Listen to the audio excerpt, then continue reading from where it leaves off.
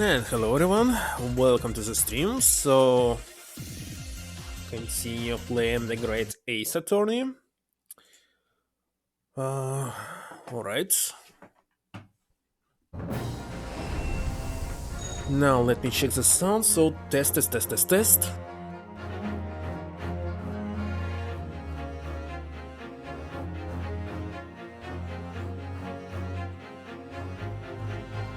And everything's working fine.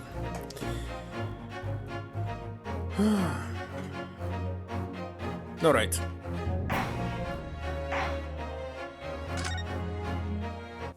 Continue the second episode, definitely I'll finish it today.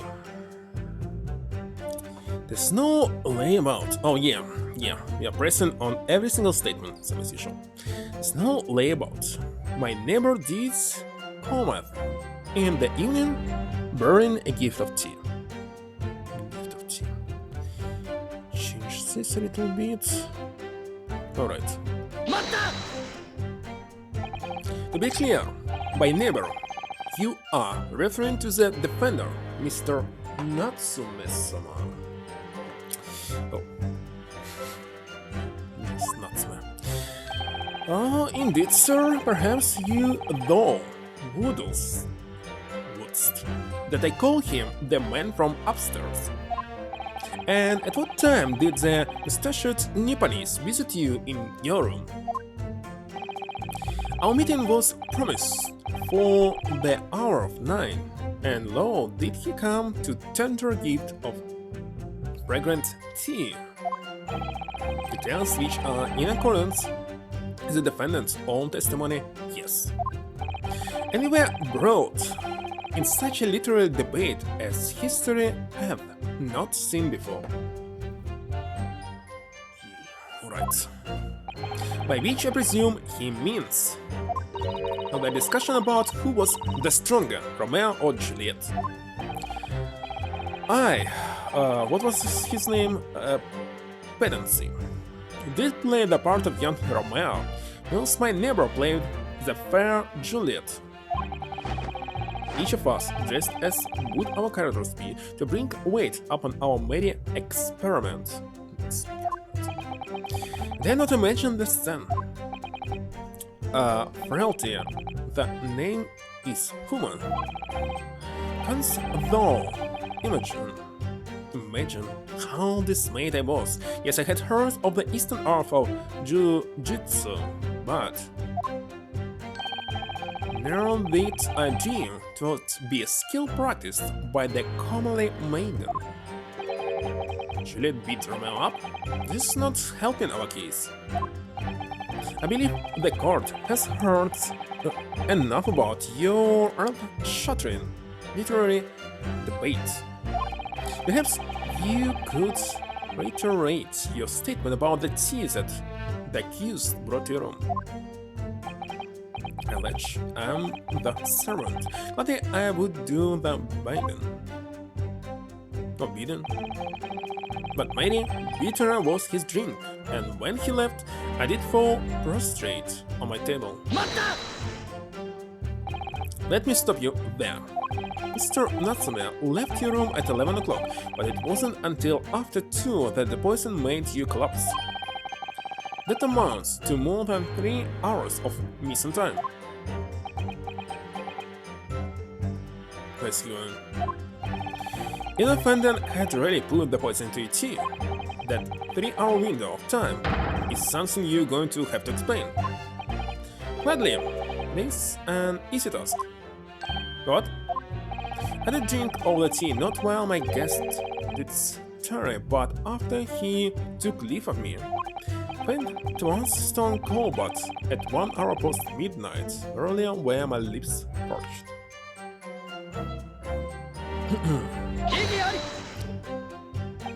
That doesn't sound normal. No, it's quite ordinary, sir. After all, thou'st recall our fairy debates. Amidst such argument, there's be no time for fairy tea.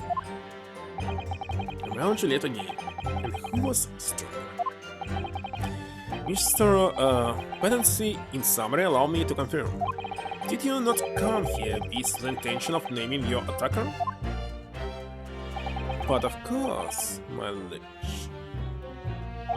It was that stupid lover of words did attempt to shuffle me all this mortal circle.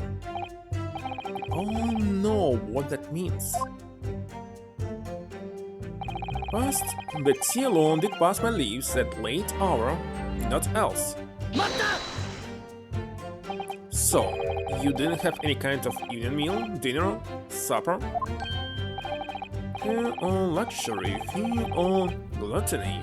To eat thrice daily is but a waste of time. Sorry? I would set my belly were full no more of than the sun does rise. Well, most heroic eating habits, I must say.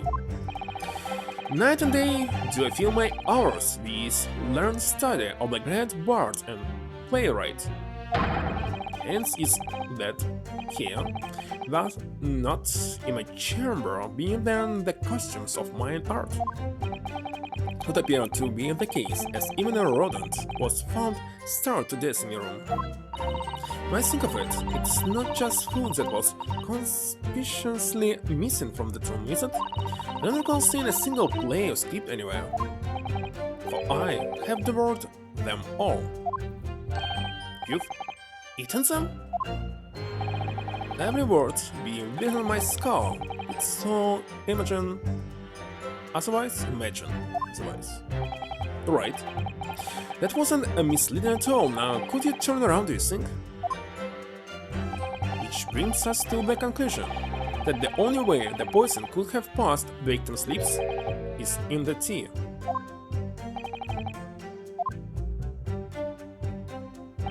I was outside this block's window in the freezing cold all night, keeping an eye on his room. But the windows of that house have all been filled in. A historical artifact of the now defunct window ducts. Yeah, you're right there. All bricked up horribly. But, as it happens, there's a little part of the brickwork at the bottom corner that's been opened up. I was looking in through that gap. Yes, there were a few bricks loose. Went there? For some strange reason, a couple of bars of soap lined up on the ledge outside as well. Don't like going around poking my chin in other people's business, especially on freezing cold nights. But then my orders, so that's what I'll keep doing as long as there's breath in my body.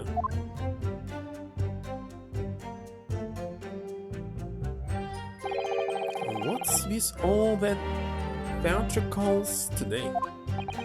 Out of interest, Mr. Matterman, after the accused had left and returned to his own lodgings, did you see the victim leave the room at all? No, he never left. He was in that room the whole time, as far as I'm concerned. And we can therefore discount the possibility of suicide. How can you be sure of that? The police carried out a thorough investigation of the scene and found no receptacle for the poison. And since we know the victim didn't leave his room and hence didn't dispose of the poison's container himself, it's clear that this was no attempted suicide, only the culprit could have removed the receptacle.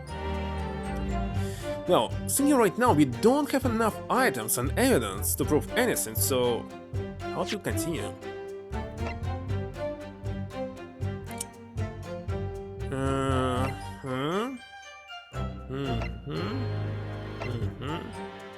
Even this pair of teacups actually proves that he drank it later. So...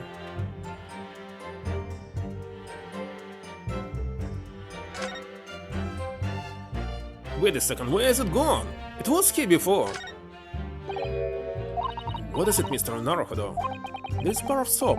When we first found it, I could have sworn there was some sort of round disc in this depression just here, a reddish one. It's melted, of course. Yes, you're right, I remember it too.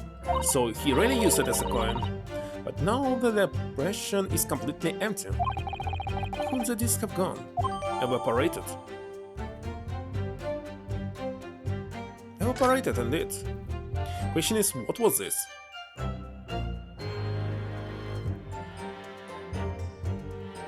What did he use? Some kind of oil? Kinda strange.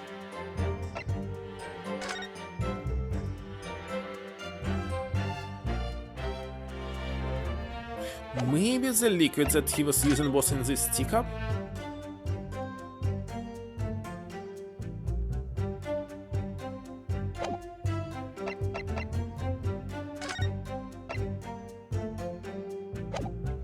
I don't know right now. Oh yes. Lucidly explained, Counsel, thank you. It really was. You can't argue with the logic. No one else visited his room but that short little round-baked Eastern fellow. You say, a short little round-baked Eastern fellow, so you can't be sure it was the defendant then? How many other short little round-baked Nipponese with a mustache do you think there in London? Well, of course, it's only a narrow gap and it was quite dark, so I didn't notice the mustache. But he showed up at around 9, so I'm pretty sure of myself. And when the person you saw arrived, did he and Mr. Petency drink tea together? Nah, sorry, I couldn't say. Why not? Because I couldn't see into the room all that well, could I? But what I did see was the silhouette of that little round-baked fella wearing a pretty dress. The pair of them started some kind of wrestling match. Tell you, I didn't know what to make of it. I suppose that was the Romeo and Juliet championship battle getting underway. Mr. Matterman, allow me to confirm one final time. Apart from the accused, can you state with certainty that no one else visited the victim on the night in question? No question, yes one's honor. What's going on?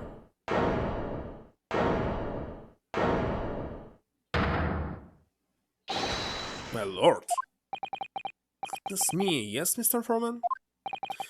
I've kept my mouth shut and listened up to now, but this has gone on long enough. Are you always me? Yes.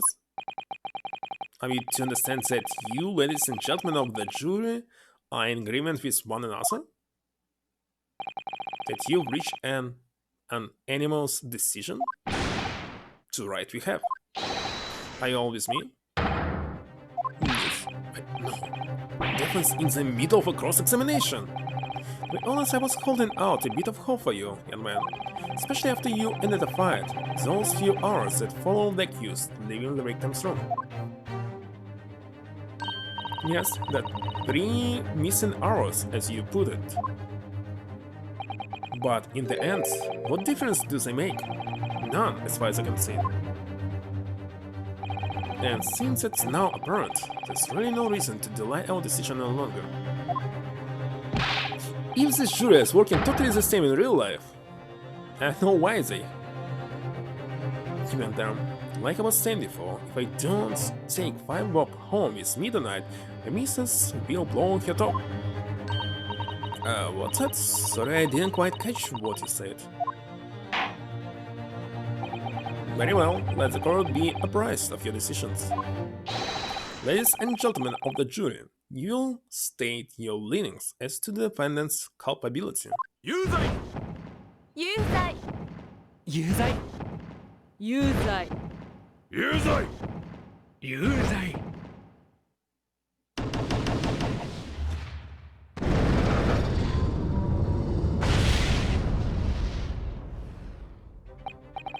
All of you.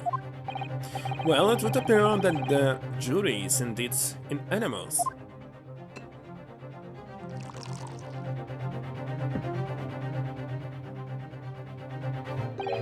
So, this time at least, it seems justice will be done. All's well that ends well, as they say. This calls for a toast, I feel. To the guilty being punished.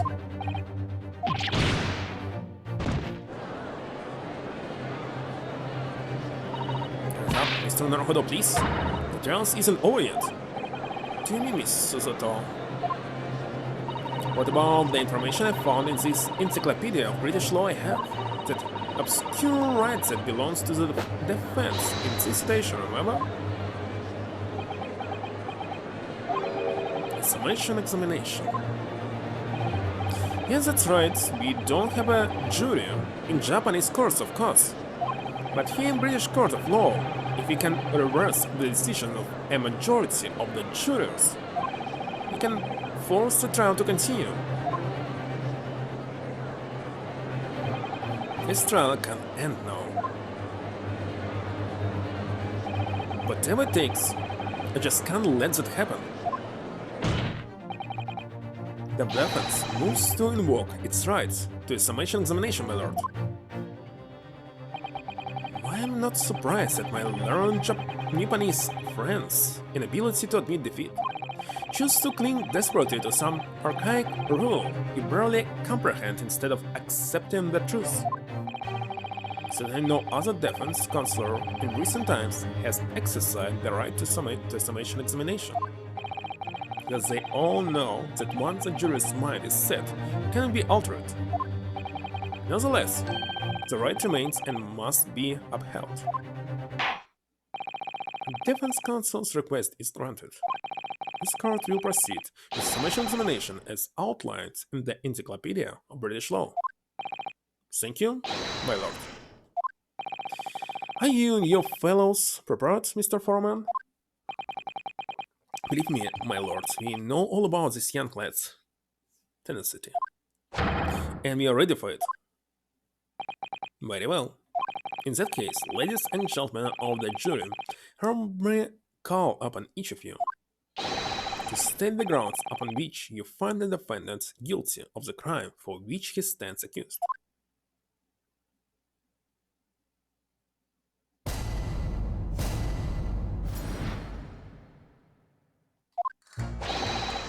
The victim may not be well off, but he's a nobleman and straight up. How's he a nobleman? There's no reason to doubt the man.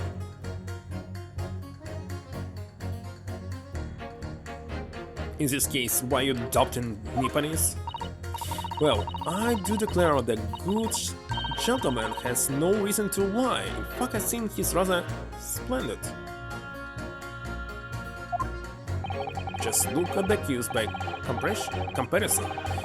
He's Japanese, stoops all the while, and has a mustache, very fishy. There's no evidence to suggest the gambling actor is a fraudsman, for now at least. We don't care, like, just need this trial to end quickly. 3 hours of missing time is nothing when you reach my age, you know? Nothing at all. I knew it. Every single one of them seems completely convinced. It seems that all the jurors have come to the conclusion that Mr. Patency is a fine, upstanding, and honest citizen. She asked me if they're all being bewitched by his strange theatrical movements. And sadly, nothing Mr. Natsume has said appears to have registered at all. Well, here goes. Let's not forget. I've pleaded with the jury on Suzuki-san's behalf before, and it worked. So, you never know. Before we begin, it might be an idea for me to remind you exactly how Smashing Nation works. Just why? Well, you're still very new to British law after all. That's true, I suppose. Suzuki-san's fate is entirely in my hands now, too. There's always a chance I might have forgotten some crucial detail. Perhaps I should hear Susato-san out. I wonder, should I let her talk me through it again or not? Bother. No need. Thank you for the kind offer, Miss Susato. But I've been through plenty of these summation examinations already now. I think it's important that we don't delay the start any longer than necessary. Of course, I understand, and I'm quite sure you're right. If you're confused by anything at any point, you can turn to me for advice whenever you like. I'll be here for you. key to this is really listening carefully to each juror's statement. Finding tools that are contradictory, and pitting the corresponding jurors against each other. Without further ado, please, Counsel, proceed with the summation explanation.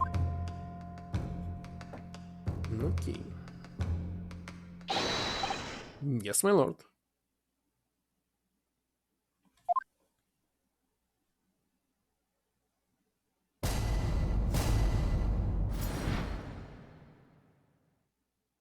Offensive battle. Okay, let's press on this. Well, there are plenty of people in London who seems noble but poor. Couldn't some of them also be liars? I have no doubt about it. Like that shaky client of yours, for example. Absolutely not, Mr. Natsume is no liar. Look, the point is, the only thing that passed the victim's lips that night was that Japanese man's tea. But poison can enter the organism in many different ways. Osmosis, for example.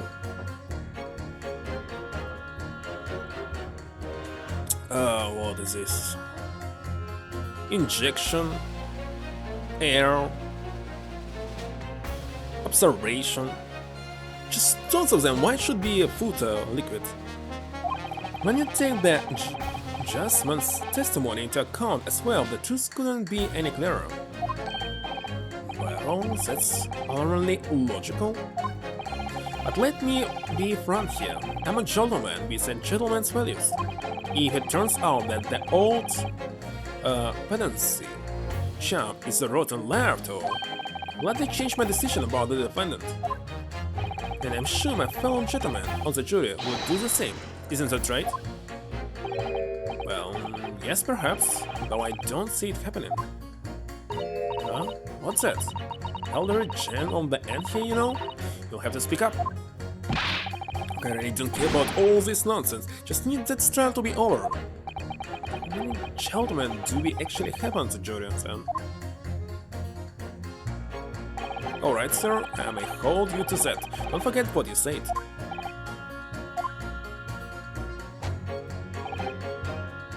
Alright, if you can show me that the victim is a liar, I'll reconsider my position. Will you stand by that statement? What do you take me for? I'm a gentleman, sir, a man of my word. So let me be perfectly clear about this. If it turns out the old pedancy chap is a rotten liar after all, I'd like to change my decision about the defendant. Okay, here he repeats.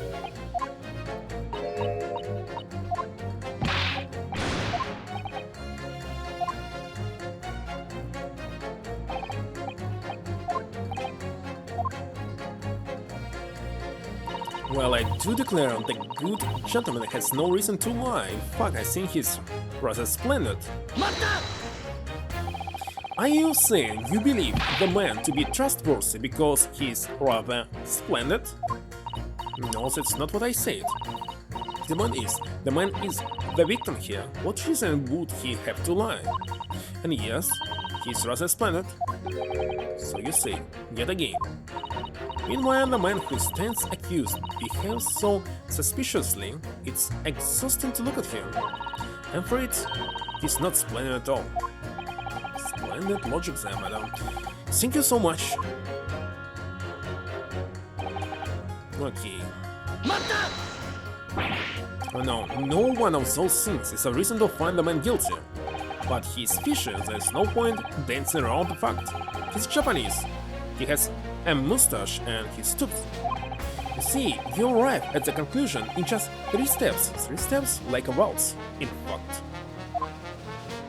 You know, the more I think about it, the more this trial seems like a dance. You seem to be several steps ahead of yourself though, and you're on the wrong foot. No, there's nothing but circumstantial evidence here. There's no actual proof of the defendant's guilt. The victim's version of events is backed up by what the big chuned man next to him says, isn't it? 1. He saw the Japanese man there. 2. He saw no one else. And 3. He saw the Japanese man there. Oh. It's another 3 steps. Wait a second, he said it's doubled. He saw the Japanese man. No one else. He saw again.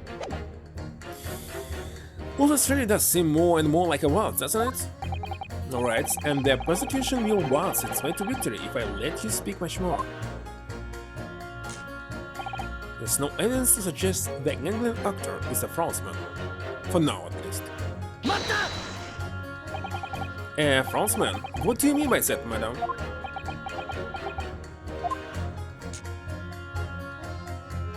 It really is the most tiresome problem for the company, most irritating.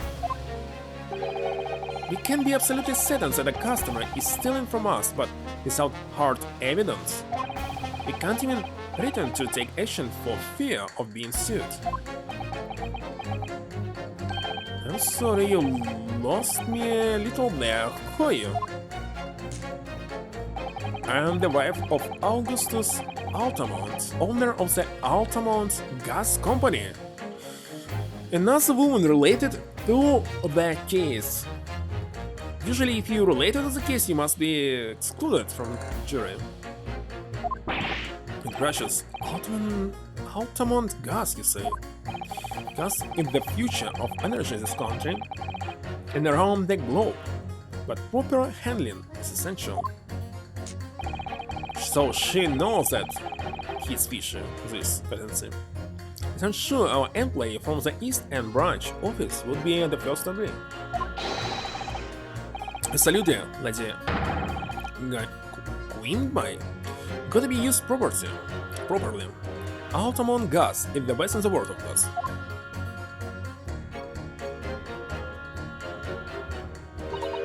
Oh, I think you may have solved the mystery of the ball from earlier, Mr. Naruhodo. Right, he bought in defense to his employer's wife, did he? So, would I be right in assuming that's the reason Mr. Metterman was watching what Mr. Penancy was up to in his room? I'm afraid that there's no end to the lengths the population of the East Ends will go to in order to steal our gas.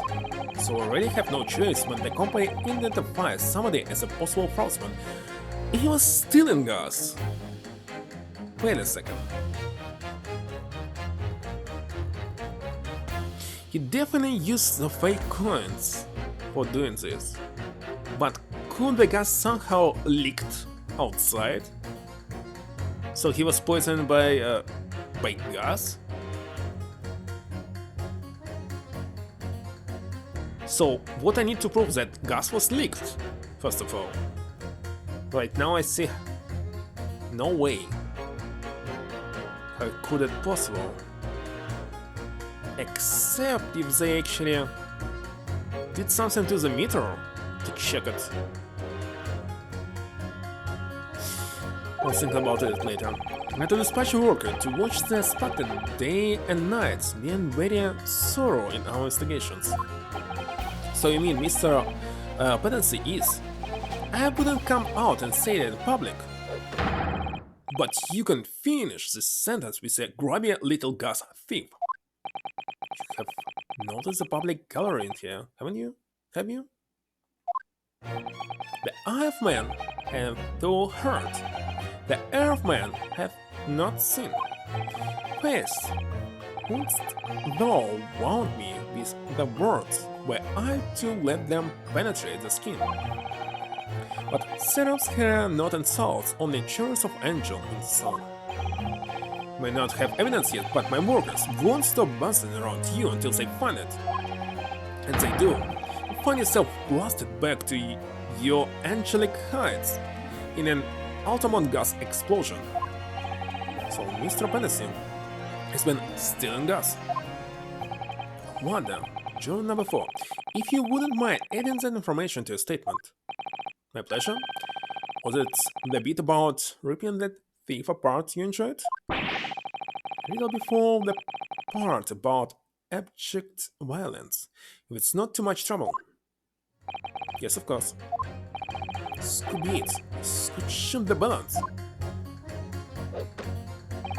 The victim puts on a fine performance, but in reality he is common thief for accompanying us. Can I pit immediately to this?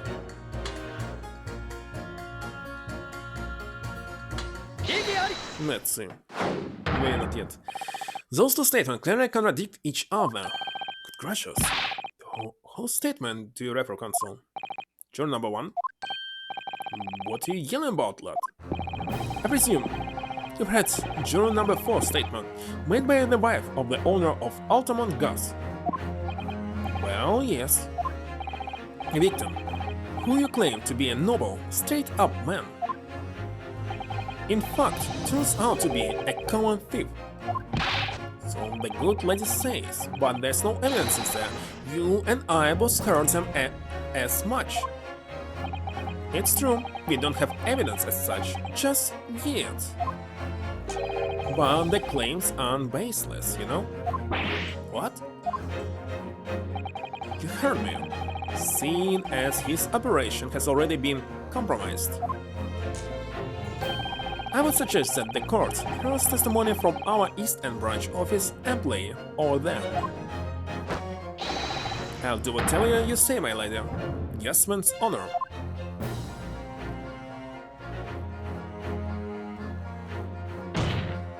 Juror number 1, you say you're a man of your word. If I could show that Mr. Pedancy was a liar, you assured me that you would reconsider your decision about the defendant's guilt. Yes, I did say that, and as a man of honor, I'll hold to it, as I'm sure the other gentlemen of the jury will. Yeah, oh, well, yes. Now that we've found out the man's a liar, perhaps we ought to consider the matter further. Well, if I'm perfectly honest, I haven't heard half what you've all been saying. So, if this means you'll recap a few points, it would suit me down to the ground. I'm not having any part of this. I want this trial over and done with. In that case, I shall change my linen. So, Mr. William Pedancy, if that is your real name, all the jury demand to know exactly what kind of a man you really are.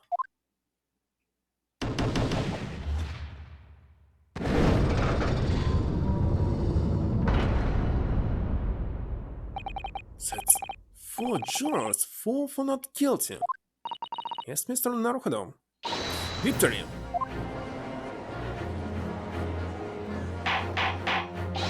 Order, order! Well, this is quite extraordinary, I must say. As a result of the defense's summation examination, the jury's lien has changed. Now, only 2 jurors say guilty, whilst 4 say not guilty. I therefore declare this court to be in a state of disaccord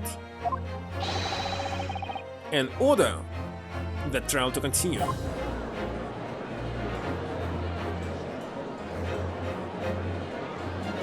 Throw it. No? You have spoiled the bouquet, Mr. Pedancy. The ladies and gentlemen of the jury now find they are unable to trust you, the victim. But you gods will give us some faults to make us men. Thou God meant me, I do swear.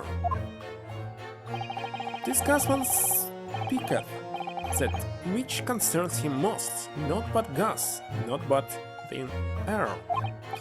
It burneth bright a while, but it hath no substance, and it doth recoil.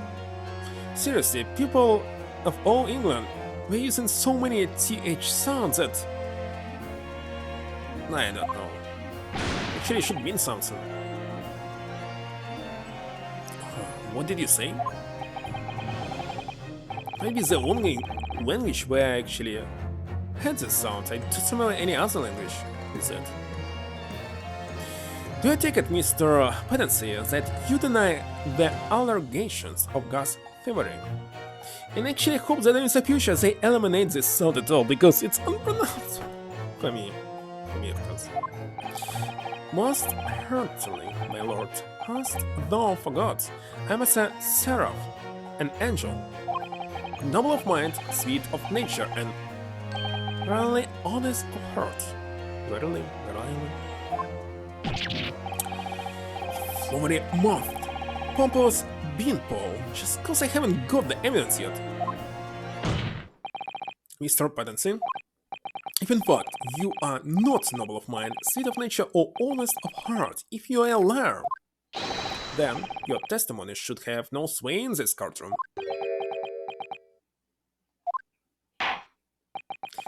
It is my considerate opinion that at the present time no other possible culprit of this crime has been identified. All testimony heard by the court thus far heavily implicates the defendant. In short, it would not be unreasonable at this stage for me to rule on the case. No. However, in light of the fact that the jury has expressed concern about the fidelity of this witness, I believe it would be inappropriate for this court not to pursue the point further. I assure you, my lord, that would be a waste of the court's time. The gas in this case are unrelated. True number 4. Yes. Didn't you say before that also you had no hard evidence to prove this man has been stealing gas? You have strong grounds for suspecting him. That's right, we do. Don't we, worker? Absolutely, Lady Winby. Gasman's honor. Very well then, we will hear your testimony now. You will tell the court precisely why you believe the victim, Mr. William Petancy, has been stealing gas. Yes, my lord. It will be my pleasure. On the Altamont... If I may, my lord. Name, I swear. Go ahead, madam. This forward's testimony may have a significant bearing on the good name of my husband's company. Therefore, I should like to take the stand alongside him in a supervisory role, if you wouldn't mind. Here, sweet as honey. Very well. As an exception, I shall honor your request. Thank you, my lord. Wait till the boss gives you an earful. Oh, it's gonna sting. You mark my words. So, you will both testify before the court on the subject of the illegal consumption of the Altamont Gas Company's fuel. Yes. Is it clear, my good man? Clear as Altamont Gas, my lady. She's the clearest in the world. What is this gas? What is he using actually? Propane? You think the gas has gone to his head, Miss Susato? I think the man is just a very dedicated employee, Mr. Naruhodo.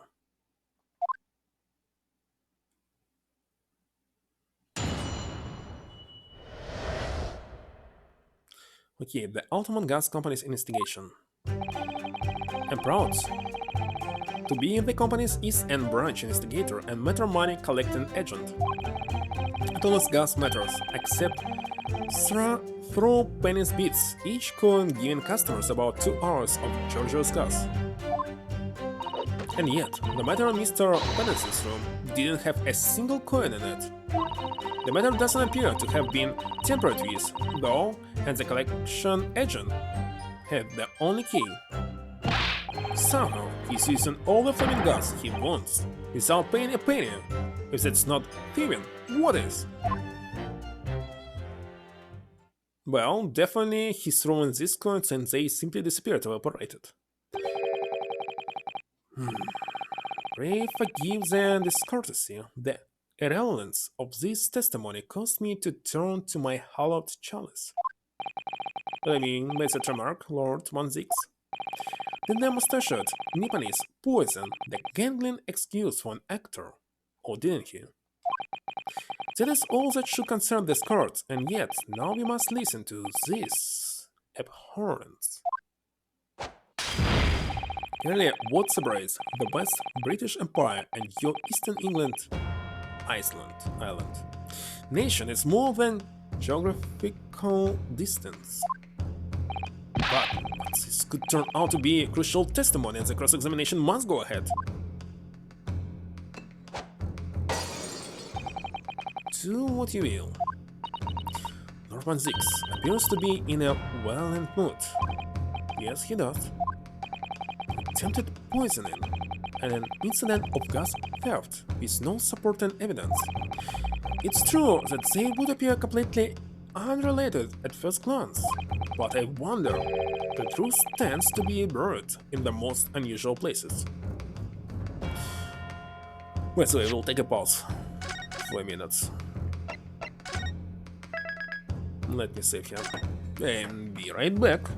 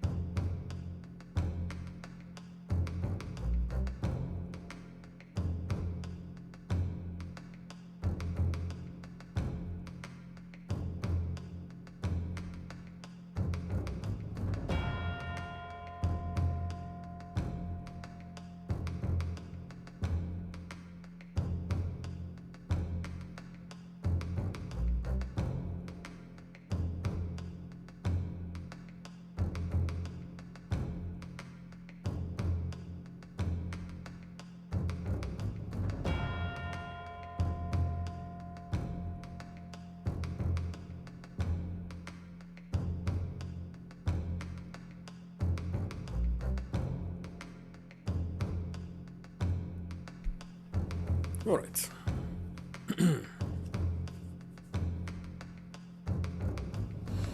Let's see.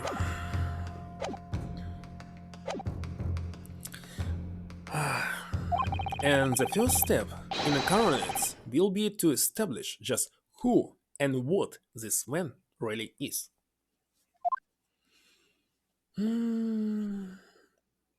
Theft, that's for sure.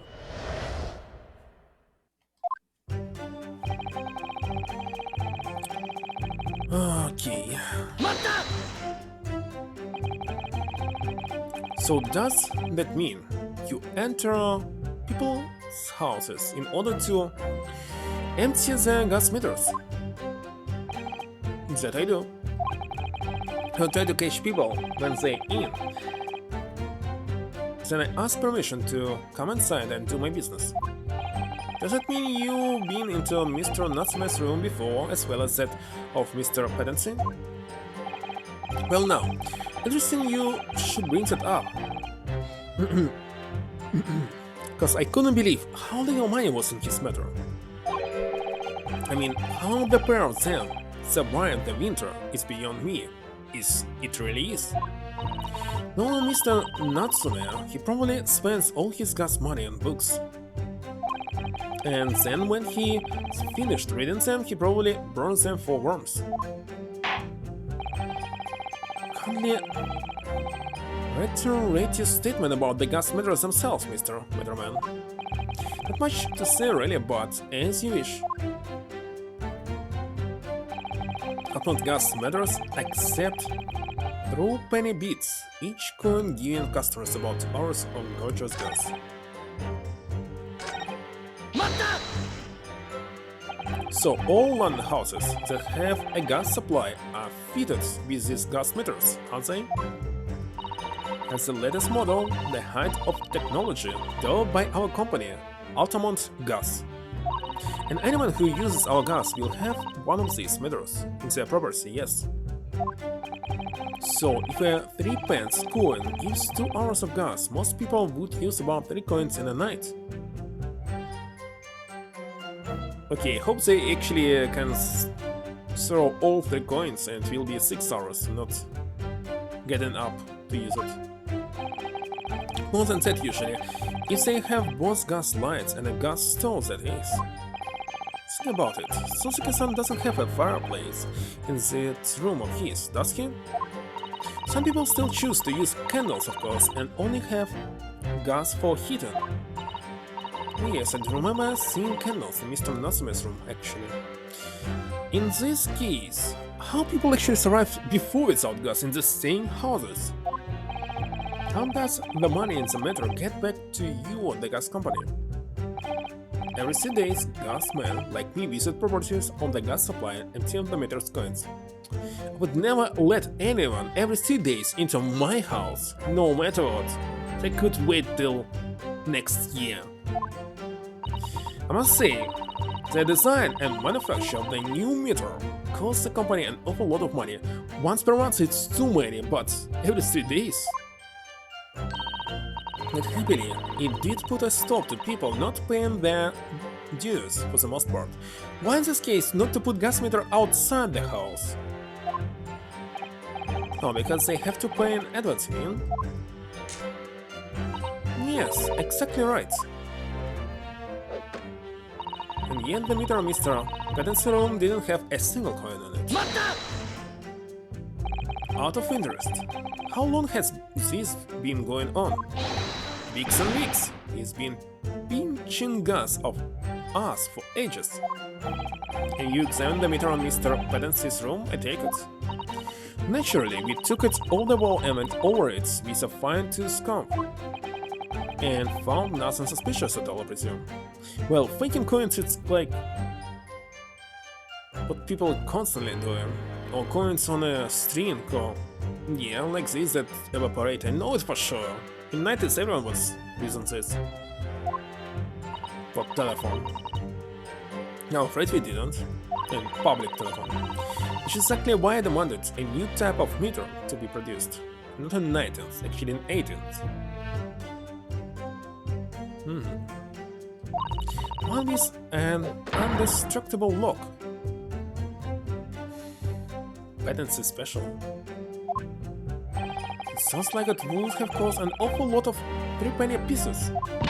But even after all that, Rascal Metro was still empty. Never forget the humiliation. When I opened up the money box and found it bare.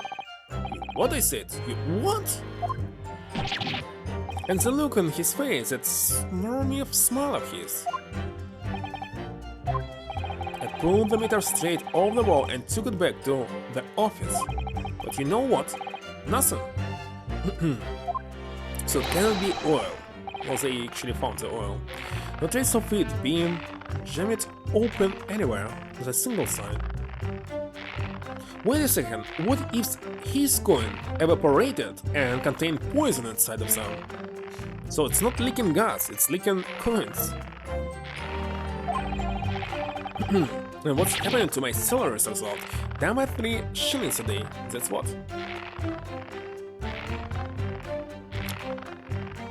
Alright, I believe it were coins.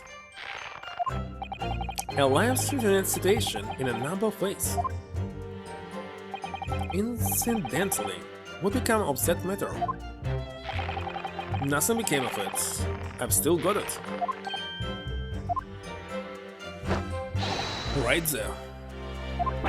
Okay, now I can explore it. No wonder they called you Matterman. I think it would be prudent for the court to sequester this item while the trial is ongoing. A meter that dispenses gas for a set time after coin is inserted. It's sports a very strong look, developed especially with Mr. Pedancy in mind. Definitely. Hope I can explore it in 3D. Wait a second, will I be able to open it? Oh, look at this! And how about that? Oh, what? Have you spotted something, Mr. Naruhodo? Just here, there's a little hole, do you see? Goodness, you're right, I wouldn't have noticed. Sort of very neat hole, is it? Not professional made, I'd say. So it seems it might have been opened up by Mr. Pedancy, and they didn't notice it? Possibly. It seems the people at Altamont must have missed it. How? Well, it suddenly seems to go all the way through to the inside. Yes, but there's no way a coin would fit through there. That's true, but even so, it seems more than a little suspicious. Tiny hole in space. Well, it's proof my theory how it's working. So really? The poison was inside the coins. Indeed, 100% sure. So when I started looking padlock, isn't it? And the money box is sealed with beeswax too. So if Mr. Holmes were to get up to any mischief, he'll be found out immediately. Mr. Naruhodo, mischief of that kind is not the sort of thing Mr. Holmes would. You didn't finish that sentence, don't you? Well, anyway, it's understandable that the gas company would want to safeguard the money that's rightfully theirs. But it does feel a little over the top, perhaps, doesn't it?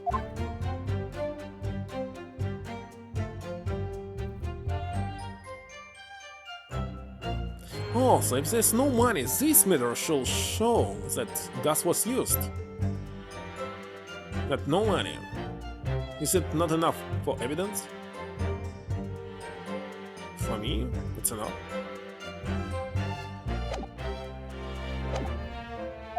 Also, at first glance, there doesn't appear to be anything unusual about it, but already checks it's unusual. Let's move this along, shall we? And see me your testimony.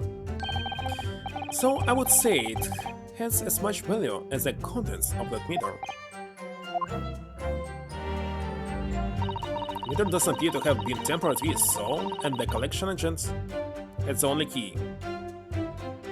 Okay, I can actually present this meter, right? No, I hope. Lady Altamont, I'm afraid to say that this meter clearly does show signs of having been tampered with. What? Get away, I've been all that thing. I'm telling you, there's nothing wrong with it. In that case, what do you have to say about the small hole that's being made at the base of the coin box? What? You're right, you're quite right, there's a little hole there. The meters aren't supposed to have that. None of the others do. In other words, we can assume that Mr.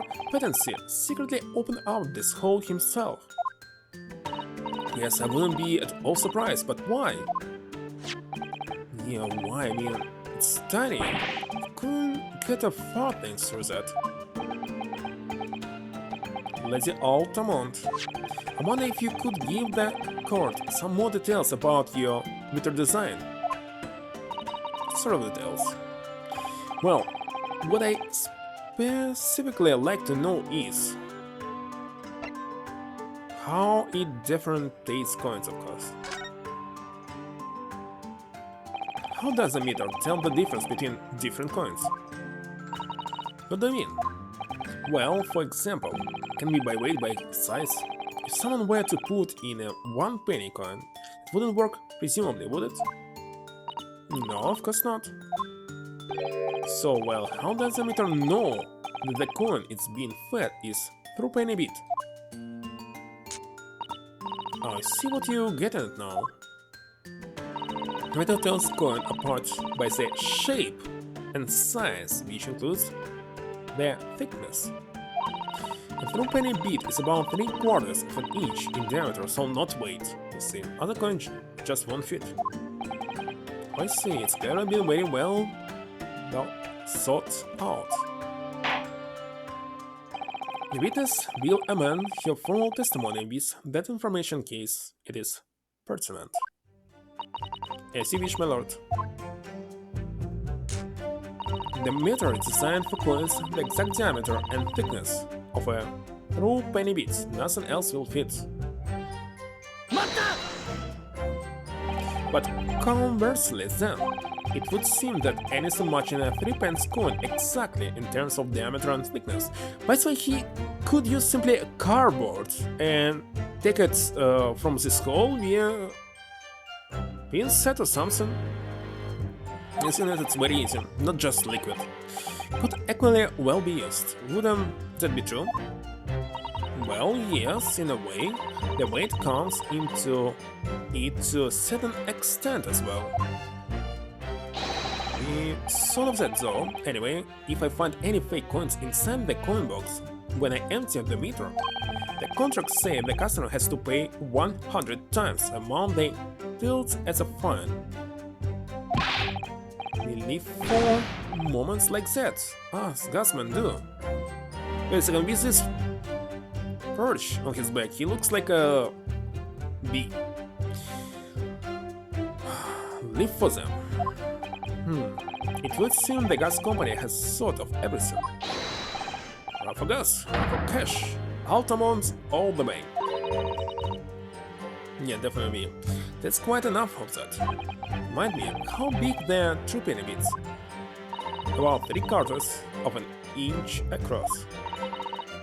What do you think, Mr. Norfador? Is these 2 centimeters measurement significant? Or perhaps there's some other aspect of the meter's construction that we should be focused on?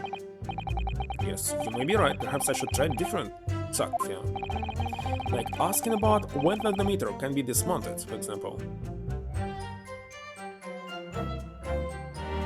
No, I read it since I know what it is, but...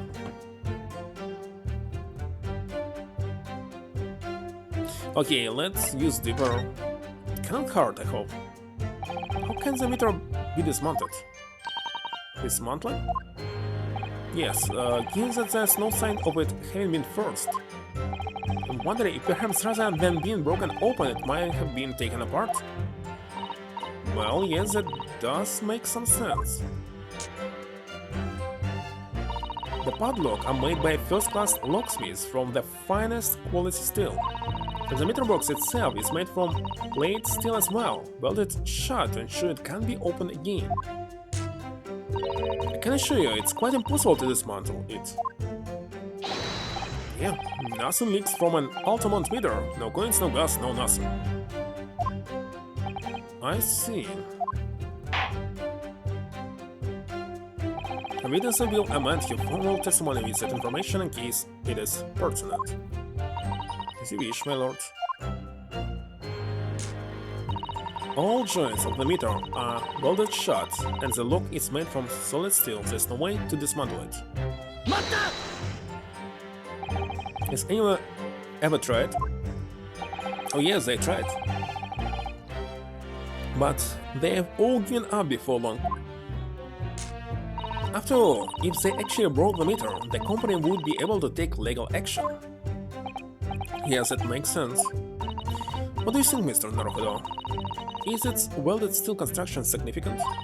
Perhaps there's some other aspect of the meter's construction that we should be focused on. Perhaps we should try different. Of course it's different. Let's switch it back to coins, which already hurt.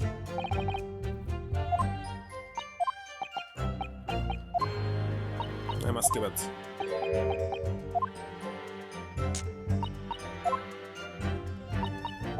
But can I present my soap for this?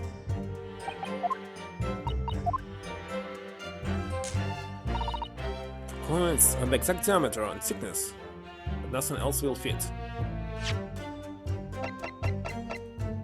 Let's present it and see what you have. I think no. The last test was contradictory in a number of ways. I think you'll find what I failed.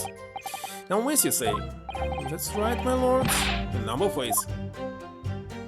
I already thought that it's possible. Perhaps it would serve you well to concentrate your efforts on one contradiction at a time, Counsel. In a number of ways. Oh well, really thought. Because it's really will fit, but I don't have anything. Because it's vanished.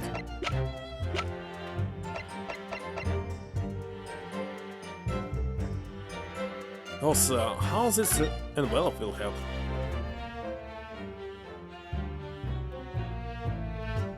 Right now it's not related. Okay, let's see his last statement. The flaming gas he wants without paying a penny. It's not thieving, what is? How do you know that he's been using gas though? Well, I really know how he's stealing it. Well now, since I started investigating this block, I've been to his room more than a few times. And on every single occasion, his lamps have been blazing and his stove pounding. It's the middle of winter and he still turns to me, sweat dripping down his cheeks and says, "Get me to a nunnery." Hamlet indeed. Could win the black snack. I get all hot under the collar, but still. Every time I open up that flaming matter, it's empty, throwing me off my salary too. What's wrong with the world? Where's the justice? But how can Mr. Patency possibly be stealing the money? I don't understand. But it's so easy. Simple explanation is right before your eyes. What? A toast to your eventually realizing that the gasman could be an accomplice. You what? Good lord. Eminently plausible indeed. Well, what do you have to say for yourself? Please, lady, one by. I'm a faithful worker, and besides, if the money us gasmen collect doesn't tally with how much gas has been used, you took our pay by the same amount. So you'll be stealing money only to have the same amount taken from your wages. Clearly, it makes no sense. Perhaps it's a case of losing the battle to win the war. No, I'm not gonna stir up that hornet's nest, but when stealing from the company, I'll be finished. It seems there's no evidence to support the claims of thievery made against the victim, because Mr. William Patency is innocent. Pray, forgive me if that shatters some illusion my learned Nipponese friend was clearly under. So how can a person this soap? Suddenly I didn't expect to uncover another crime that looks like it's been taking place in the very same room. According to the testimony, it's only a meter in Mr. Patency's room that's under suspicion. It does seem as though perhaps it has nothing to do with the incident involving Mr. Natsume. I know it does seem that way, but the fact is, since I've been practicing law in England, I feel like I've encountered this at least once already. Cases that are interlinked. It might seem that two cases have nothing to do with one another at first, but in fact they are intimately connected. Yes, we have experienced that before, haven't we? I wonder if this is another instance. Perhaps we can't be sure of that yet. The Altamont Gas Company has been investigating Mr. Patency so earnestly. There must be something to do with it. But then, how has he been managing to steal their gas? Okay, he's brought 2 penny bits. Yet, didn't have a single coin. Exact diameter and thickness, nothing else will fit. It's definitely this statement.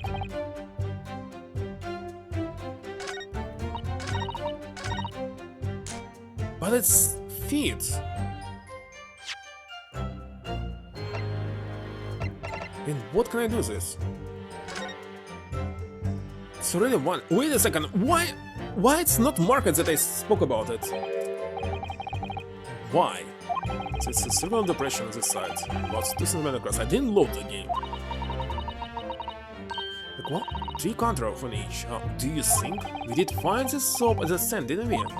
And I actually present this soap at this case. Why didn't it count like I... Because I need to check it one more time. Yes, there were two bars on that little ledge just outside the window, so we took this one.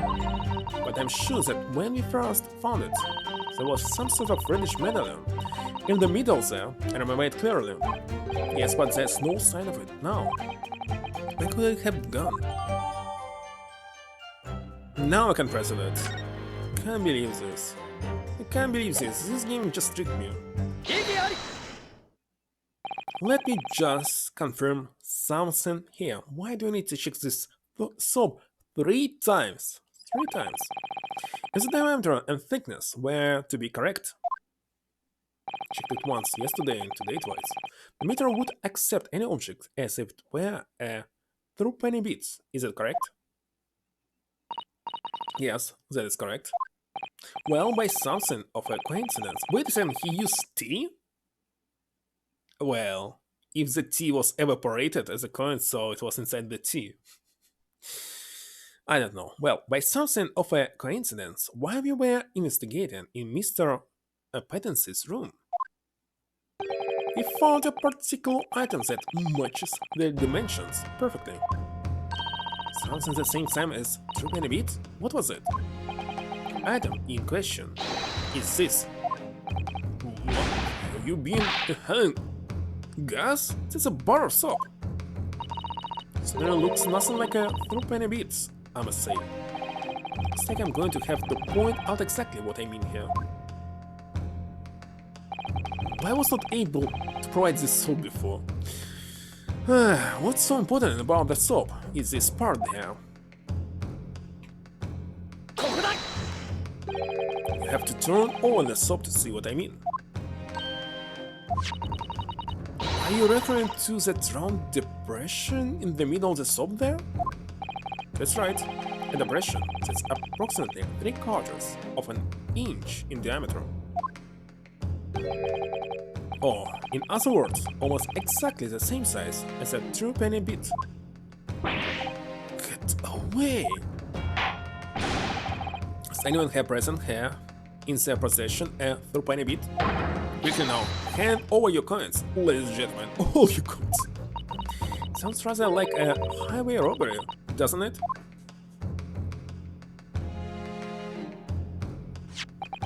Since you kind member of the public in the gallery, I have there a true penny bit. 1019? What? 1919? 1918? 1818? I'm not sure, I can't say. But the year of this coin. Now, to feed it, if it fits, to see if it fits. My word, it couldn't be more snug. Yes, as I suspected. This, without a doubt, is a vital clue to explain how the Altamont Gas Company is being defrauded. How? I don't believe it!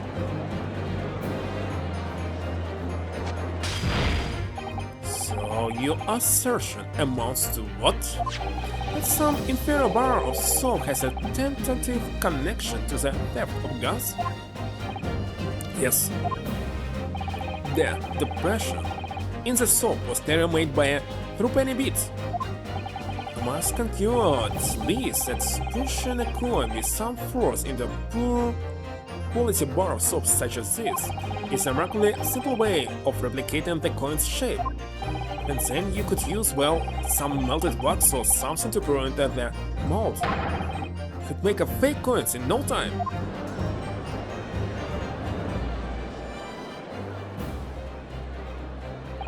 This brings all the pieces of the puzzle together. It's a method Mr. Penancy has been using to steal the gas. It's missing link. And now, if I follow the chain of thought, it's going to bring me to a new explanation for what happened that nobody considered yet. But this is all nonsense.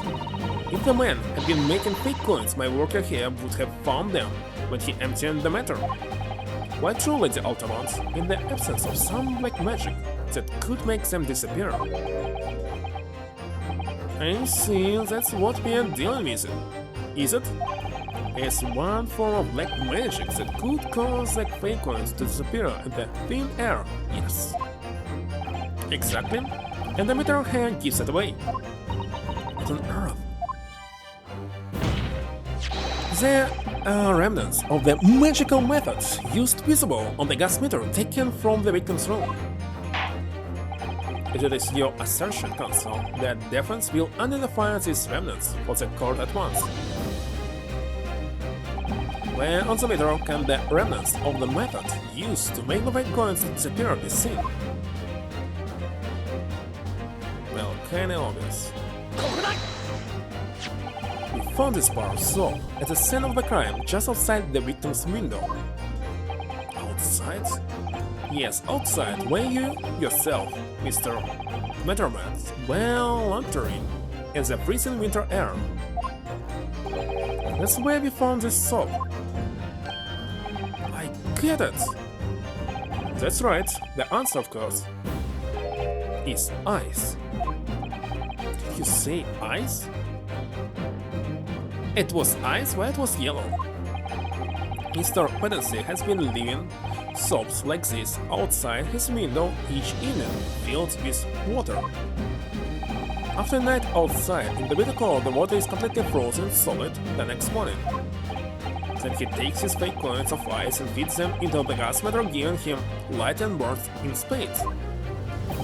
As his room becomes very comfortably warm, the ice now inside the meter coin box melts, turning back into water and draining harmlessly away through the small hole made in the underside of the meter. It is how, without leaving any evidence of his wrongdoing, this man has been stealing Altamont gas. So instead of using water, he could use as I said, books, and removing it by using some tool through the small hole that's smaller than a coin, of course. But cartoon can disappear and water outside when snow, of course. Just like that, so simply. Is he trying to make us look like idiots? He's been fooling us, always some bars of soap and some water? That's right, madam. Don't believe it. It can't be true. Do you have any idea how much money we spent to develop that new meter? And now you have the audacity to suggest that a bit of soap and some water can render it totally useless? I'm fairly sure I didn't design it. Evidence. Sorry? I want evidence. If you're going to stand there and tell me our meters are rubbish, I want to see proof. What? She's very good at enforcing accountability, isn't she?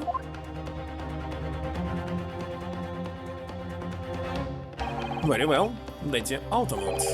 If you'd like evidence, I'll prove it, provided. What? Mr. Narkodo, are you saying you do actually have evidence to support this theory? I noticed a trace of substance that bothered me a little at the time. What is this? And I have a feeling that this theory, if come up, is now could explain it. A piece of evidence that substantiates the theory about how Mr. Pedansy has been stealing gas is what?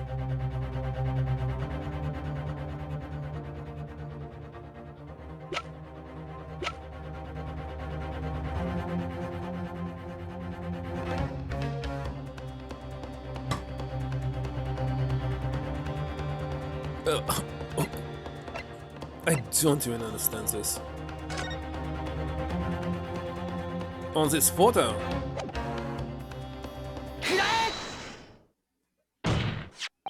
this is a photograph of the scene at the point when the victim was discovered, taken by Inspector Gregson.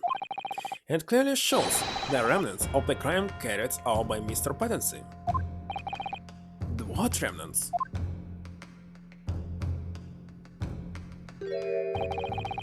Here you can see the gas meter on the wall in Mr. Pedansy's room.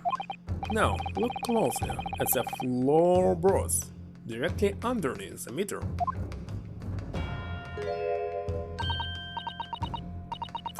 What is that? Some kind of grubby stain? She thought that he used tea for this, but okay. Most certainly, it's a water stain resulting from the liquid that drained out of the hole made in the meter. If one coin gives around 2 hours of gas usage and the occupant was hid in his room in all his waking hours. You can imagine he would have used around 10 of his fake coins each day. Melted ice inside the meter's coin box would have been dripping out almost constantly,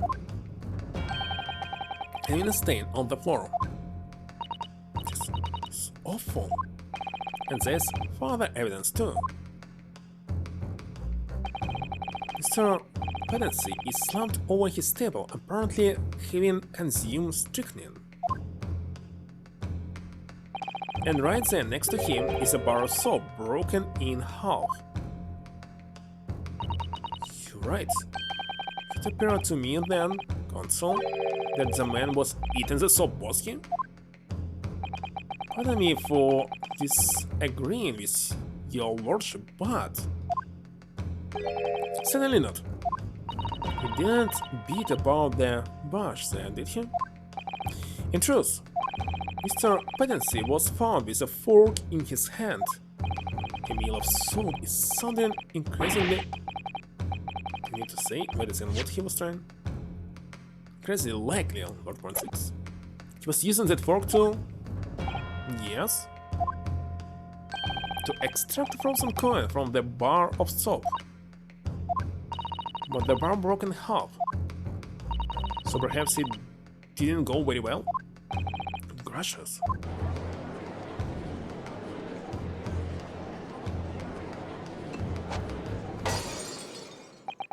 Can you check this broken soap? Maybe something was inside the soap. Inside. Lord 1-6? I was throwing my hand up in despair and happened to catch my hollow bottles on the way. Pray forgive my maladroit mistake. What is the meaning of this, Consul? Allow me to pose my learned friend a question. What exactly did you establish with your most recent cross-examination? Well, that Mr. William Pedancy is a liar and thief. Not that he was actually poisoned during the coin extraction? Anyway, 30 minutes should pass. As words, that his testimony is unreliable. Okay, so he used the coin, which was in 2 hours melted. And after this, because it was melted, he was poisoned. But if this strychnine was evaporated in the air, in the one coin is like very small amount of poison. Actually, strychnine can be stand right to you in open case, because it's like medicine as well. Right? It is? You're not dying because of this. Let's see. That's it. That's exactly it. Very well. Let us assume the man is a liar. Allow me to pose another question. What possible difference does it make? Well, we know that suicide can be discounted. Scotland Yard's investigation revealed no sign on another vessel that contained poison. And on the night in question, there were no visitors to the room except the accused. The young gasman's testimony, which we have no reason to doubt, was confirmed that.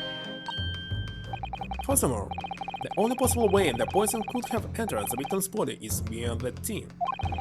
There has seen no evidence whatsoever that suggests otherwise. Even if William's Pedancy is the liar you claim him to be, these facts have been objectively established. There is no escaping it. Therefore, in light of these facts, the prosecution calls for immediate adjudication. Oh. What?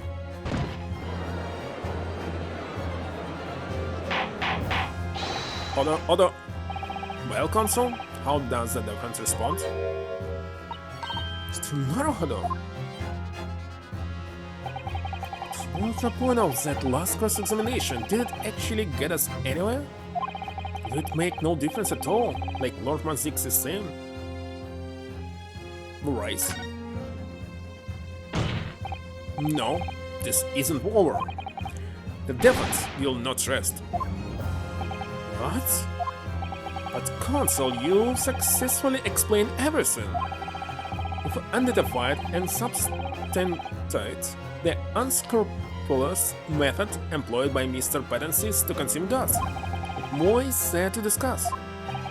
OI6 just highlighted 3 facts in order to make his point, but contrary to what he would have the core belief, not all of them have been objectively established at all. What are you trying to say, my Nipponese friend? At least one of those so-called facts is an assumption made due to a lack of evidence. But the situation has changed now following the cross-examination of the latest witnesses to take the stand. Don't be absurd. What is this nonsense? Yes, when you believe everything we learned so far together and consider it as a whole, it's clearer. There's a question that we now need to reconsider, namely, someone else responsible? Was there another visitor? What's the poison in the tea? We have all been led to believe that strychnine poison that afflicted Mr. Pattency was in the tea brought to him by Mr. Natsume, but that's conjecture at best. The victim has testified that nothing else passed his lips that night. There is no other possibility. And since there was no trace of the tea left at the stand, couldn't be tested for traces of the poison. As I said, the situation has changed, because in fact, some of Mr. Natsume's tea was left at the stand, and a particular piece of evidence proves it. And ludicrous claims. Scotland Yard detectives investigated the scene exhaustively. What evidence are you suggesting they missed? Defense has made a bold claim in it, so it was tea inside the soap. Or not? Very well, counsel, present your proof. What evidence from the scene of the crime can tell us about the nature of the defendant's tea?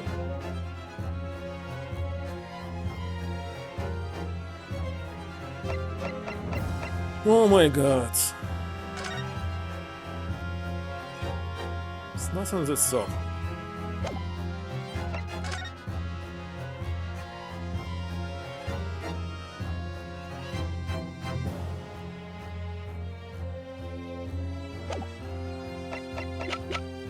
Holy dolly. Well, it's definitely not this.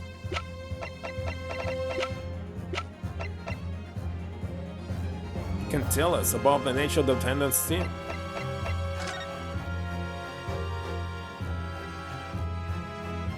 Should be still outside if it's inside this. No, it's not inside this. Oh my god. What the heck?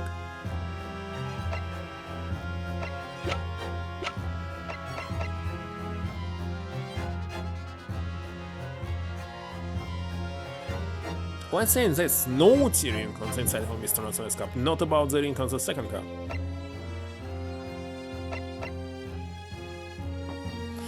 Oh, maybe I selected it wrong?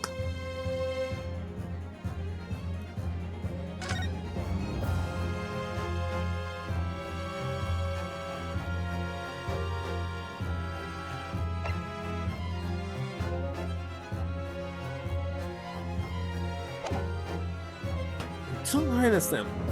Can I select another question or not? Well, I can see it when I select something to provide.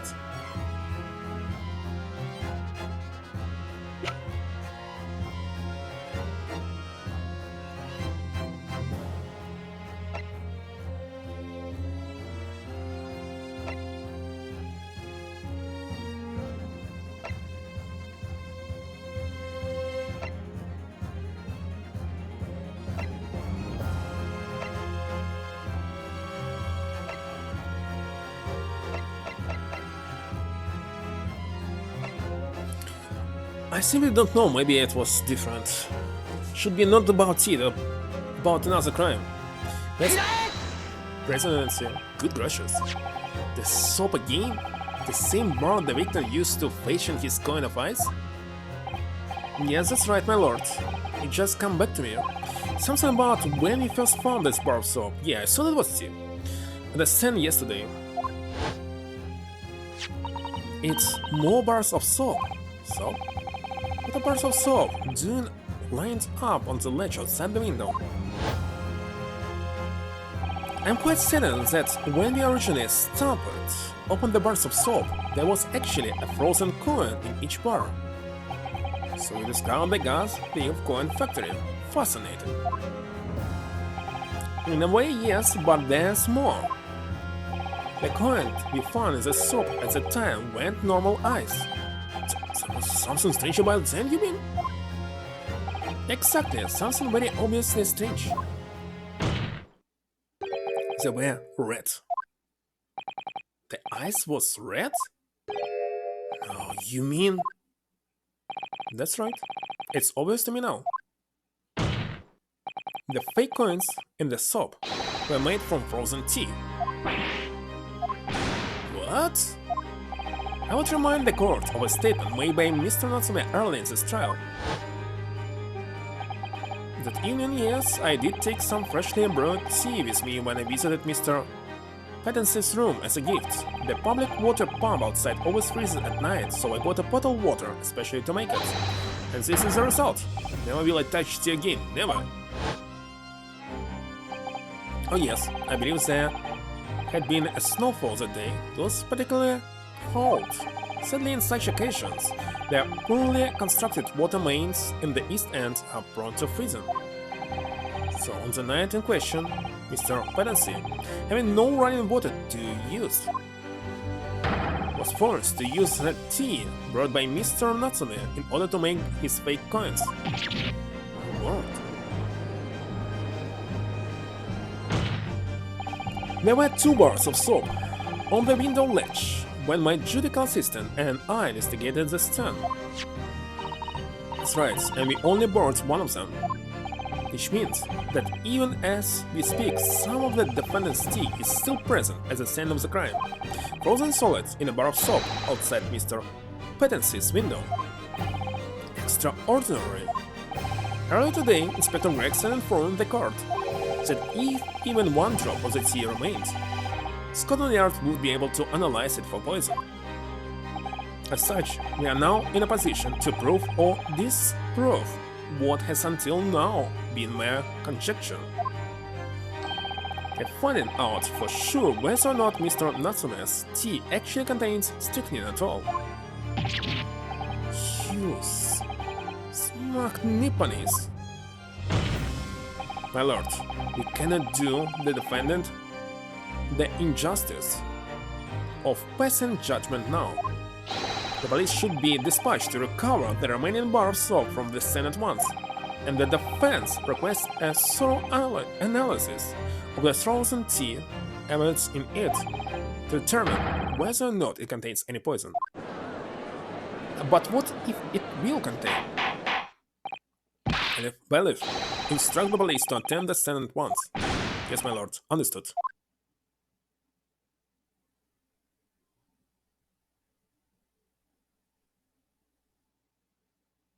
It would seem we have no choice but to suspend these proceedings for the time being. I trust you have no objection, Lord 16. None, my lord. Scotland Yard will recover the tea from the stand and carry out the requisite tests immediately. Trial will resume at the same hour tomorrow. Prosecution and defense may conduct further investigations as appropriate in the interim. Yes, my lord. But what to investigate? There was nothing in the tea. That's not guilty verdict, isn't it?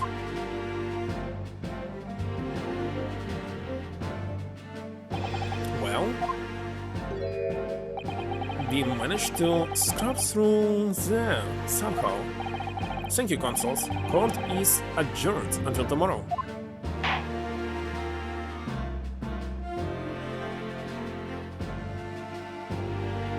To be continued. Nice.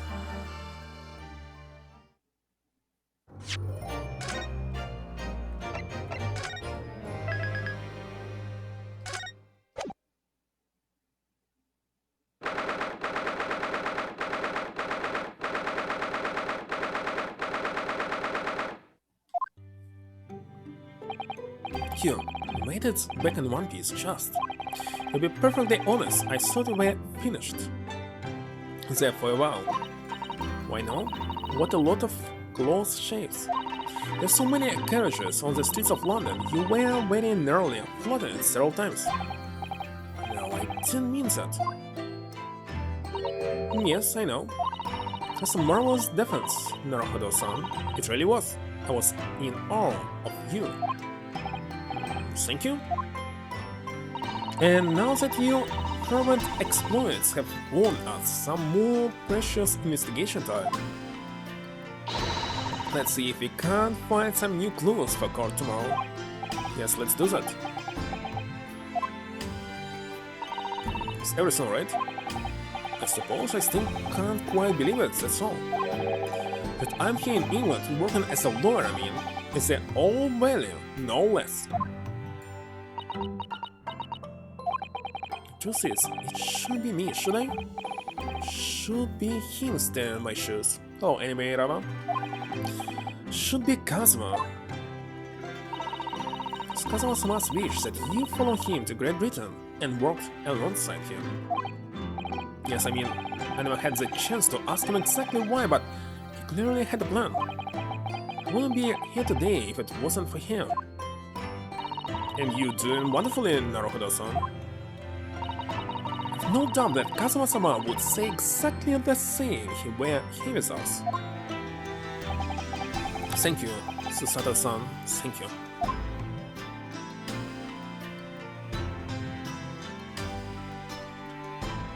Like, wait a second, why everything is empty now? Oh, maybe they didn't buy anything right now? Where is he sleeping?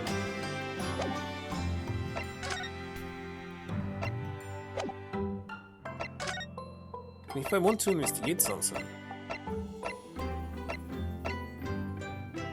Oh, I can go there again.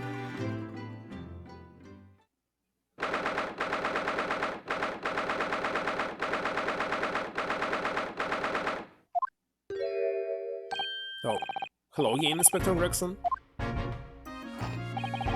What are you doing here? Oh, well, we were hoping to have another look around, actually. The law representing the defendants has a right to examine the stand, as I'm sure you're aware. Yeah, no, let's go. Yes, one other thing. I saw on the ledge outside the window. Do you find it? Is the tea in it? Yeah, we found it alright, and there was a small amount of tea in it, as you said. I knew it. It's in the identification section in the yard now. They're looking into it. The results should be available later today. It's wonderful news, thank you.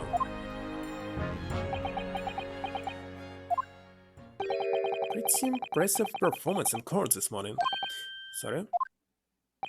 Nothing, forget it. Just make sure you don't disturb anything here.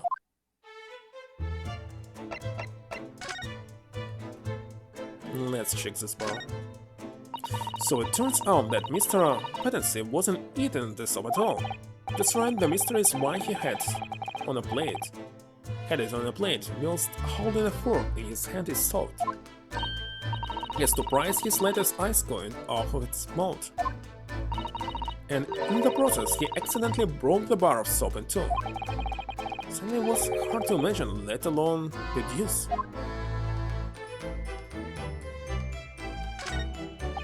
Look at these extravagant, bright costumes. Somehow they look out of place in this room with its grim, shady goings-on. This one looks like a king's attire. A king? I always dreamt of being a king. I think it will be more suited for feudal lord, daimyo, or such like. Is a chonmage top knot? Every Japanese man wishes he had a chonmage. Oh, look wonderful this one, and you already have the sword. Can you imagine what would happen if I walked around the streets of London with a chonmage and a sword? Okay, what is chonmage? You mean it's a haircut? But I'm not sure. Let's see. Yeah, haircut. Right. And by the way, a very cool haircut for someone who is becoming bald. And actually it was designed because of this, right? There's not much on these shelves, is there? Just this wine glass and bottle. And both of them are cracked. Yes, not much use, are they? What's the matter? I was just reminded of the Reaper, that's all. Executor Kuluk01's?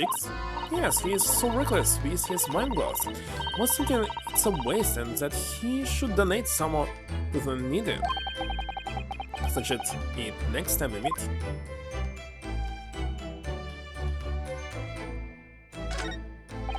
The sun never shines in this room thanks to that depressing bricked up window. Yet, with enough determination, you can always remove the bricks to set some soap outside, can't you? Sounds like a very wise life lesson, Miss Susuto. Only if you plan to follow a life of crime, Mr. Naruhodo.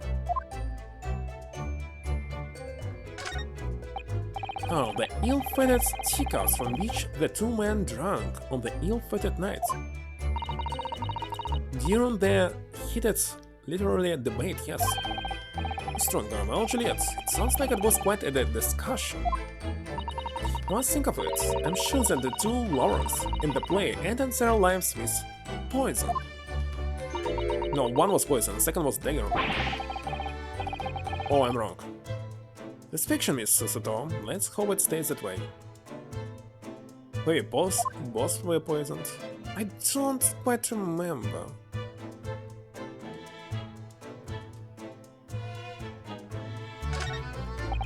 If you run out of change, you wouldn't even have any lights, let alone heat.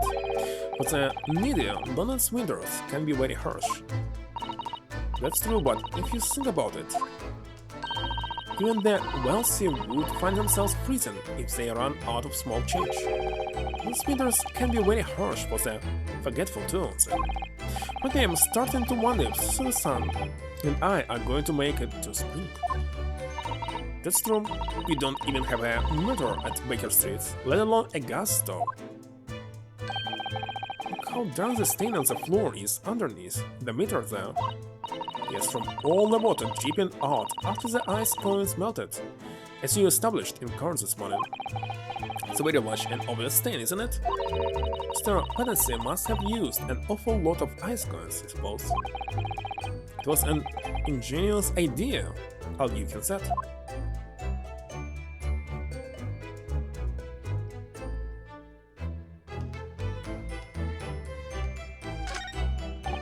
It's a gas wall light, isn't it? It must be connected to a gas pipe in the wall.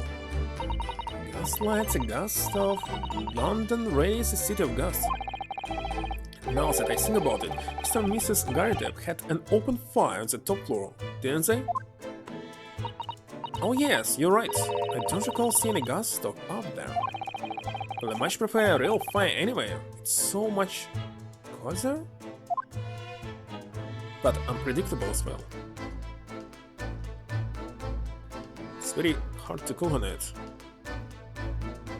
When you need the perfect temperature and other stuff.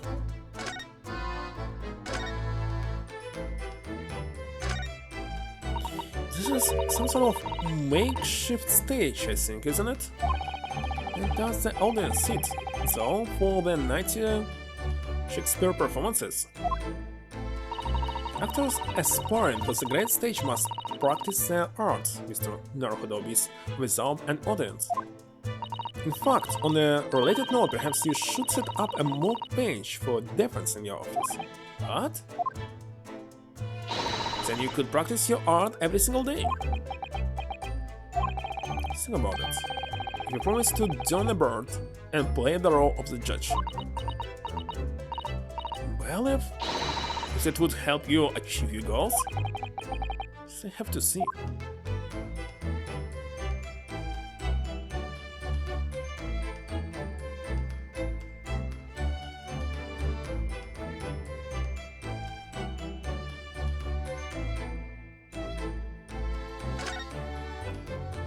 Are you looking for new clothes, Inspector? Lord 16 orders, yes. Don't come back till you've got something for me, he says. Oh dear, poor you. Yeah, poor me, because we already searched every bleeding nook and cranny in this place. I don't know what he expects, to be honest. Thank goodness for warm chips, is all I can say. Well, at least he's honest.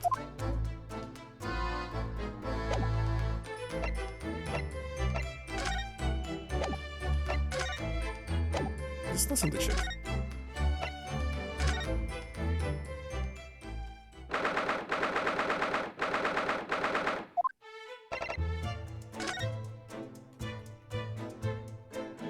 Yeah, clear the bar.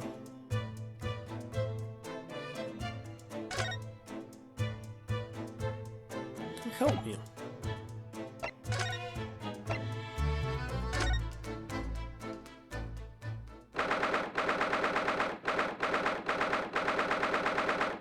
Where's this gas light? The guard up appears to be out.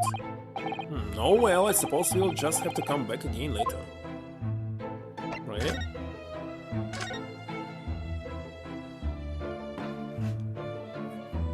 Seriously, I see no gas light.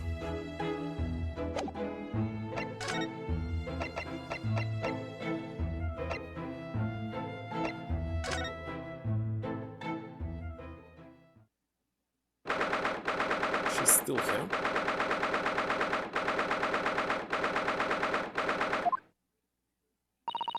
What I suppose is happening?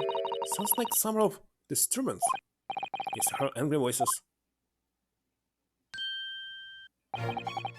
Be not angry, or ample lady. Really, thou art mistaken. Mistaken my foot, you were looking at my painting. The eye of man hath not heard, the ear of man hath not seen.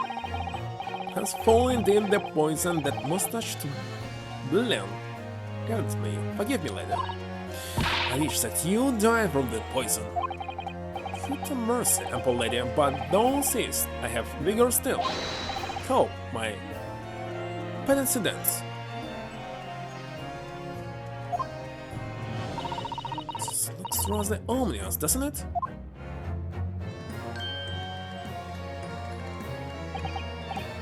Oh, this the lawyer from the land whence riseth the sun. How now? What are you doing here, Mr. Pedancy?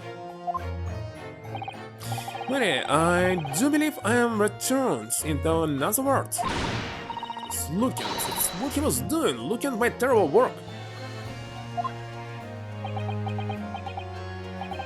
Eastern fellow, so dark clad. Fates, the work in count this morning was wonderful. I do applaud them. Oh, well, thank you. What? Is it made of rubbish? Doesn't mean things will go so wonderfully for you tomorrow, does it?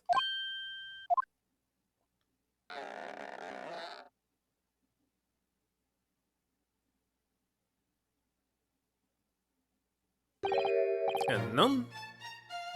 Think so?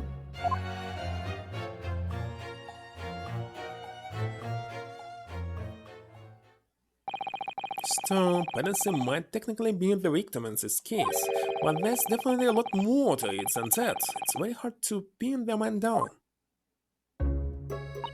So sorry, such an awful person. Miss Green, is everything alright? Oh yes, I mean, don't worry about me. They're about to discharge me, so I must get ready to leave now. Oh, I see. Be delighted that you'll soon be well enough to do home, Miss Green. You're too kind. I don't deserve it.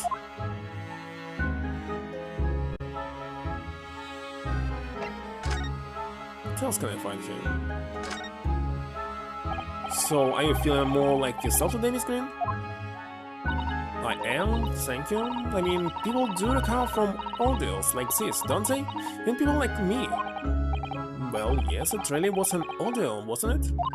As far as I can concerned, I was just walking alone in the snow one evening, minding my own business. And then completely out of the blue, I was struck in the back by a knife and collapsed unconscious for days. Because when I finally woke up again yesterday, the whole business had been cleared up already. What a terrible week it's been for you. Now I'm sure I'm very lucky, really. I look back on this fondly. Really? Anyway, I must be getting my things together now, so I'm ready to be discharged. Yes, of course. Sorry to take up your time when you're obviously busy. And I'll take one more pause. Be right back.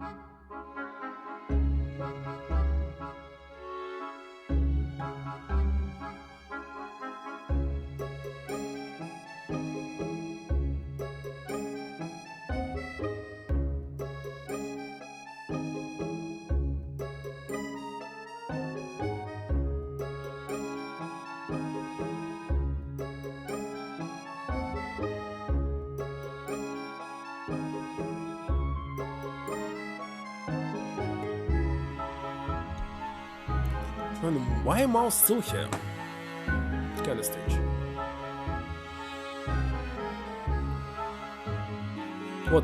So what should I do here except speaking to everyone?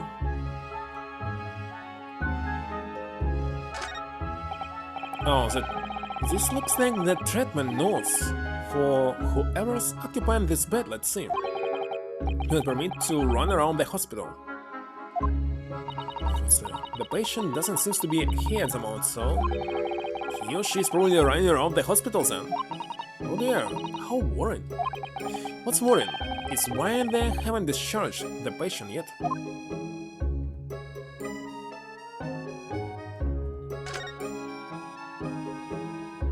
I check this picture yet? Let's move.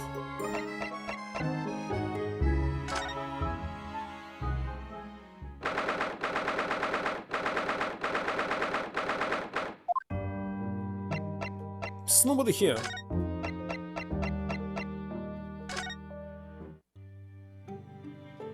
Oh yeah, let's speak to you. This trial. It was quite a shock earlier today, wasn't it? When the victim himself turned up in court and took the stand. I know. Not only that, but then finding out that he's actually a barefaced gun thief as well.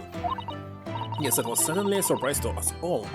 For a while, it seems that so everyone had quite forgotten about Sasaki-san poisoning the tea. I hope you're praising Sasato-san. He didn't poison anything. And there are more to this Mr. Patency than we yet know, I'm sure of it. Mr. Patency certainly wasn't the noble, upstanding man everyone thought he was at first. It's become of him, actually. I was told that he had been returned to the hospital ward, where he was receiving treatment. Oh, which one is it? Let me see. Oh yes, he's at St. Bartholomew's, or Bart's as Lunar Scarlet. You know that place, don't you? Yes, we visited Miss Green there yesterday and today. It's the same hospital to which she was taken. Yes, after Suzuki-san stabbed him in the back. Do be careful of your phrasing, Naruhodo-san. He didn't stab anyone. Let's see both owe Suzuki-san an apology. St. Bartholomew's. Yes, we should probably visit the hospital later. What about now? But it will be only here. Ah, no. It's like his suit. Or room. So, we know that Sosuke-san took tea to the victim on the night in question. But as he isn't the culprit, then obviously... Yes, the poison surely wasn't in the tea. But if that's the case, how on earth did the poison get into Mr. Potence's body? I'm sure we'll find a clue this time. There must be something in Mr. Potence's room that will help solve the mystery. I need to check everything here, no? Well, naturally, Skull and Yet detectives have been all over the place already. It couldn't hurt for us to have another look around, I think. Definitely. And I'm desperate to know the outcome of the investigation and the tea left in the bar of soap. I hope there will be no point. Well, if we run into Inspector Gregson, we could ask him about it. Kazama Asune, the best friend I ever had, and a lawyer with such promise. He really saved my bacon in that horrible incident just before we left Japan.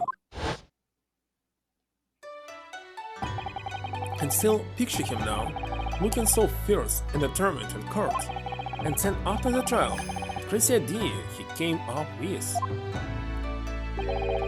Is a stowaway? Yes, you can fit inside my trunk if you curl up small enough, I'm sure. No one will know. Kazuma, can you tell me why? Why go to this length so that I can accompany you to Great Britain? Well, it's been on my mind ever since we got through that trial. That you really ought to go into law, be a defense lawyer. You have a natural talent for it, believe me, I guarantee it. But I never even thought about becoming a lawyer. Well, I can force you, obviously, you'll have to decide for yourself. But anyway, London is the cultural capital of the world. City at the forefront of everything. And hard for you to see it with your own eyes. No, that's true. I suppose so. If you were to become a lawyer, then one day... One day what? Oh no. Never mind. He'll meet some prosecutor, isn't it? Naruhodo-san? Oh, sorry, I was just thinking about Kazuma. I don't think it was Zix. Yes, he's forever in my thoughts too. To change the Japanese judicial system for the better, it was his dream. And that's why he so desperately wanted to come to Great Britain to study, of course. Yes, that's right, but... Yes. I do wonder if his true intentions lay elsewhere sometimes. I don't know, the thought just takes hold of me every now and then, that's all. Naruhodo-san, what do you mean by Kazuma-sama's true intentions? I mean, this. His katana? I never expected to inherit this sword after Kazuma passed away, of course. No, I know, it was because I asked you to take it. When I have it at my side in court, I feel it so. It gives me courage. Yes. Actually, the night before he died, he told me a little about the sword.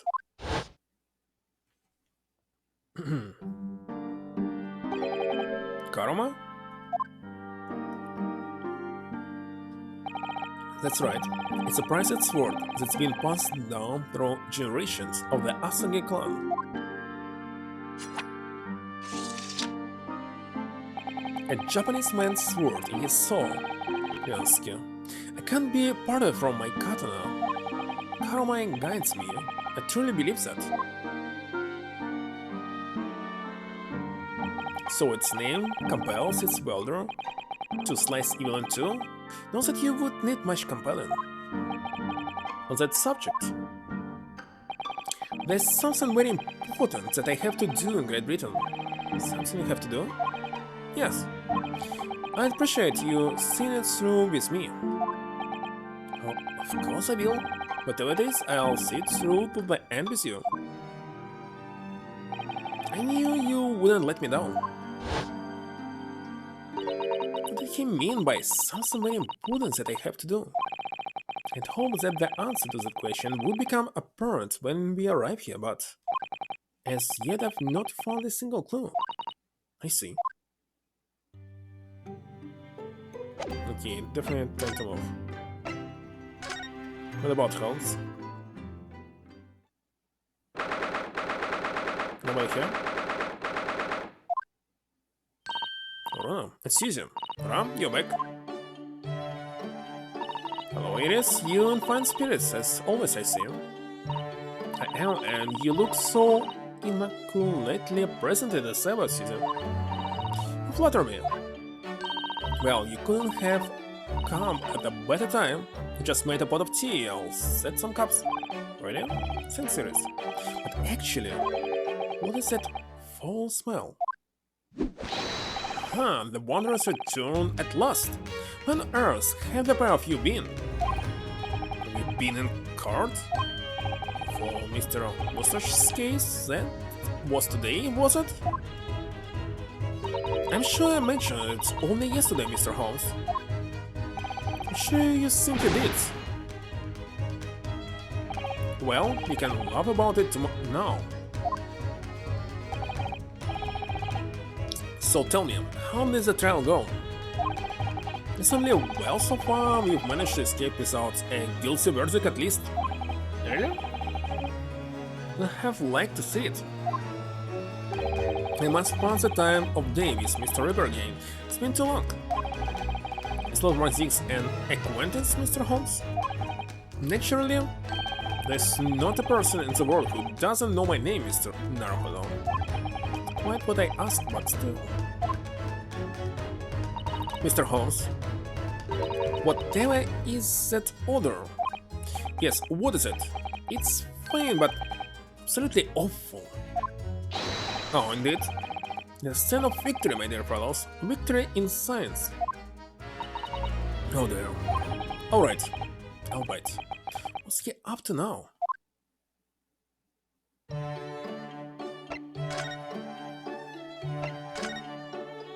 So, what is it? Indescribably foul smell. Oh well, most probably this I would say. What is it? Therefore, it is of course my latest invention. A chemical test that can identify whether or not a tea is genuine at the drop of some tea. Why? There are some unscrupulous sorts manning the stalls along some of London's less frequented streets. They regularly sell what purports to be high-quality tea, but is in fact merely dyed leaves of dropped flower. Well, they certainly unsurely behavior. So when one is presented with what appears to be black tea, one must be careful. It is. At the ready. Holmescombe. Let us add a drop of my chemical to this cup of tea here to see what happens. Turn completely black.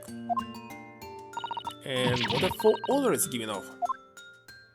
Indeed, the blacker the tea becomes, and the more foul the odor, the better the tea is. It would appear that this cup was a particularly fine Darjeeling. That's very ingenious. But what do you do with that black liquid now? Why, dispose of it naturally. Surely you wouldn't like to drink it, would you? And does sound to be a rather obvious problem with your new invention, Mr. Holmes. Hence, when this chemical test is merely a test, my dear madam. Right. The point is, we are entering a new era of science, in the world of criminal investigation also. Yes, forensic science. Oh, they are such exciting times. I can engage in this scientific experimentation alongside my unofficial consultant detective work. The Sherlock Holmes method will be the foundation upon which modern investigative technique is based. So what? The liquid will actually contain strychnine, but it will be not a tea in the soap. This little tea indicant was a happy byproduct of my ongoing forensic science research. Forensic science? Suppose I should find out more about it. So, your t-test, is that an example of forensic science? Indeed it is. An essential tool in case that hinge on the knowledge of whether some tea is of high or inferior quality. In a huge number of cases then. Perhaps a more practical example is required. Fingerprints? Not yet accepted in our courts as evidence. I might add, really we are dragging our heels there. I hadn't even heard of them until recently.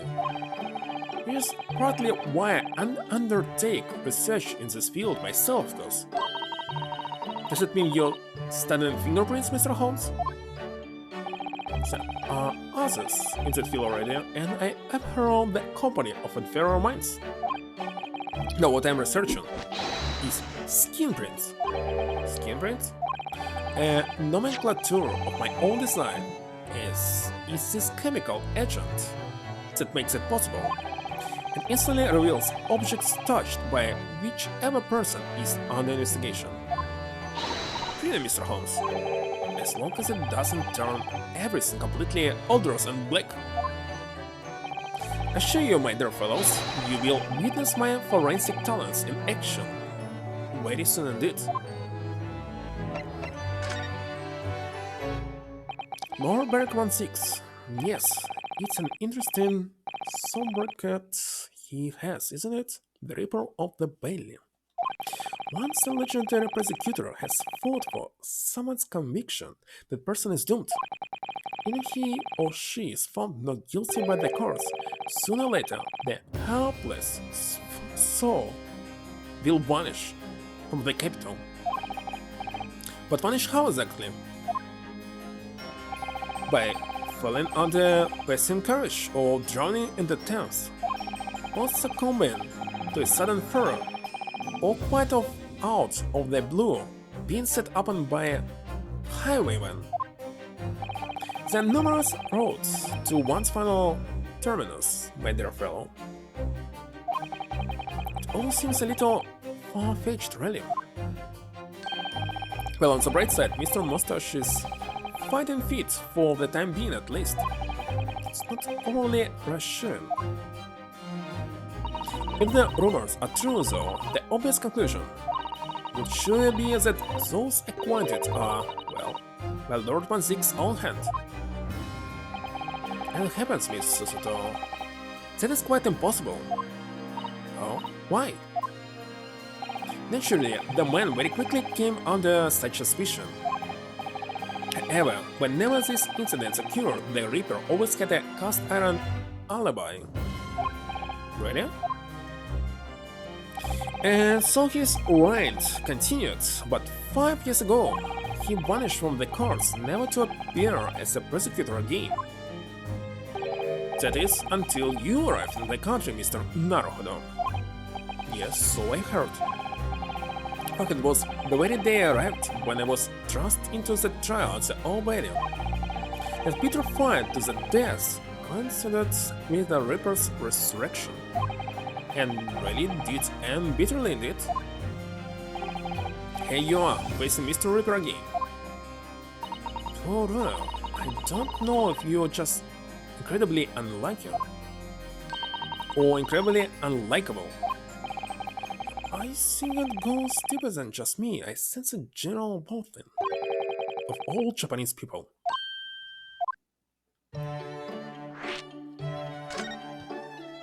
is Mr. Natsumiya, who I'm currently defending, being Japanese as well as Miss Suzuto and myself, cutting more keenly in court today. For some reason, Lord 1-6 seems to have an inherent disdain of the Japanese. Indeed, it is an interesting observation. Do you know something about it? Do you, Mr. Holmes?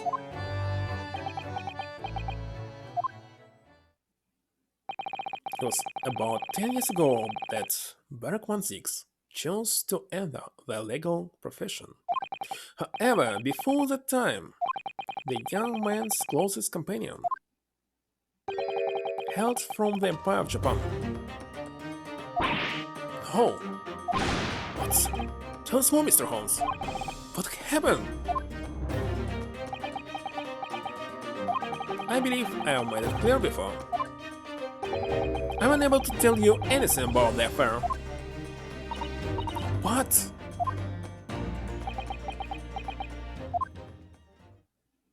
The veil will be lifted on the events of the past in due course, I have no doubt. For now, however, it is Mr. Mustache who is most deserving of your attention, I believe. Well, I think we should go back to the scene and see if we can uncover any new clues. This is spiritual now.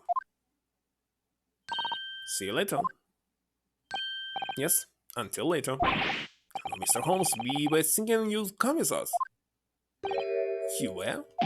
Yes, of course. You said it just a moment ago. You said we witnessed your forensic talents in action. Oh yes, I do recall saying something along these lines. But you go on ahead. Shall be sure to follow you later. In all likelihood, probably, maybe. Well, I might. Your commitment astounds me. Thank you, Mr. Holmes. We'll eagerly await your arrival. Bye-bye, Ronan. Oh, so now if we go there, he will use his new inventions to find what? Why is it? Find that soap was touched by someone else?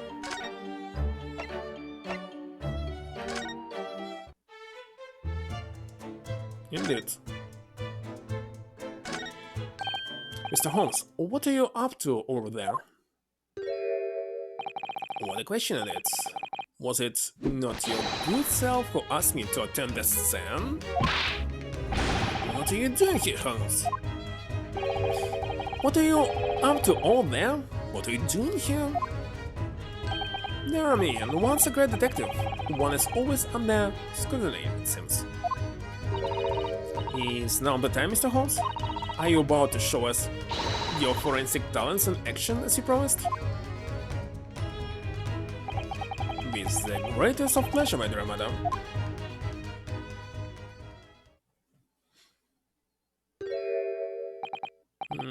What's all this? All this is precisely what you requested, Mr. Naruhodo. Sherlock Holmes' sensational skin print sticker gun. A moment ago, I took a sample from the teacup that was used by the victim. A sample from Mr. Pedence's cup? Each individual leaves microscopic secretions on everything he or she touches. A sample of those secretions is all I need to produce this refined indicator solution. Liberally spraying the room with this chemical. Everything the victim touched is instantly revealed with the aid of those goggles. Here, try them on. There, now spray the chemical indicator about and all will be revealed. Spray? How do I do that exactly?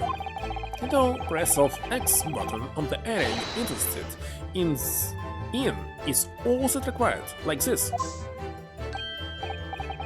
What is that stuff? It's like fog. Suspension of the chemical indicator in a pressurized gas. Pressurized, oh my god.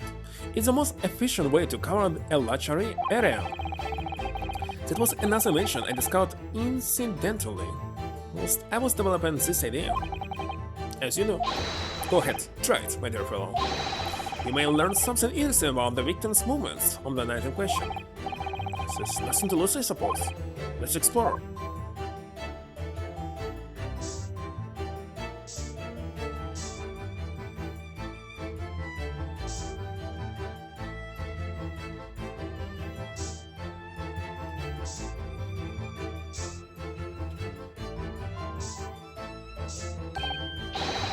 Look, there are dozens of handprints here. So there are a great many indeed, so much so that it's hard to make out any one individual print.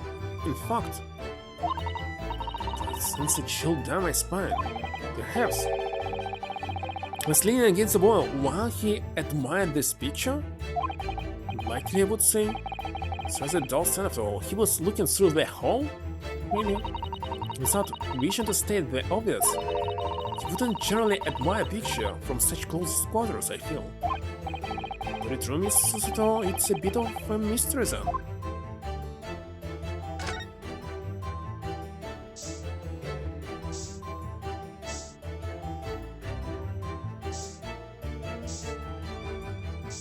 Spray everything already.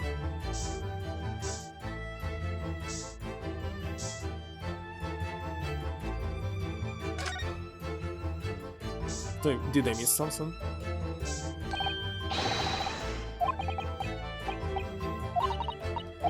Same, totally the same.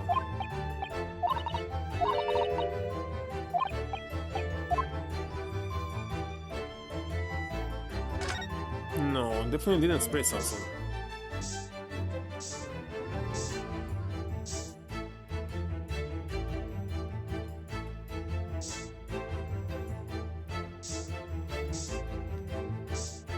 Strange.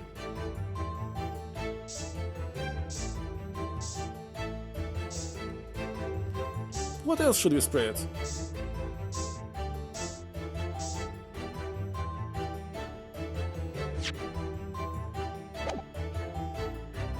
Can I spray something like this?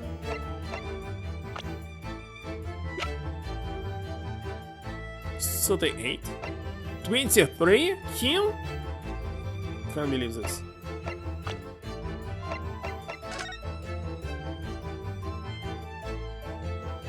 I can't spray this.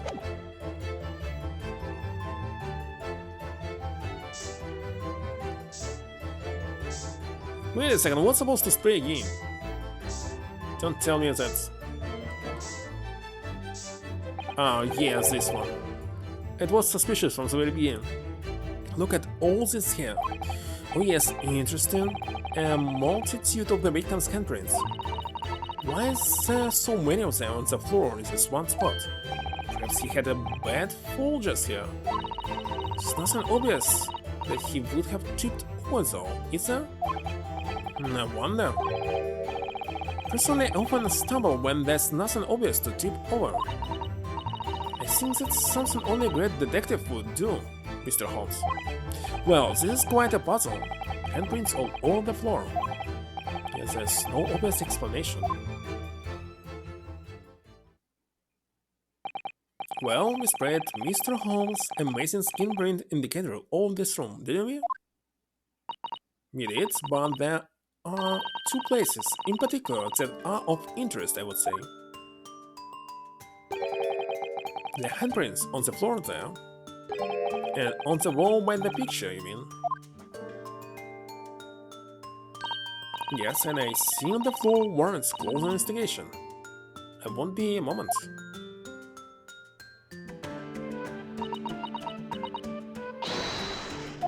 What is it, Miss Susato? Look here, Mr. Naruhodo, one of the floorboards has popped out. One of them? You mean... it's a secret hiding place? Excellent work, Miss Susato. So, what we have in here? What are you all doing? Inspector Gregson, stand aside right this minute. It's my job to investigate there. No need, Inspector.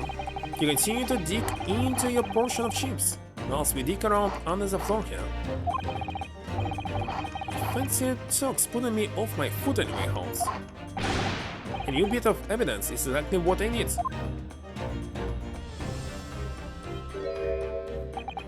Oh, a secret hiding place under the floor. What a find! It's not a hiding place you could make use of in Japan. Don't think I could lift a straw. Tell me what? No, I know, but I never expected one of these wooden floorboards to move either. Seem wondering about the wall over there too. Aren't you curious? Investigate at once.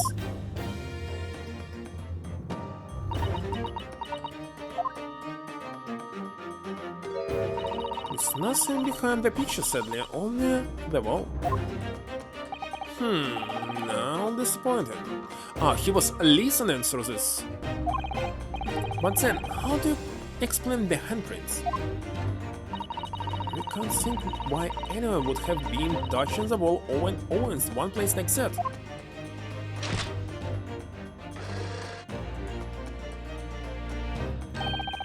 He was selling the gas? There you are, a print for you. Piece of handprints on the wall is kind using the skin print sticker guns. There are multiple prints on either side of headline picture. Thank you very much. The version can make prints too.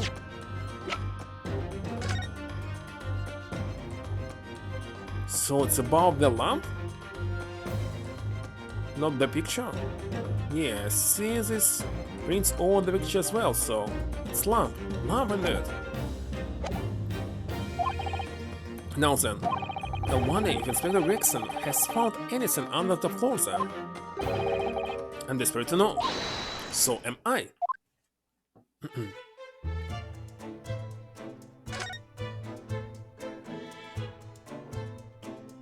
Sadly, I already checked this lamp.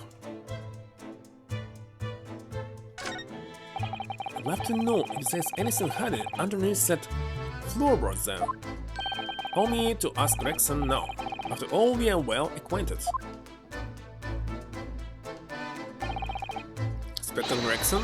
Really? It's been too long? What does it hold? I thought perhaps you might show me what you found there, seeing as we are such good friends. We're not friends. No, I suppose not.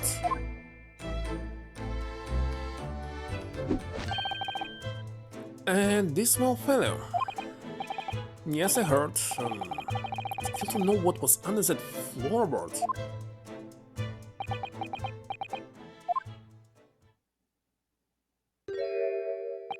Alright then. Fair is fair. What? You did discount the hiding place after all. I suppose I should at least fill you in. Really, Inspector? Thank you. But quickly, my dear fellow, if there's one thing I know about this man, it's that he blows with the wind, as fickle and the weather, making me out to be some kind of nut. There were 3 items under the floor there: a newspaper clipping, a photographic print, and a thin tin box. What time? Tin. Now, what do you want to know? Looks like this was cut out of the paper about 3 months ago. It's about a convict who got sick and died while he was serving time in Manchester. Terrible. It made the headlines down here in London as well. The bloke had been sentenced to death, you see, but nature got him first.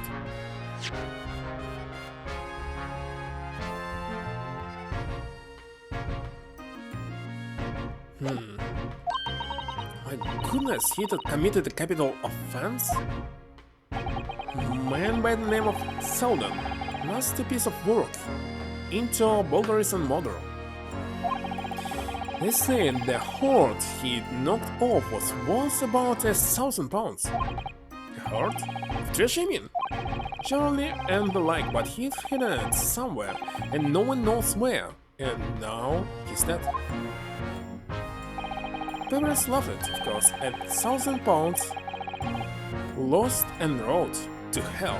Some stage was a headline. Does it not strike you, though?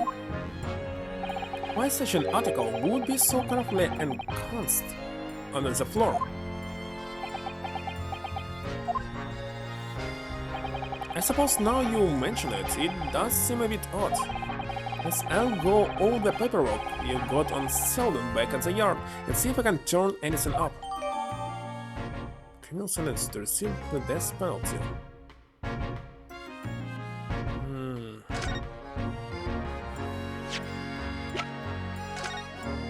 Condemned criminal dies of natural causes in prison.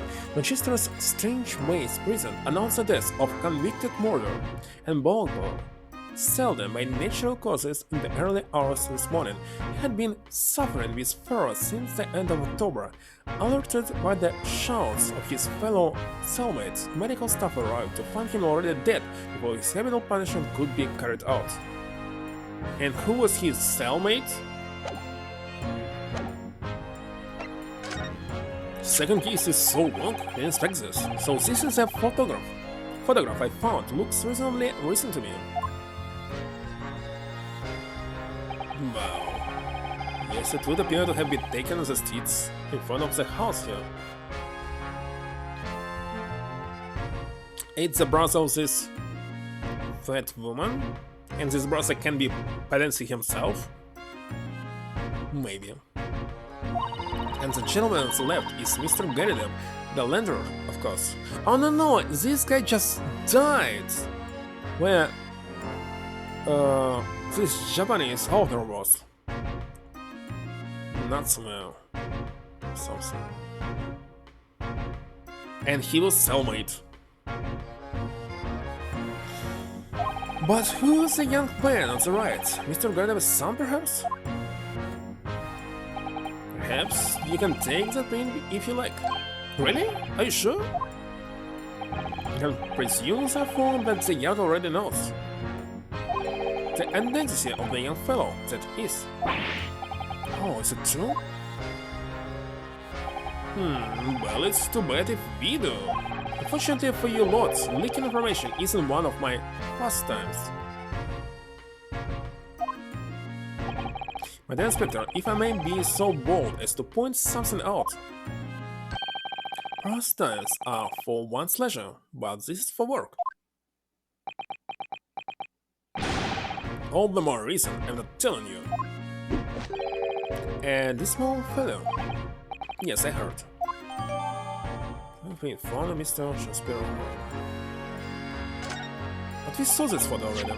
Wonder why a photograph like this was hidden under the floor.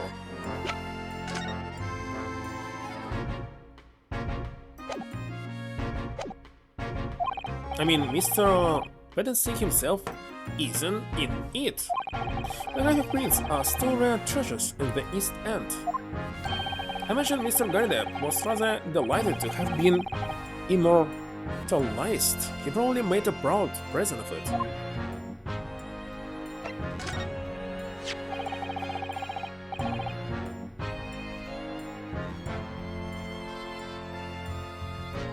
What is saying? Understand. Now this tin box looks interesting, doesn't it? Might I suggest, Inspector, that you open it?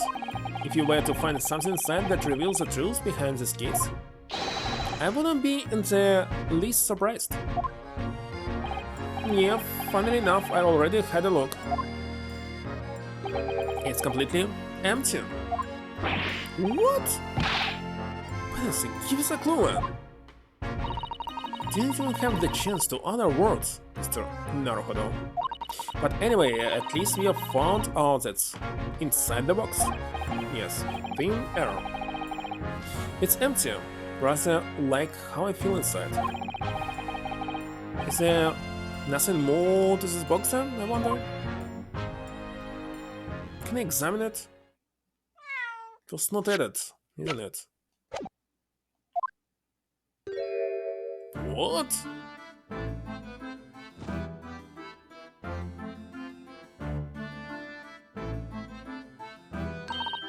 look, it's that lovely little kitty cat.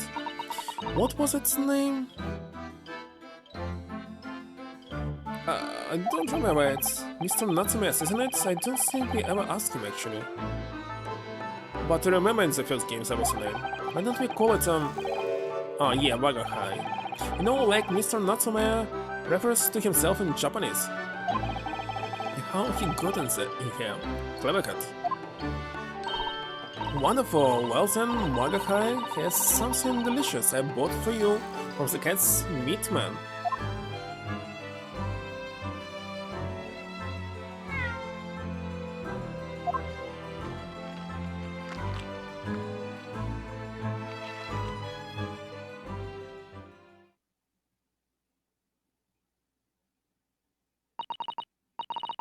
Couldn't be happy now, look. Just hope he can bring some happiness to his owner too.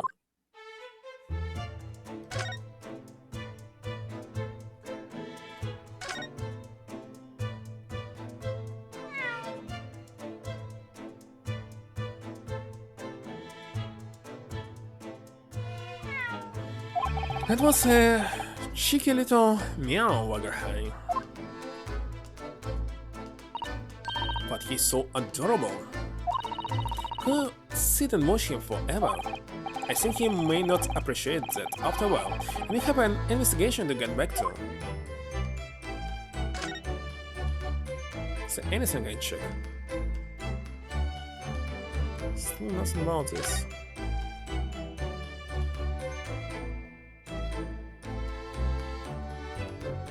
Looks like that's all.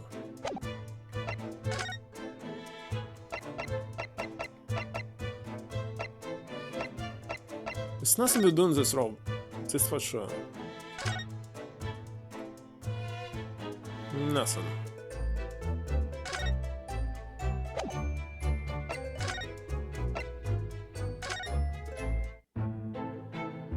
He's still not here.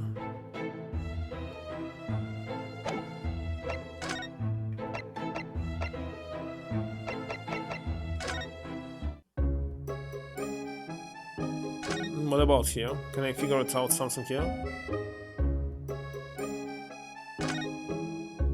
Can I speak to her? Present something. Wait a second, I remember about picture, right?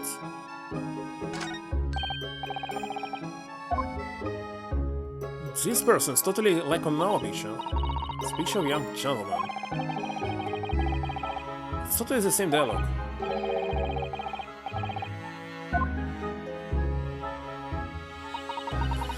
I'm not sure. Didn't know he had a sense for matters of the heart. But in the least I sincerely said the first thing I thought of. Okay, and cannot present anything to you. Okay, let's go to the prison.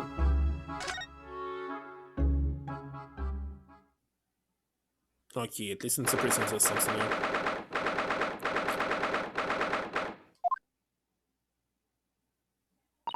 Oh, Mr. Natsume is back. So he is. Mr. Natsume, hello. Baron Getos. I'm a cat. Sorry? I don't know who Mr. Natsume is, or Sherlock Holmes.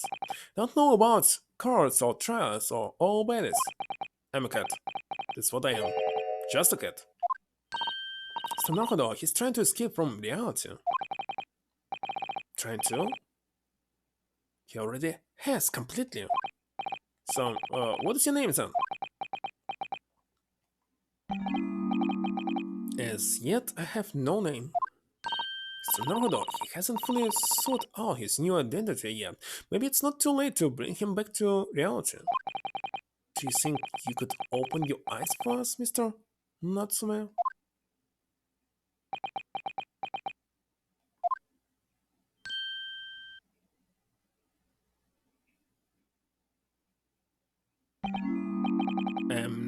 Not a cat.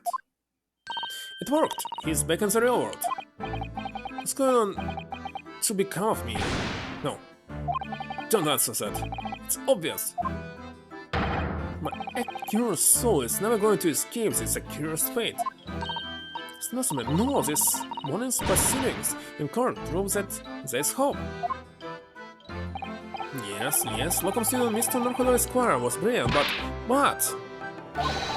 The Reaper is omnipresent in court, in my lodgings. Here, there, everywhere. What's he looking straight at me for? Is there perhaps some things we should discuss? Oh yes, we must.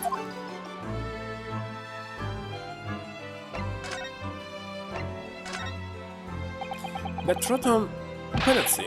What have I ever done to him? You have to call him taking issue with you over anything you've done recently? I've been holed up in my room, immersed in books. You can call anything. Anything at all. Right. But what I don't understand is why he didn't let me know sooner. Did you know what, Mr. Natsume? About the soap, of course. What else? Oh there. Are you struggling with such a... well, grace stipend? Of course I am, if I had money. I wouldn't have chosen to live in a cursed existence in such accursed lodgings. Yes, you said it's because the place is cursed. It's so cheap, didn't you? Exactly, especially in the rooms that I rent. The spirit of that capital offender who lives there still haunts the place and is trying to kill me. So, I understand the Palace is trying to find the treasures inside his room. Capital offender, that's why he actually wants him to be in prison, because the room will be empty. He can enter it? I don't know. Mind us, Logan student Mr. Narcodo Esquire said the next time you visit me, you bring scores of super soft soaps.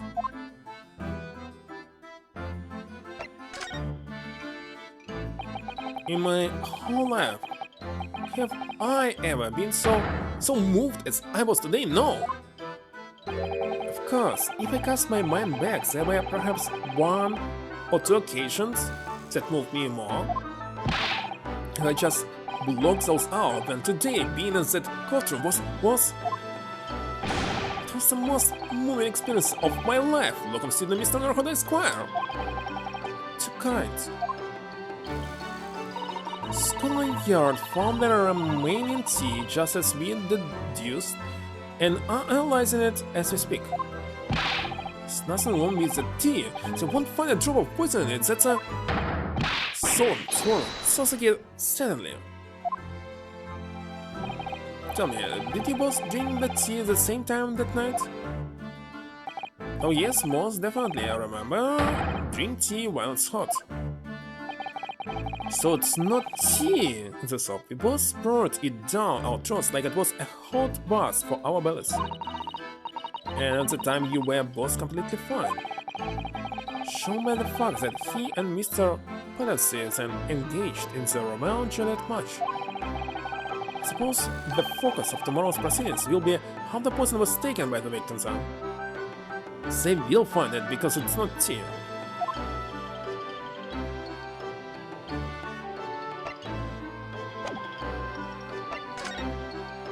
What's supposed to do now? Present something?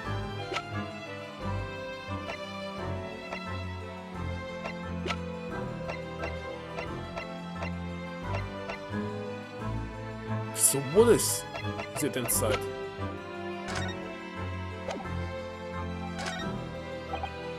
Mr. Natsume, it isn't much, but it's been too long since I've been offered a present with the delightfully humble etiquette of our homeland.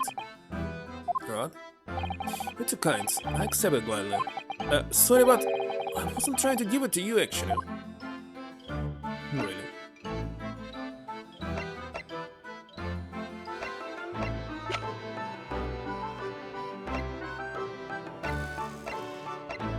Oh, what if I give you soap? Mr. Natsume, what do you know about this? Yes, I did.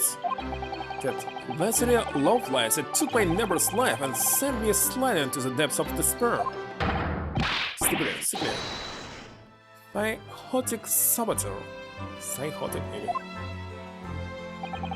You really gone off soap, haven't you? Absolutely, and I've made up my mind. Next time someone gives me soap as a present, it's friendship finished firmly forever. Do you know what we can blame soap for everything that's happened, Mr. Natsume?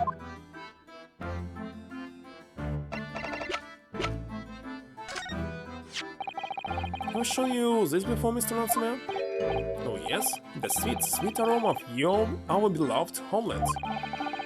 Shows that the wearer is the fancy lore. It means nothing Great Britain, of course, but I still wear it. I know exactly how you feel, local student Mr. Nahodo Esquire. My Haramaki belly buttons don't feel right without it. Your Haramaki belly buttons?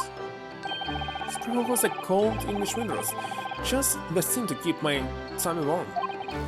Yes, I see the link. Almost.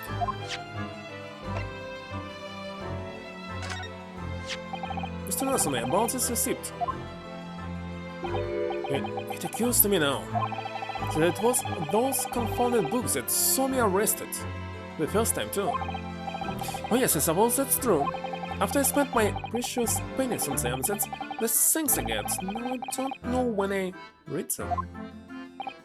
No, not when. If I may very well hate them too much to even open back covers.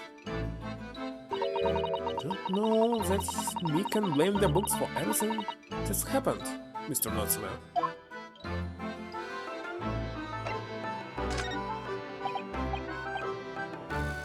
Okay, there's nothing.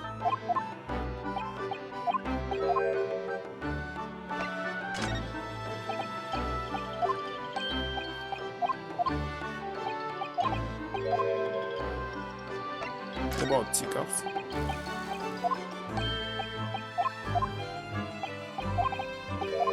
Also nothing.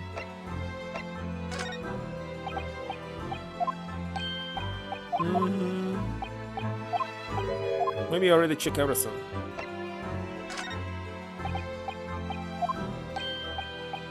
Totally the same. What about this?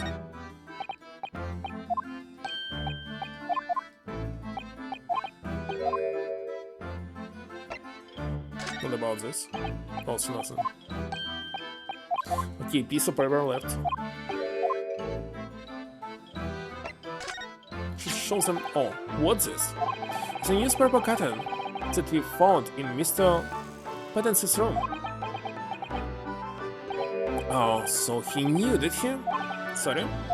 About this man, Seldon. A convicted killer and the evil spirit behind the curse that affixed my legend. What? He's already taken one young man's life, and now he's trying to take the life of another. A miserable, mustached, much malign Japanese man. Mr. Man, Natsume, if you know something, please, you must tell us. Tell us everything you can about this evil spirit.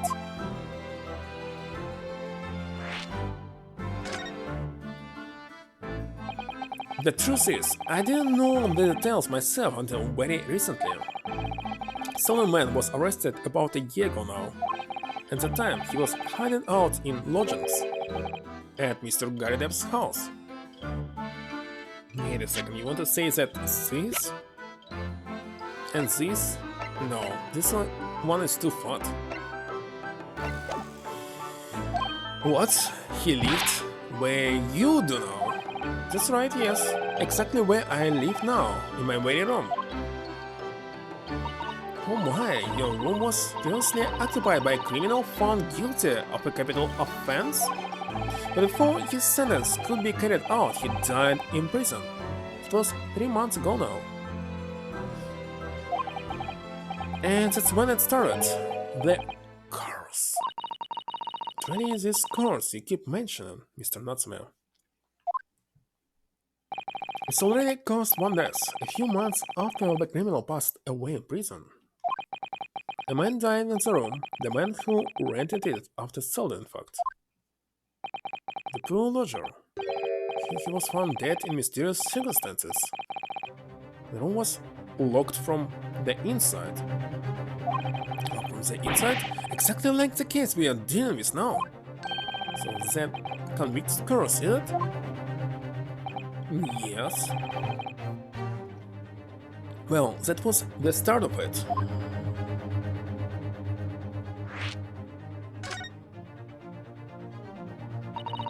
Do you have any idea how the lodger before you passed away, Mr. Natsume? 1 second.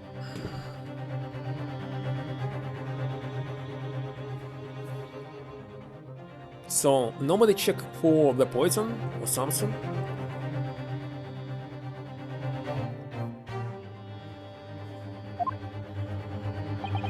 The official cause of death was asphyxia. When they discovered the body, the room was full of gas. Gas? Only found that out after I signed the lease. And Mr. Garda came to tell me later I couldn't stop myself trembling. In fact, if I'd known beforehand, I'd probably have been too scared to take the room. No lease, likely legal. Lucky for Mr. Garda, maybe, but not so lucky for poor Mr. Natsume. And now you believe this curse is affecting you. It is, at first. Just felt as though I was being watched all the time. And then you talk about having nightmares, didn't you? And they're trying to take me with them. They come for me and try to suffocate me. Just when I'm struggling to breathe, I wake up. And the room is as cold as ice. But why is your room so cold? London winters are too cold to bear without any heating on overnight, but for some reason, even so, I light the stove before I climb into bed at night. Pilot light always goes out and the room fills with gas. It's terrible. It's exactly the same situation as what led to the previous occupant's death. And then that's what happened to Mr. Patterson last night when he was mysteriously poisoned. It's clearly more to that incident that can be explained by curse, so... What can be a cause of all these strange happenings in Mr. Garidab's rooms? It's kinda all. Can I go here and ask? See here? You must. Indeed. Oh, you're here now, Mr. Garidab. Right, belly business. It is for me, you know? Bully. Getting out and about. Were you at the Old Bailey by any chance? Naturally, fate of my lodgings hanging in the balance and all that, not a trial to miss. Afraid of what's already been dubbed your haunted lodgings, yes. Well, the place has caused quite a stir around the capital on more than one occasion already. It's the old haunted lodgings, or some such. Well, at least he knows. Makes you wonder what the blazes is going on, don't you know? Yes, I'm sure it does. In fact, thinking back to Mr. Natsume's other trial just 2 days ago. You were at the Old Bailey then as well, weren't you? Testifying with your wife about what happened. Stopped off at the prison on the way home, in fact. This is business. I see.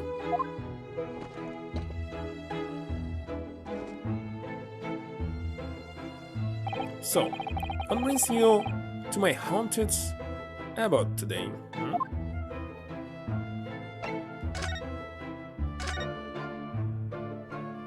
Some fishy fellow from Far East and a failed actor, chap of questionable character, huh? Yes, the house does seem to have become something of a magnet for rum fellows of late. Thanks to that ballet curse. A comic's curse, I mean. Oh, heard the stories, have you? What a scoundrel was arrested here, since the next chap in the room goes and kills over. And there was that woman who dropped dead just outside on the street, not to mention the actor yesterday. Am I next? Well, can't help but get the color bubbles, can you? When you say the woman who dropped dead outside on the street, do you mean Miss Green? As Miss Green, who was stabbed by the knife, and Mr. Petancy, who was poisoned last night, are both very much alive still. Yes, well, so is that blasted comic's cursed sense. Personally, I should be quite content with such legends. A bath, a toilet, a fireplace, a fascinating history. Why? It sounds like the lap of luxury. Not so sure about it. Well, there's no bath or toilet included and no fireplace either. But you do look out for your tenants, don't you? While watching the rise and fall of the flames in your gas lamps up here. It never hurts to keep an eye on things. In case there are any mishaps or such like. I think you had your mishap already, sir. It's not helpful, Mr. Holmes. Heaven forgive me, the words just came to my lips.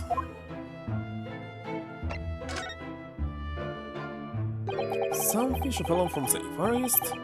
He seemed to do the same. I felt actor chap on question's character. There's no need for that, Mr. Garda. That's right. Mr. Natsume is no way fishy.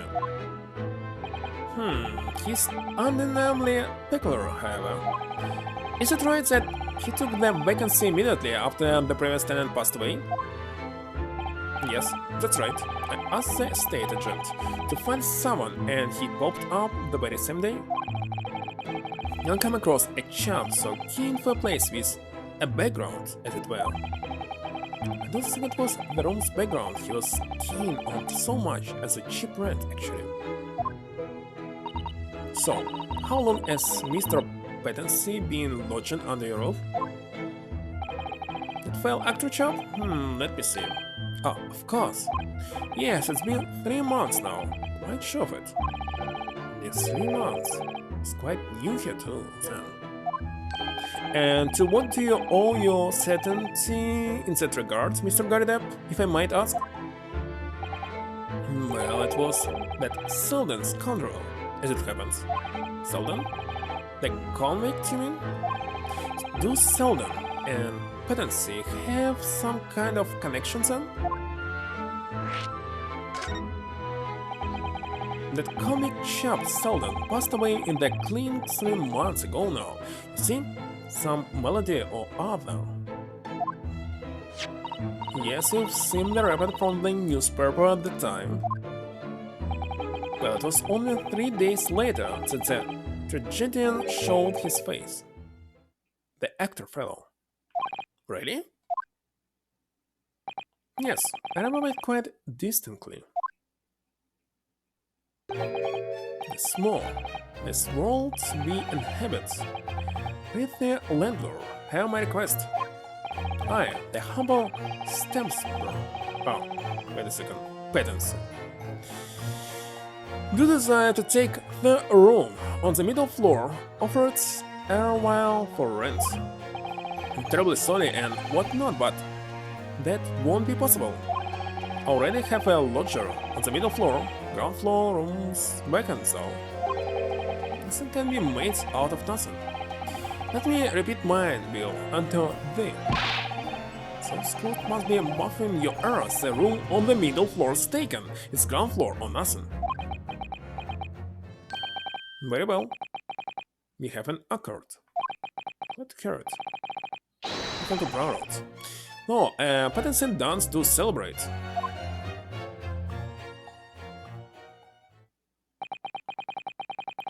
And what I heard in court today sounds like the chap was thieving gas.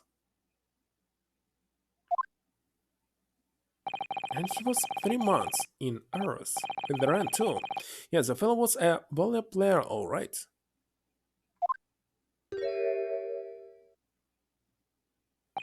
Thank you for your candor, Mr. Garidep.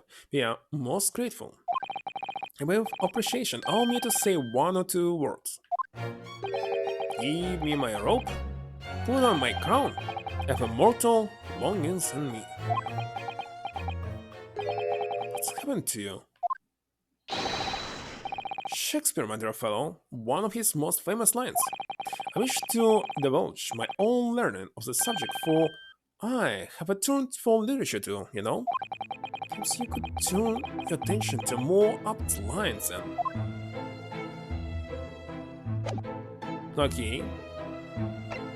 If there's nothing to ask, should I present something? Mr. Gardev, could I ask you to look at this photograph? Is it your son who's with you there? No, no, not at all. He was a lodger here once. Duncan Ross was his name. Duncan Ross. Still photographer happened to be passing, so I asked him to take a shot. Just for kicks, really. And both of you close your eyes. Was he, by any chance, the lodger before Mr. Nutswell?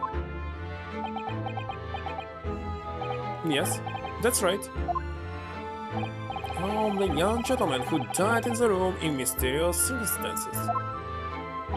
Just what Mr. Mustache was waiting for, one might say. Yes, young Duncan lived in the room at the top of the first flight of stairs before that Japanese chap. Would you mind telling us a little more about him?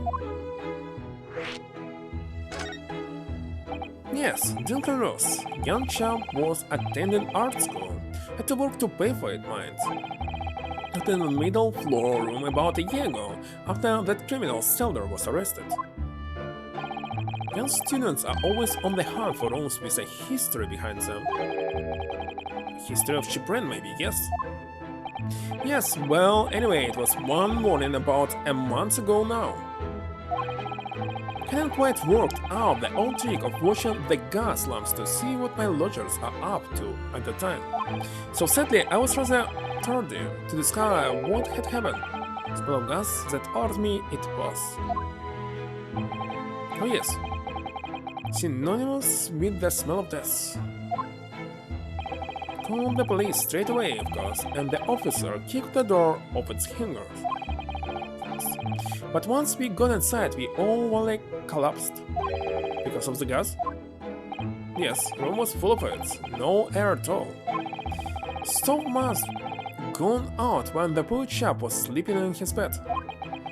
So Mr. Ross suffocated to death. Well, the police gave me some taken off because the gas pipes were so old and all that. To tell you how much it set me back to have the lot replaced all over the house. But even after you had all that work done, Mr. Natsume says the same thing.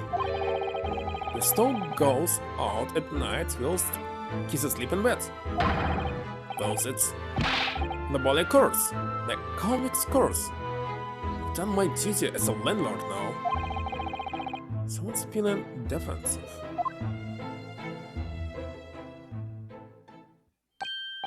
Also, it reminds me, actually. Yes? About young Duncan, the night before the poor chap perished. He'd been writing a letter of affections to a young lady. Ah! So they're not relatives. A love letter, you mean? Yes, where did I put it now? Oh, here it is. Left it on my desk. If you excuse me, let me see now. What does it say? To my most beautiful and charming sweetheart. Do you think that we should be reading such a personal piece of correspondence? But of course. Dear Miss Susato, that is precisely why I prefaced my reading with, if you excuse me. I will not excuse you, Mr. Holmes, no. Sadly, he didn't address it, though, so no means of delivering the thing, rather said, really. I see, it's going to play on my mind. But really, the identity of Mr. Ross' sweetheart has no bearing on the case. So we should leave well alone. No, yes, I suppose you're right. In it, the intended recipient's address is missing, however, there's a name attributed to the man's most beautiful and charming sweetheart. Mr. Holmes, please, I already had to chastise you about this once. My undying love to you, my colorful darling, Olive Green. Olive green? As I thought. Who else could it be? The one who was plunged into a coma after a knife plunged into her back outside the house 5 days ago. The victim of the last case Sasuke-san was in court for, who regained consciousness only yesterday. Just chance that her name has come up now will possibly be a mere coincidence? Whatever can this mean? Reading personal correspondence can have its merits, you see, Miss Susato.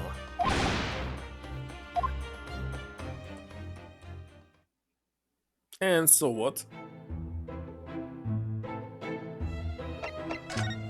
Is it enough? Or can I show you something else? Looks like not.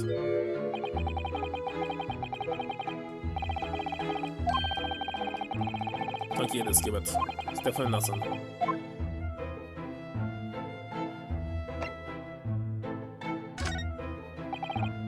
And also nothing. Why can't I skip all this?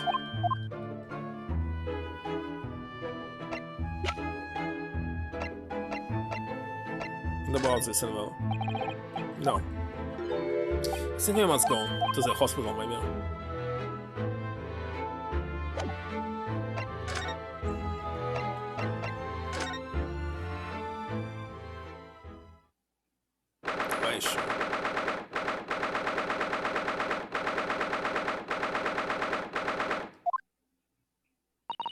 Mr. Narkodome, I've just finished speaking with that doctor.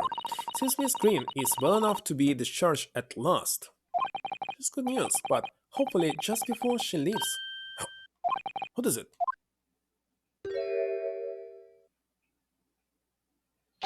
Screen!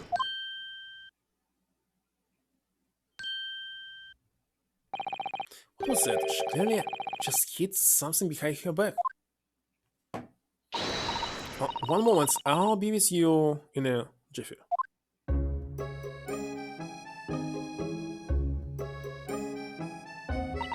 Oh, hello everyone. What are you all doing here? The doctor has said I can be discharged, so I'm just getting my things together. It is great. What were you just doing? Nothing really. Just about to take some medicine the doctor prescribed for me, that's all. And we're hoping to have another quick check with you, if that's alright. Don't really have anything else to tell you. Alright, she's definitely behaving strangely. Let's see if we can coax something out of her. Can I look at it? This is the car that Miss Green was looking at so intently before, isn't it?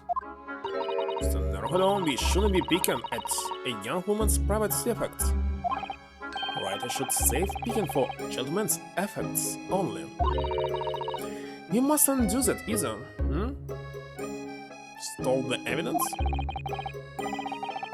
Just a love letter, I think. Maybe you, Miss Susato, shouldn't be picking into a young man's mind either. And this is alcohol? Or poison? Oh, it's strychnine. Indeed. This is the bottle that Miss Green was just about to drink from when we arrived. Yes, she looked rather preoccupied, didn't she? It's very bitter. I can't stand bitter medicine. So that could be it. But whenever doctor prescribes me medicine for a number of days, always take it all at once. No! Well, if you have to take something you don't like, it's best to get it all out of the way in one go, isn't it? Why is he still alive? Oh dear, and I saw it was Miss Green I should be worrying about at the moment. Okay. What if I present something to her? Wait a second, we don't have any... Okay, what about the picture? Miss Green, we were hoping to ask you about someone. Mr. Duncan Ross. You knew him, didn't you? It definitely was poison. Oh, wine? Oh no, I'm so sorry, the bottle of medicine fell down when she did. Screen, are you alright? I just killed him. I'm so sorry, I didn't mean to startle you like that. No, it's alright, I just wasn't expecting it. But how do you know about Duncan? Mr. Ross had been writing a letter when he passed away, and the landlord found it in his room. It was a very personal letter to you. It was at the art school. It's where I met Duncan a year ago now. He was working to fund his studies. He dreamed of becoming a professional artist one day. And the two of you became romantically involved? Yes, that's right. We were very much in love. We were engaged. We were married, actually. That's why he decided to move into a cheaper room to save money for the wedding. Why do you need money for the wedding? Do you need to pay some fee or something? I don't quite understand. And that's what led him to Mr. Garrideb's. Yes, he told me he'd found the worst, but cheapest room in the entire East End. And then, 1 month ago, that's when it happened. So terribly sorry, Miss Green. Well, it's all in the past now, I suppose. Miss Green. She looks desperately sad. I was starting to think that's just her look. But now I see that she has every reason to feel the universe is against her.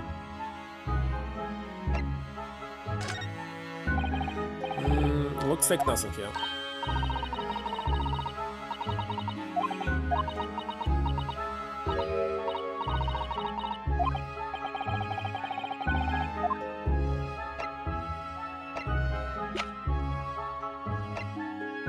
But if I show this soap? Miss Green, about this soap. I think I know what that is. Is that a soap-shaped chocolate, isn't it? No, this is just normal soap. Well, normal, full quality soap. Oh, that was lucky. At least it wasn't a trick this time. A trick? I fell for it only the other day. It's soap-shaped chocolate, they said. There's one bite and I was foaming at the mouth. Passed out. This is so awful. Why? What is it about people recently that makes them all eat soap? Okay, this is also nothing.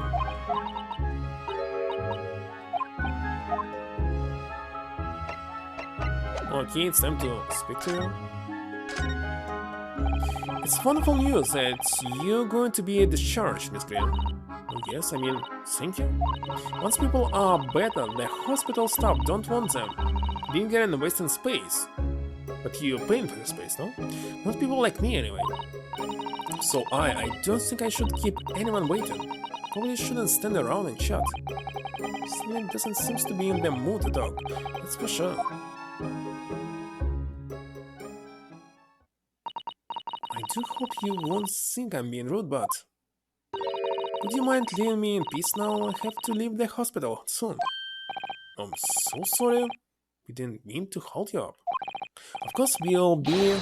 Mr. Naruto. Mouse just died, so it was poison. It was treatment. Sure you were not about to leave? That's quite out of the question. Mr. Holmes, I didn't realize you were here. But of course I was, my dear fellow. Watching intently from the shadows always.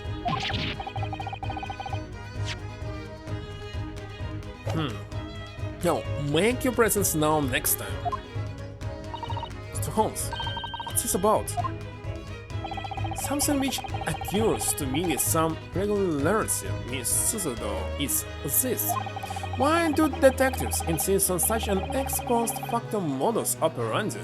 Why solve a case after it's happened, instead of preventing a case before it happens? That is what sets a great detective apart. What do you mean? There's a case waiting to happen under our very noses, Mr. Naruto. So let us avert disaster. Let's prevent this case from ever happening. is nothing but careful observation. Alright. All the clues you need are set before you. You need only look, and you cannot fail to see. You can do it, Mr. Norhodov. I know you can. Well, it's kinda obvious now. That mouse seems to be dead. Look, I didn't notice it there before, did you? Simply perhaps it drank the medicine that spilled out of the bottle. But that's the bottle that Miss Green was about to drink from when we arrived. You don't think? Now you see, you've come to appreciate the true nature of this scene. That of a tragedy about to take place. Yes, I think it's falling into place. Miss Green, the contents of the bottle you had before has spilled out on the floor, and the poor mouse that drank it has suddenly died. Seems clear that the bottle must have contained a powerful poison.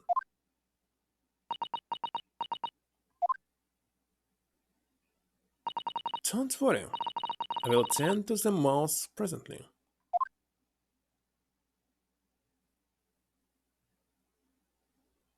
Miss Green, were you intended to go the same way as that rodent? To take your own life? Once you left, you would have put it to your lips again, wouldn't you? And taken the poison? No. Miss Green, please talk to us.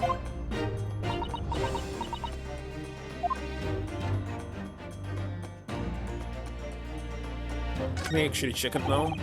Definitely feels as though the scar must be relevant. I mean, when we first arrived, Miss Green was standing with it in her hand, in what can only be described as a very tense atmosphere. Yes, it may very well be related to whatever incident Mr. Holmes believes was about to happen here. Perhaps we should ask Miss Green about it.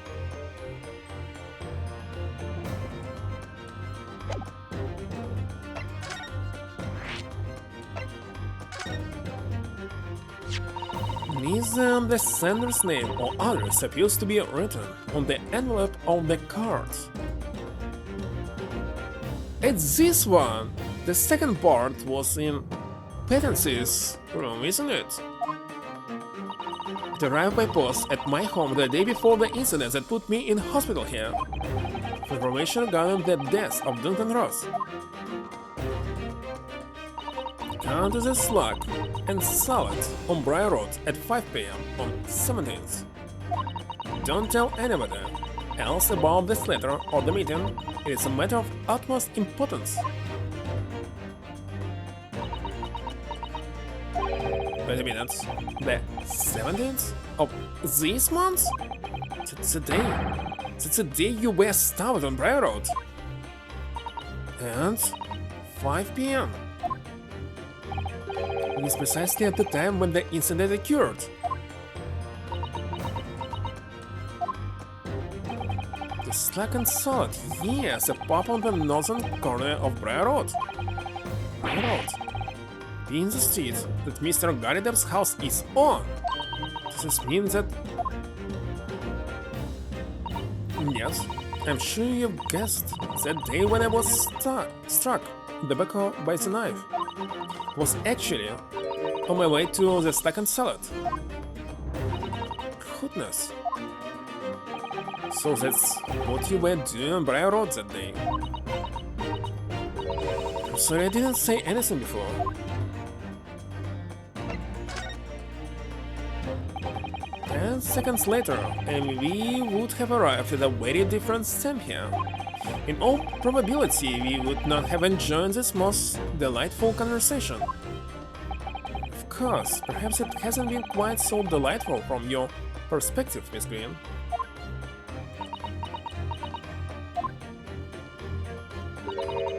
Actually, in a way, now that everything's out in the open, I feel like a weight has been lifted. Tell me, how did you acquire that medicine? Well, with this being in the hospital and all, when the doctor comes to examine me in the mornings, he always leaves the medicine cabinet open for a while, so I snuck this out when he wasn't looking. It conspicuously lacks a label. I wonder what it contains. I'm afraid I don't really know, but I thought if I drank it, it might just stop the pain somehow. Please, Miss Green, don't talk of such things. Well, it seems clear now that it contains poison. Yes, that poor little mouse is proof of that. It's all my fault. What have I done? I shall enroll this to my office, Miss Green. I take it you have no objection? No, none.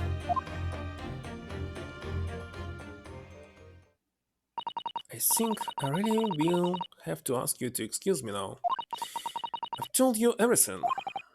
Yes, I'm very sorry to have had to drag out such painful memories for you. No, it's fine. Miss Green, please promise us you won't try to do anything like that again. Yes, don't worry. Your detective friend has the bottle now anyway. And besides, I've been stabbed in the back and had a close shave with a bottle of poison, and I'm still here. I think I'm destined to see things through to the end. It might sound a little conceit, but, well, that's how all this has made me feel.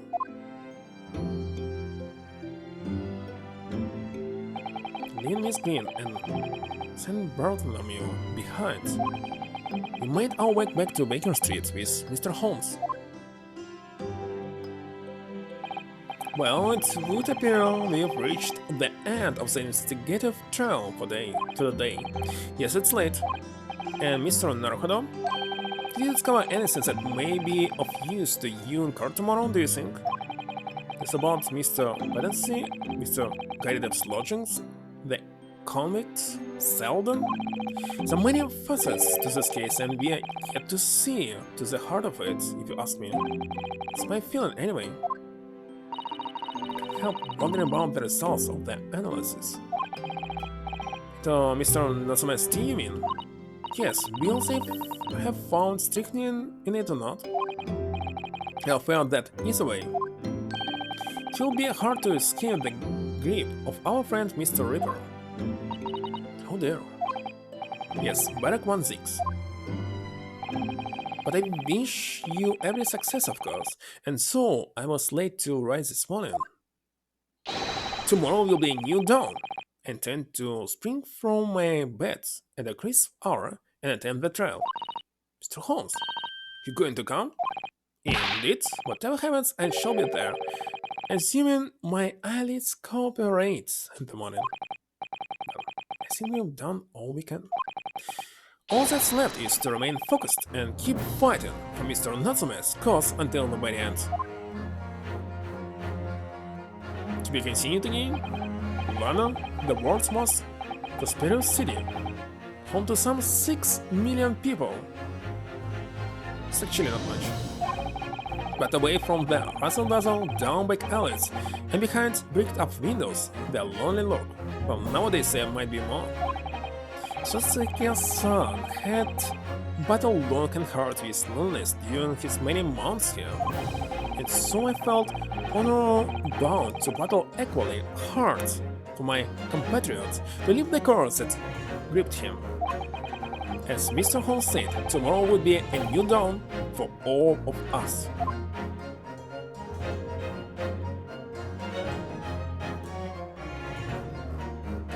Indeed, to be continued.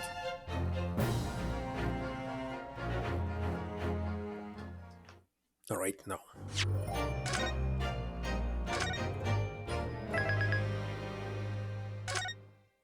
I hope it will be the last trail.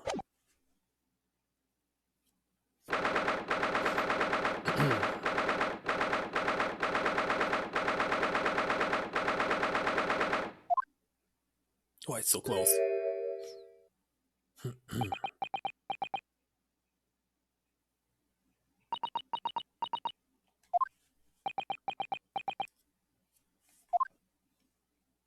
This is then, Mr. Naruhodo. Yes, it's time to put an end to this now. To be or not to be? Not to be. To the miserable curse that has been plaguing Mr. Natsume to everything. In my own small way, shall do everything I can to help you. I always appreciate your help, Miss Sasuto. Suffering Sasuke is selfishly sidelined. Good morning to you too, Mr. Natsume. Good morning? Good morning, welcome student Mr. Naruhodo Esquire. Listen to you too, chatting away happiness if the main player of today's trial isn't here. Why would you do that? Why? There, we didn't mean to cause offense, Mr. Natsume. I thought perhaps that because you had your eyes shut so tightly, you were meditating, finding inner calm.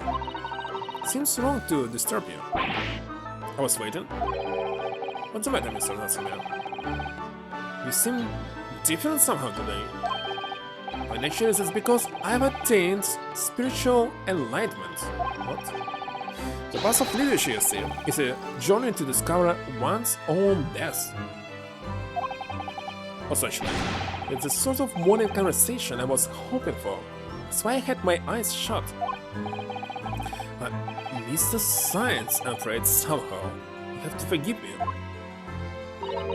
And you mustn't talk of your past leading you to death, Mr. Natsume. It was just an example. Yes, that is. Inner calm. You barely came to see me at all yesterday. I was sure you'd abandon me and return to our beautiful, long-class homeland. Not even being in Great Britain a big yet. Yes, well, anyway. I intend to set everything straight in court today. I'm determined to uncover the truth. I've actually reached an important decision myself. Sort of decision. Shall fill you in after the trial. Alright.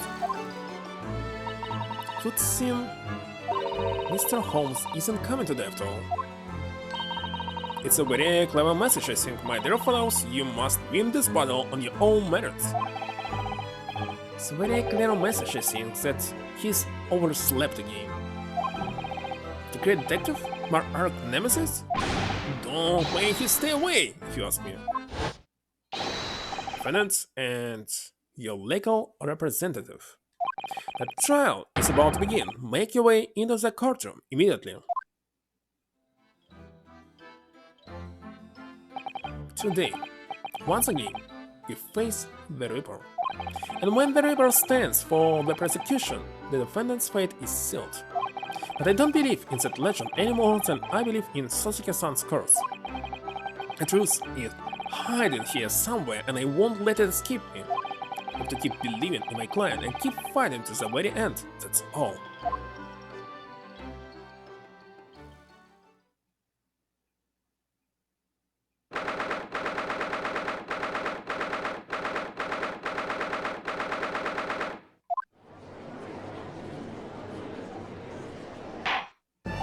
In the name of your majesty, the queen, firmly declare the court to be in session.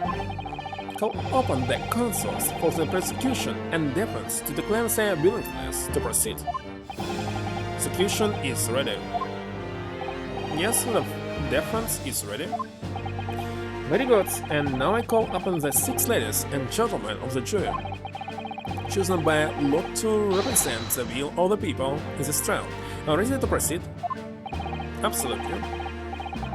Justice will be done, you mark my words. Now, I'm obliged to say, I feel especially restless on days when my heart is sitting just right. Oh, well, I wonder if you could adjust my heart for me, and please, be as restless as you like. Thieves deserve to die, if you ask me, especially gun thieves. I have no sympathy for the man at all. Look, I I said it yesterday and I'll say it again now. I don't have time for this. I've got my own problems. Oh, may the Lord show us all the light here and lead his flock to righteous verdict begin today. Now, Lord 16, what can you tell us?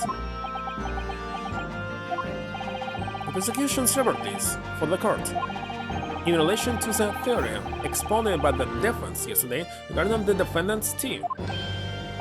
So he does have the results.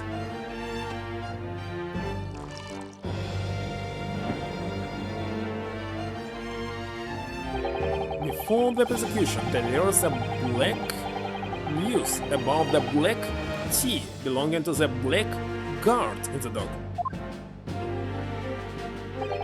Pray, allow me a moment to savor liquids of a more sanguine hue. In fact, I'll defer to the good detective for the report. Yes, to you, Inspector. Yes, sir, thank you, sir. As indicated by the defense, we found a bar of soap just outside the victim's window in the snow. And there was indeed a frozen reddish liquid and a little depression on the top of it. Yes, that's the tea. It's what Mr. Natsume brought with him that night. Well, the brains at the yard analyzed it, yes. You're right, it was tea. And there wasn't a trace of strychnine or any other toxic substance in it. No poison at all. In other words, the tea that the defendant brought with him to the victim's room is innocent. It's in the clear. What a revelation! Actually good. As I suspected. This makes it quite clear. The defendant, Mr. Suzuki Natsume, is blameless. My learned friend is jumping to conclusions again. A typical Nipponese reaction. What? Yes, it's true, no poison was found in the few drops of liquid recovered from the soap on the window ledge. But we know that stain is in the teacup of victim. But what logic is that? Did it take a drop from the Thames and conclude that the water in the ocean isn't salty? My word, the water in the ocean is extremely salty, Counsel. Exactly. Unfit for drinking, just as the victim's tea was on the night in question, and the court has already heard. It was the precise word from the lips of Mr. William Penitency,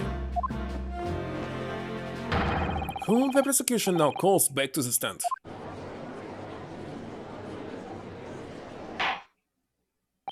Very well. I will uphold the prosecution's request. Mr. Penitency, yes, it sounds like we are going to have another confrontation with our theatrical friends. Caleb, show Mr. Penitency to the stand.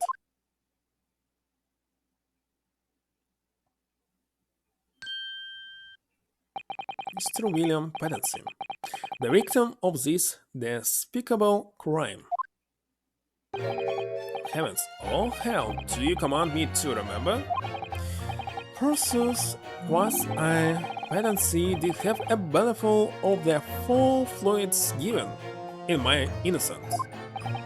Yes, but as was revealed in yesterday's proceedings, the witness is not as innocent as we had perhaps first been led to believe.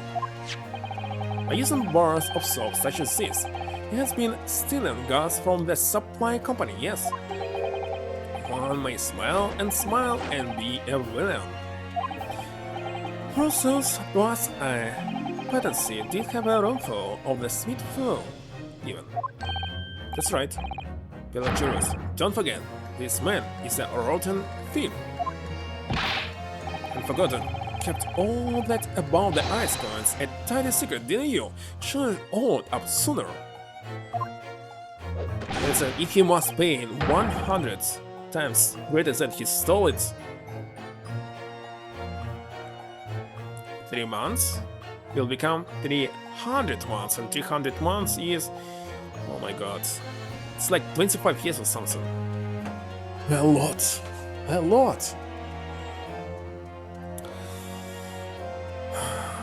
And yes, winter years, so it will make like pay for 100 years.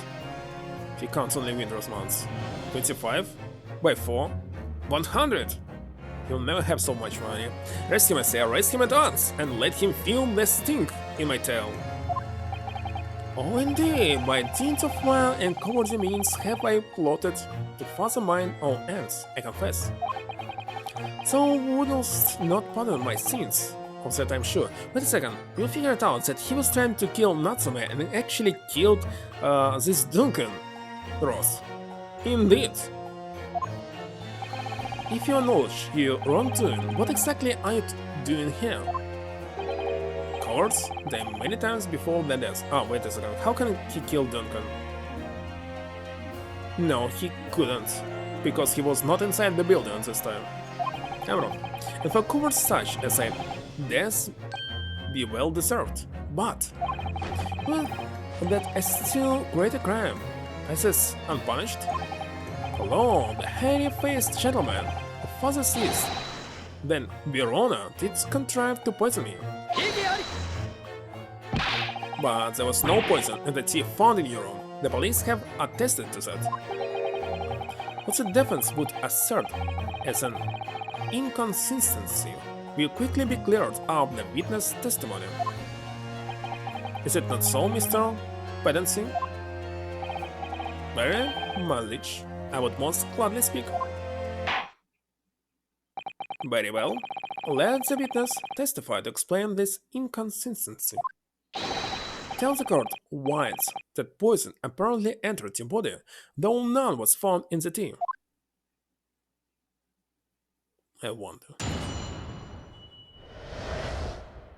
The tea inconsistency. The Japanese man did come to my chamber with tea brewed in a pot. It was in my cup alone that the wicked miscreant secretly poured his wicked poison. Whilst finding destruction in our debate, nor did a drop of his own drink pass his lip. Never. When he departed, by and by I did use the tea that remains in his cup to make my coin suffice. No, that's a lie, and we know for sure. Thus, it is no surprise that poison, being not found as a tea, I did pour into the molders of soap. But why does he need to say that Natsume actually was trying to kill him, not somebody else? Thus, it is no surprise that poison, being not found as a tea, I did pour into the molds of soap. The poison was slipped into the cup after the tea had been poured. The normal way for poison to be administered, in my experience. Quite otherwise, it would be disastrous or if the poisoner were to mix up the cups, for instance. But no poison bottle was found as a stand. Because, quite simply, the Nipponese took the bottle back to his own room. The absence of a vessel containing the poison only becomes problematic when considering suicide. Use it. By now it should be perfectly clear. A bar or two of cheap soap is wholly insufficient to wash the deep stains of guilt from the accused hands. Sirs, madams, it's true that Okay, he once found him guilty, so he will release this room. That's it. Pedancy. Be a common thief of gas. But, listen here, ladies and gentlemen.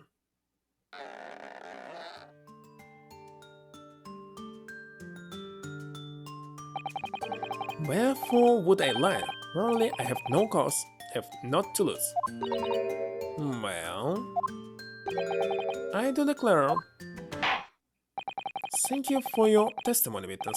Counsel, proceed with the cross-examination. Yes, my lord.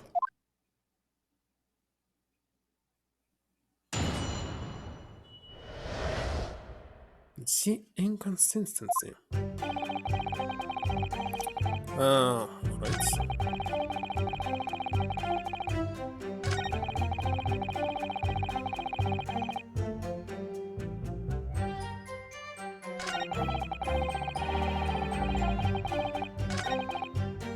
Let's try this. But the teacup Mr. Natsume drank from was found completely empty at the sun. And let's not forget the defendant's maxim drink tea while it's hot. I did go from the poisoned cup that night, and in my agony, did I race uncontrolled.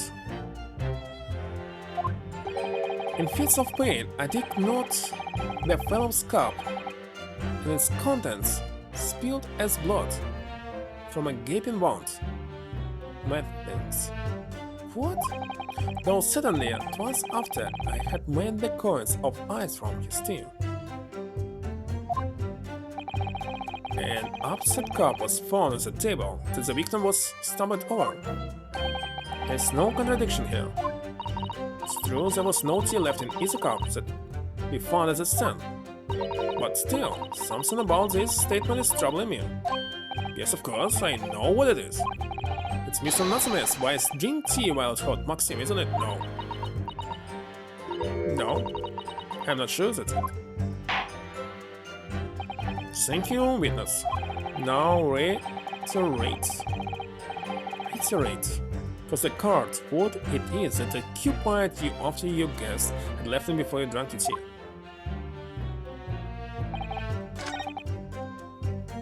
I don't know, let's press it right now and see what will happen. You claim that Mr. Natsume didn't drink a drop of tea on the night in question. But that's impossible. How? Shop logic? What is this, your dark-clad fiend? The two teacups from the stand, one used by the victim and the other by the defendant, have a clear difference between them. One that represents incontrovertible proof. Incontrovertible? What difference? Oh, look at the inside of the cups. Just here, there's a clearly visible ring. Yes, a tea ring, commonplace enough. Indeed, such stains occurs all too readily when one leaves tea in the cup for a while. And yet, Mr. Natsume's cup has no such thing. Lord, you're right, it's completely clean. Everything, so what makes of it? Exactly what Mr. Natsume told the court yesterday, the Japanese saying. He quoted, "Drink tea while it's hot." That's right, yes. The jittery Mr. Natsume was true to his usual self that night and drank his tea in no time. If, as you claim in your testimony, he didn't touch a drop of his tea, a ring would have developed on the inside of his cup as well. After the several hours, the tea was left standing. What? In short, Mr. Pedancy, you clearly lied to the court. Get the nunnery?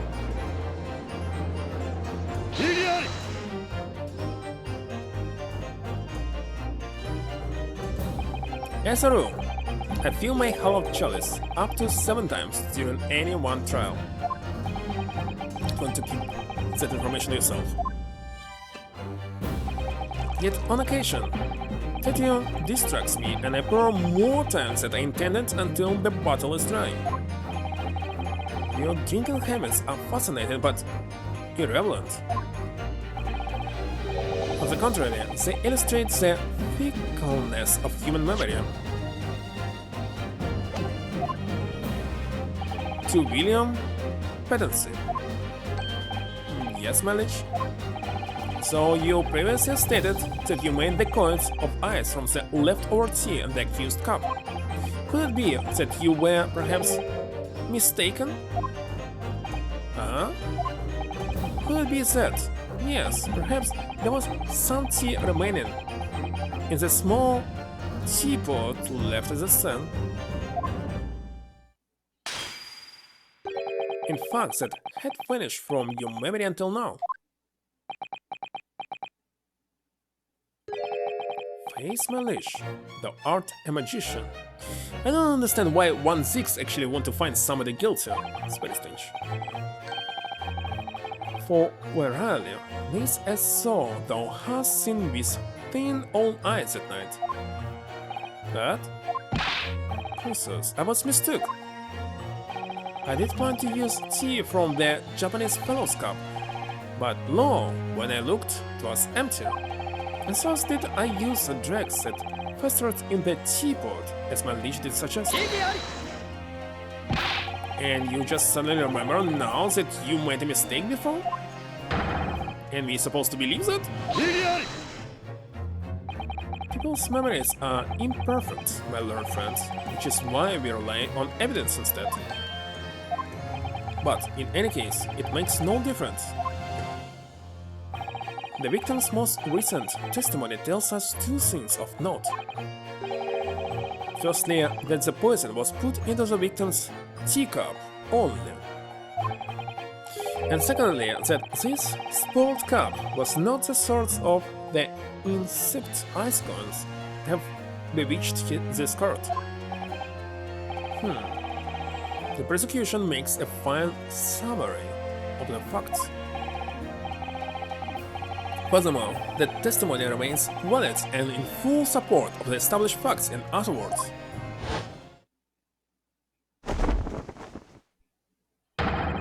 The inconsistency claimed by the defense simply does not exist. No. What does this mean then? I do declare it means there's no issue with the gas thief's testimony. Apart from the bit about thieving gas, obviously.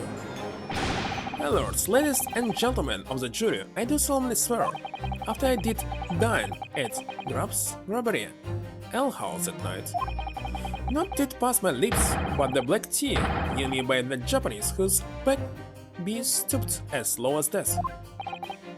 And what did you dine, sir? Why, I did partake of my favorite, Bruce as must be called soup and a leaf as must be called salad. As insalubrious a menu as the establishment where it was served. But you gods will give us some faults to make us men. Quickly would I suffer that punishment to his thin feet to serve a big thief of gas. But to jail himself?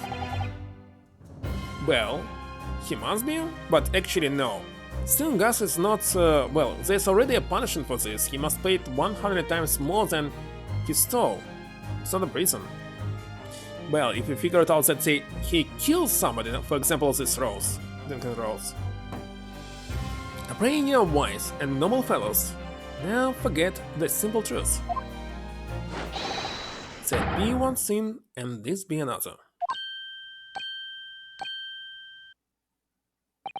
Jurors all, your humble servants, pedancy does entreats you punish the Japanese fellow for his sins, my lord. If I may speak, my lord. Yes, Mr. Foreman. I believe we may have been duped by that rotten defense lawyer. By me? I do declare you may be right. We all know the wave there was making coins of ice to keep himself warm. But this lawyer that says he still does he deserves a dose of poison, huh? He's been leading us on the garden path. That's what he's been doing. I never said anything like that. But what we just heard from the victim, they was open our eyes again. We've reached a decision this time, and we won't be swayed from it. Court acknowledged the position of the jury foreman, and will duly heard the jury's findings. What? No! You can't yet! Ladies and gentlemen of the jury, you will state your decisions now. 有罪有罪有罪有罪有罪有罪 Second time.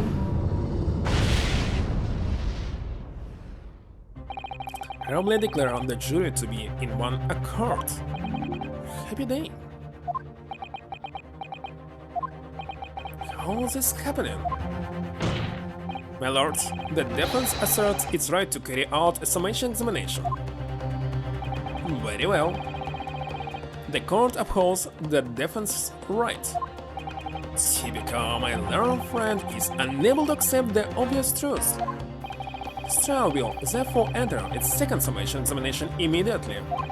Jurors, the court calls upon each of you to state the grounds upon which you find the defendant guilty of the crime of which he is charged.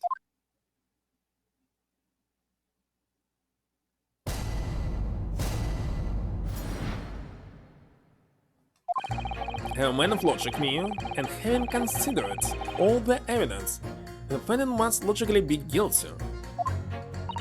I do agree that that gas is far too expensive. I can't quite understand why the man would want to avoid pain. The stuff explodes and it can poison you. It's absolutely lethal. Gas is. Gas doesn't come for free. It costs a fortune to deliver it around the city and maintain the pipes. Truth be told, the tea my wife sells up for me is a little sketchy at times. What? If nothing else past the victim's lips at night, there's no other explanation, is there? There is other explanation. I do feel that perhaps personal opinion about gas and its supply has influenced decisions somewhat. But never mind. No, you really should mind. Truth is, our counter-argument wasn't as inaccessible as we'd hoped. And Mr. Pedancy was poisoned. There can be no doubt of that. Then how are we supposed to turn this around? I think we need to establish the methods by which Mr. Pedancy was actually poisoned. Our only hope is to demonstrate that to the court incontrovertibly. But that's surely almost impossible at this stage. If you don't manage it, so Mr. Natsumi will be found guilty.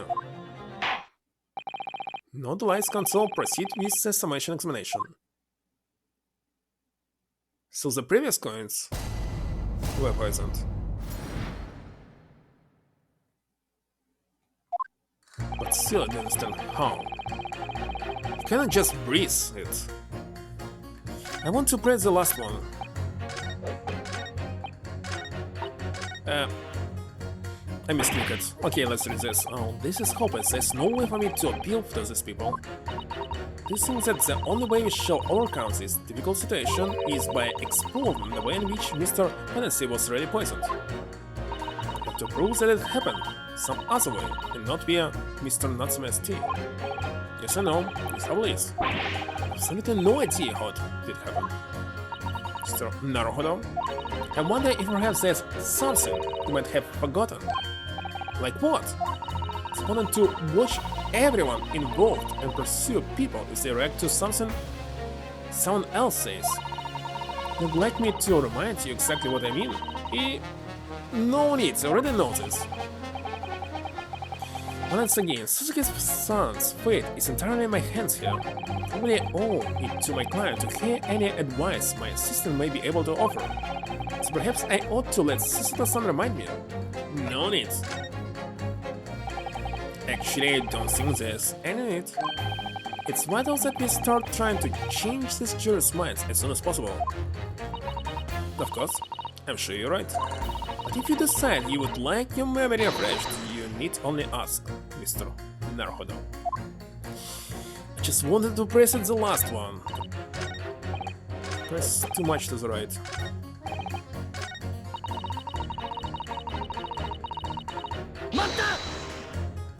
Does that mean that if the victim could be shown to have ingested something else, you change your law? Huh? Sorry? What's that now? I was just saying, if the victim did actually eat or drink something else on the night. What's the matter with you? Sorry? I said, if nothing else while the victim sleeps that night, there's no other explanation, is there? Have you been listening to me at all? This is an English expression about a pot and a kettle that's appropriate here. Compared to the other jurors, who don't even appear to have anything to say about the case at all, it would seem that this elderly gentleman has been listening to the proceedings far more intently. Suppose the trouble is, he has selective hearing? Exactly, but still, the juror may well be the key to the breakthrough that we so desperately need. Okay, this I might skip. Kinda don't like that you cannot skip all the speech again. Especially that it's starting when you press the last one. Of course, no need.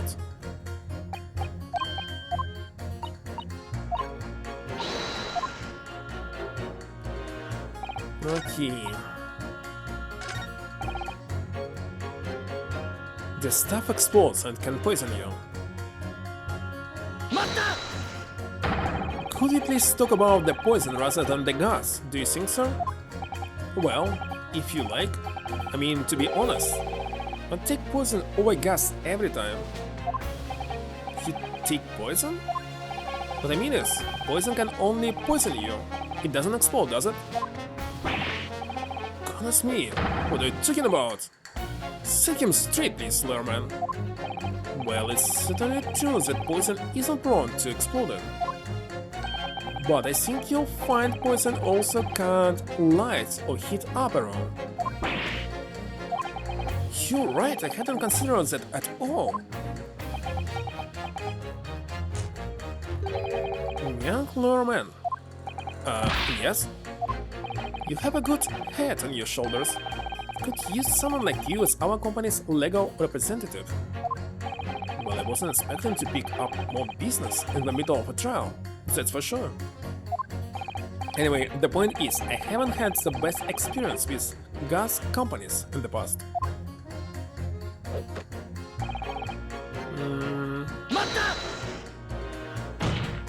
Can you please refrain from all this talk of gas? There's an all-out attack underway here in case you hadn't noticed against my company's gas. And I'm supposed to sit here and take it away?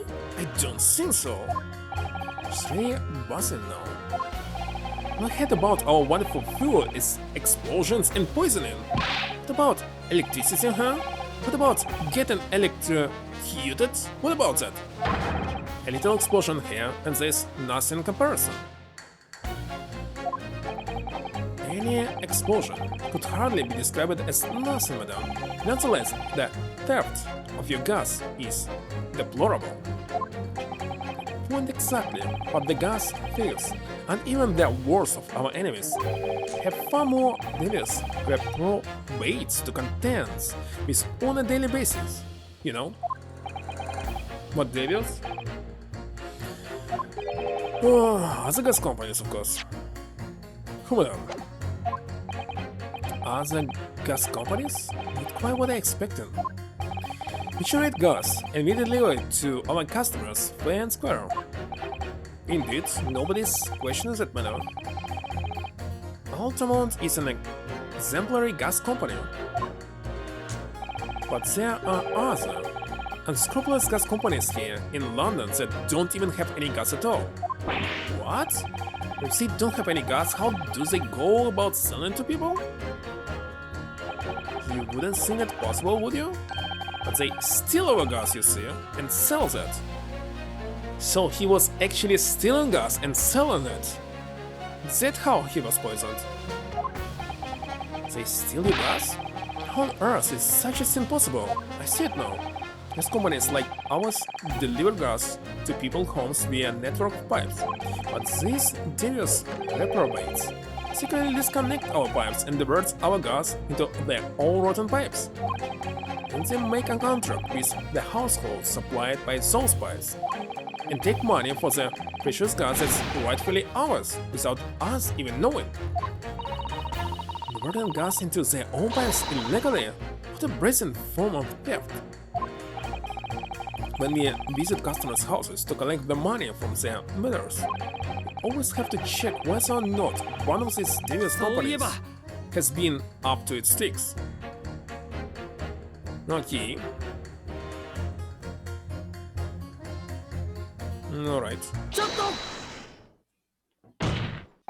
Do you have something to say about that, juror number 3? Oh, Julia, you mean me? I'm terribly sorry, I was just thinking to myself. I really did catch him off guard there. Think about what the lady next to you was saying, correct? Well, yes. I just got a little worried about it recently, you see. Go on. An Altamont gas worker visited my house the other day to investigate the pipework. We need to ask for your cooperation while we carry out a secret check of your property, sir, the fellow said. So let him in, and do you know what he did? Afraid I have no idea. Destroyed the wall, maybe? Drywall? Please tell us. We're saying to take one of my lights off the wall. Ah. That's what we saw in the picture. Then he ground the exposed mouth of the pipe and started blowing into it. What? Okay, so he was actually blowing it here. Well, I see it now. What do you think you're doing, man? You're giving away company secrets there. Oh, please, everybody knows, but it was very nearly the death of me, I can tell you. What do you mean? Explain if you don't mind. As I said before, these unscrupulous oil and gas companies connect their customers to our pipe network. Yes, but how does blowing into the pipe come into it? Obviously there's gas in the pipes, and if it's a fairly low, it's at a very low pressure. By blowing air through the pipe, you can make the pressure drop temporarily. And if you do that, any lights connected to the same pipe will flicker for a moment. I see. In other words, if upon blowing into the pipe, the lights of an adjacent property that has no contract with your company flicker, you know that these devious scoundrels have been meddling with the pipes. Exactly, my lord. As it's in a nutshell. It's the reason why we have teams of workers going around neighborhoods to investigate which lights flicker. The trouble is, the particular worker who came to my house didn't know the stench of his own breath. He blew down the pipe with all his might, and you can guess what happened, can't you? Well, he blew hard then.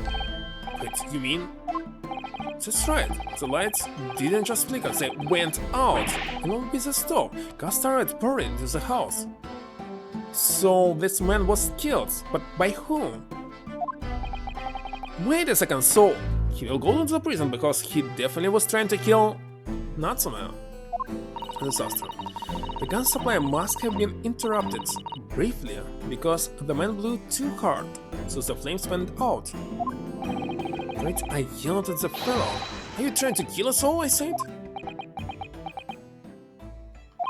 So by disconnecting a lamp and blowing into the exposing gas pipe, it's possible to extinguish lamps and stove connected to the same network of pipes.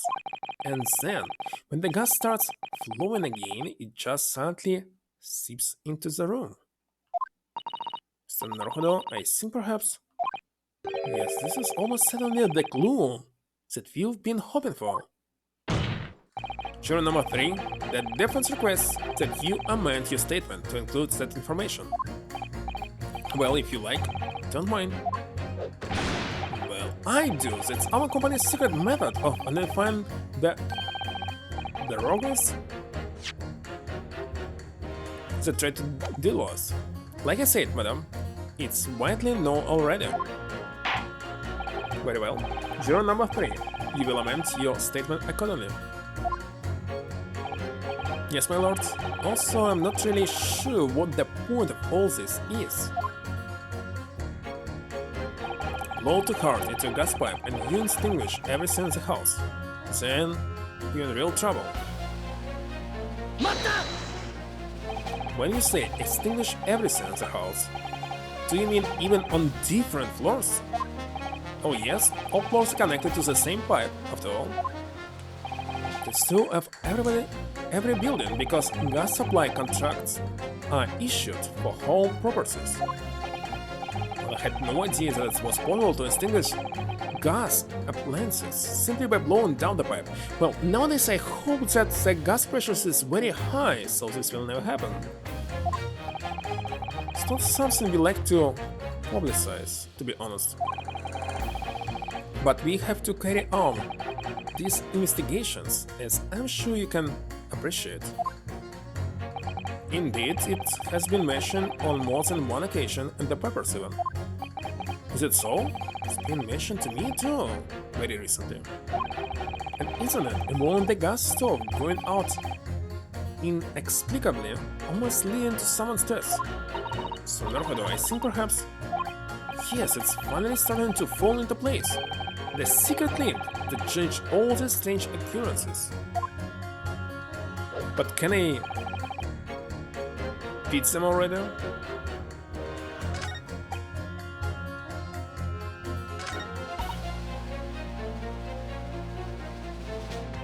Okay, let's beat it and see what will happen. Those two statements clearly contradict each other. Good gracious, to whose statements do you refer, Consul? Juror number 6, did you hear what juror number 3 just said? What? Yes, of course. I heard him mumbling about something or other. This is another explanation here, I believe. Something besides Mr. Natsume's deeds, in a manner of speaking, past the victim's lips on the night in question. What? What explanation? I wonder, let's police check the mouth of the gas pipe feeding the wall light at the scene to see if there were any traces of poison there. I was curious to see what your floundering would result in this time, but the mouth of a gas pipe? Scotland Yard have enough to do without exploring such irrelevance. What a piece of work is a man. What are you trying to say, Mr. Pedancy?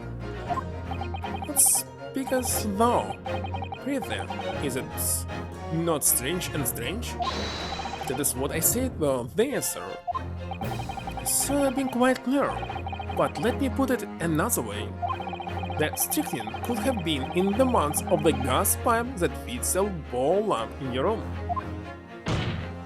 And that is how the poison came to enter your body. Good lord!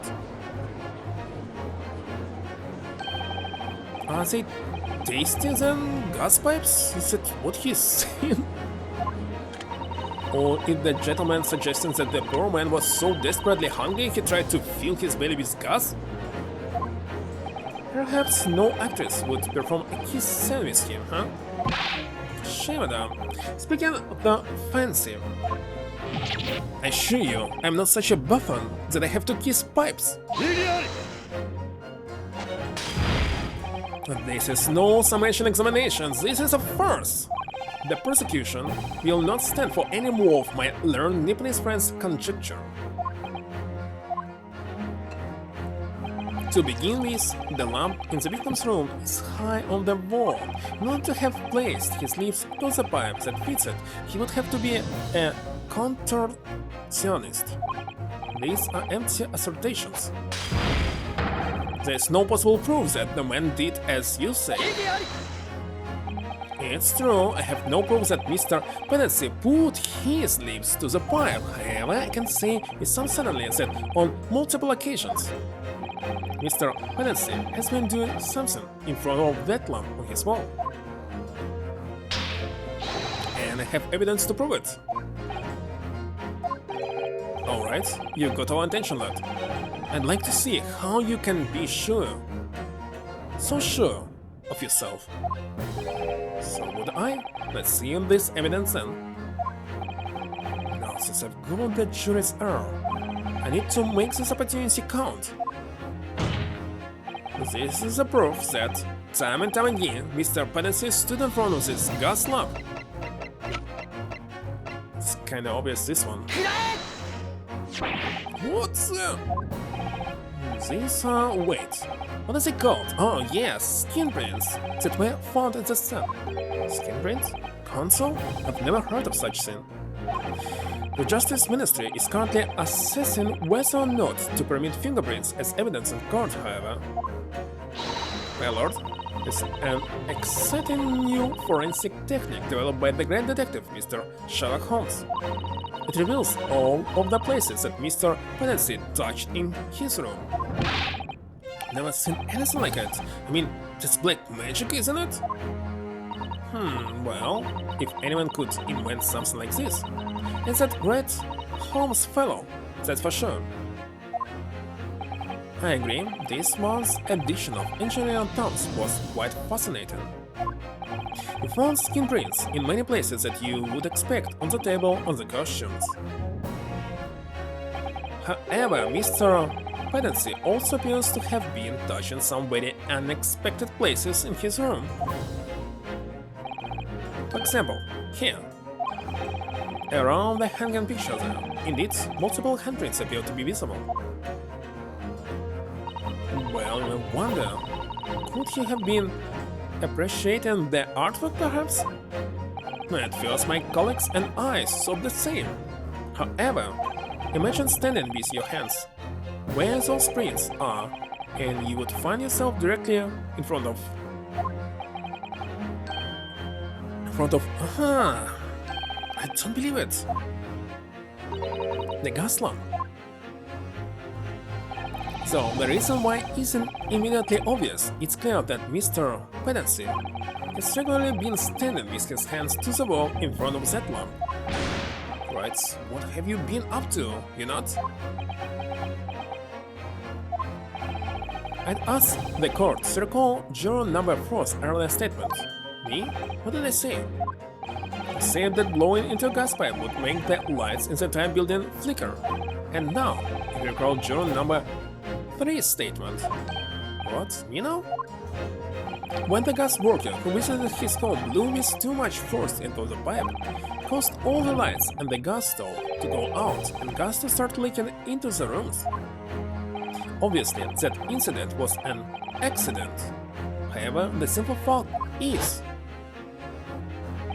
if Mr. Pedacy were to have blown hard into the gas pipe here in his room, we could have extinguished every other light and gas stove in the building at will.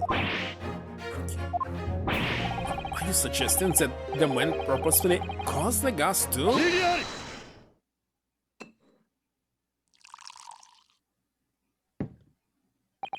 Whilst I acknowledge, the prosecution is required to remain silent during summation examination, I must toast my learned friends utter disregard for the letter of the law.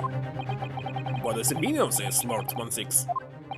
This curious photograph, or whatever it is, presented by the defense, the so-called skin prints theory, that cannot be accepted as any form of usable evidence in this case. But it's an exciting new forensic technique developed by a great detective. It's nothing. A marathon developed by an amateur slot with too much time on his hands. Suddenly, even research of this nature by the esteemed Mr. Holmes can be recognized by the courts as formal evidence. But, please, my lord, if I may, Miss Susuto, it was not the defense's intention to submit the skin prints as formal evidence.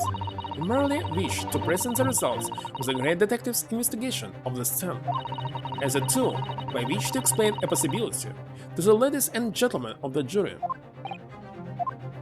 And, If the trial were to come to an end now, we should never learn the truth behind these mysterious handprints that everyone has now seen. I don't believe we can allow that to happen, and I'm sure the jurors would agree.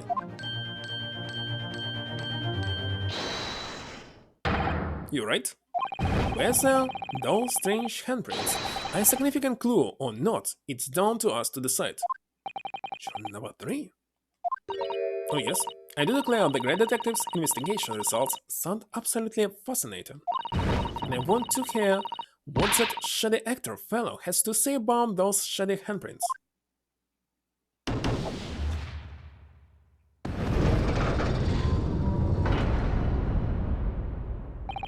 What's the matter with you two? It was foolhardy. Well, I did say it, didn't I? And I don't like to break a promise. No, wait, you cark his lordship. It's not fair. It's not fair.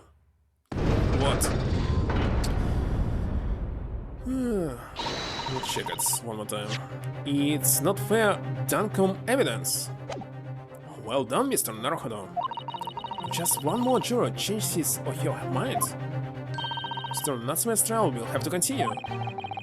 Thank you, Miss Sasato, but I couldn't have done it without you. It was you who identified the clue after all. It's very much your success.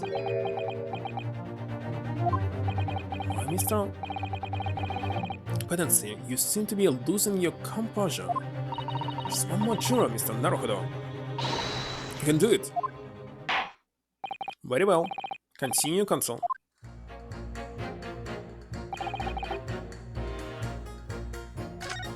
So what is left?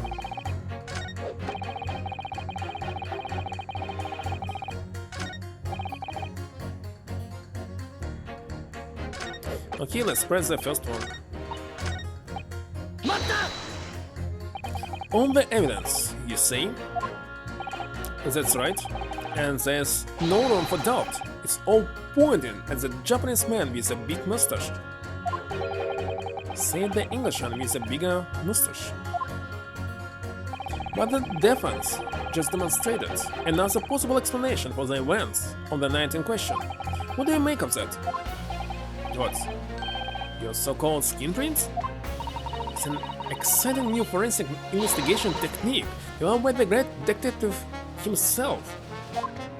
The numerous handprints on the wall are clearly out of the ordinary. And if Mr. Pedancy had indeed put his mouth to the gas pipe on the night in question, it can't be denied that there's a possibility that's where the poison was. Well, yes, I won't deny that it's playing on my mind. But, as the prosecution rightly says, we should pay no heed to unacceptable force of evidence. And besides, yes, even if the fellow has been up to some mischief with a gas pipe dozens of times before, doesn't mean he got up to the same shenanigans on the night in question, does it?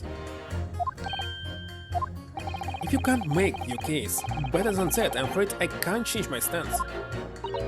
You do make a very valid point, sir. What? That's true. Perhaps I was a little hasty. No, wait! Look, you've got your chance here, haven't you? So it's time to prove your theory.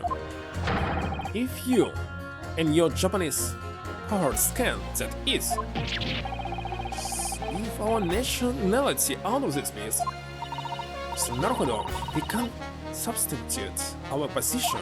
I'm afraid the jurors that change their minds before may very well change them back. What can I do? Is there any more proof I can give here?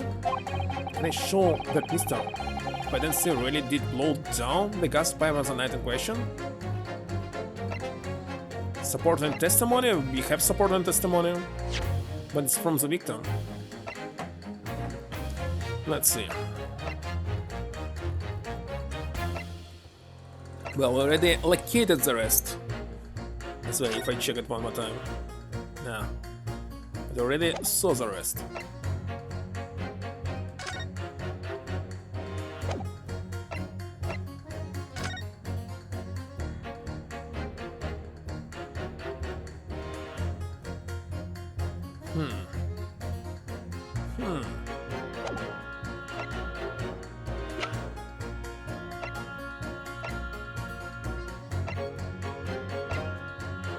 Okay, supporting testimony. By whom? On truth, I don't have evidence to support my theory, however, there is witness testimony that substantiates it. Old man, maybe?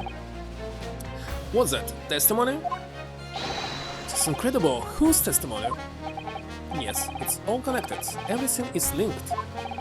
Person whose testimony revealed details about the gas in the Gredov residence that night, namely Gredov himself.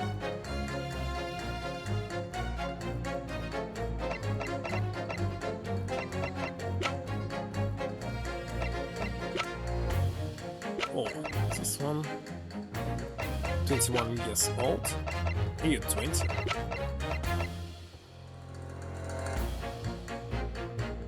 A month ago. Ah, so he actually killed Duncan Ross. He killed him. Indeed. Now I see all this timeline. So in this case it's you. Well, Mr. Foreman, does that convince you? No, I was wrong. I was wrong. I don't think he was listening. How was wrong?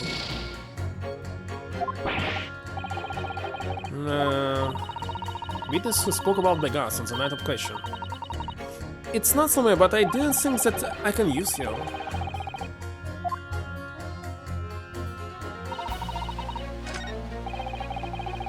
Okay, I must press it again. Let's skip it.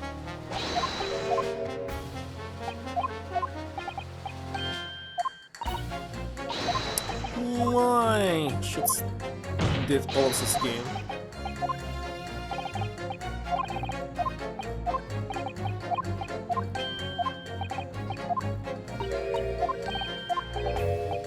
But maybe it's not Natsume.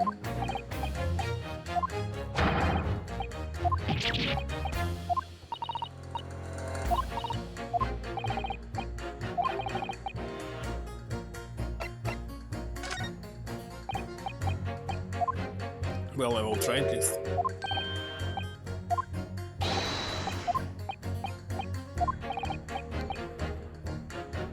Well, definitely not you, not you, not you, not you. No, I mean, not someone who did. Cannot provide testimony of that person. Obviously, I'm talking about the defendant, Mr. Sosuke Natsume himself. Defendant? At the very beginning of the proceedings, here in court yesterday, Mr. Natsume said the following. My lodgings. There have been a whole series of strange happenings in my lodgings. Even on that fateful night, it happened when I returned from Mr. Pedence's room. I lit my gas stove and climbed into bed, but before long, the stove went out and somebody tried to kill me. On the night in question, the gas in the defendant room went out. So ask the court, was it a mere coincidence or not? Surely. So that Pedence's fellow blow earned the gas pipe to make the man's stove go out on purpose? How did he hurt it there? What would he do that for? Mr. Foreman? What then? What is it, man? We cannot allow judgment to be passed whilst this doubt remains.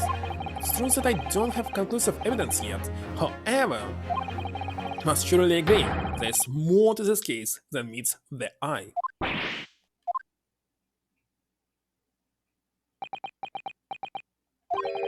Fair enough. Like I said at the outset, I'm a man of logic, first and foremost.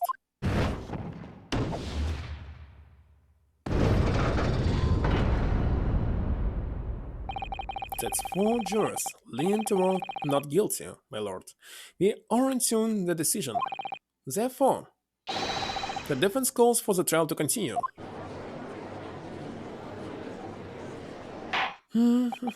As the defense has rightfully indicated, The summation examination has concluded with a majority of jurors altering their decisions.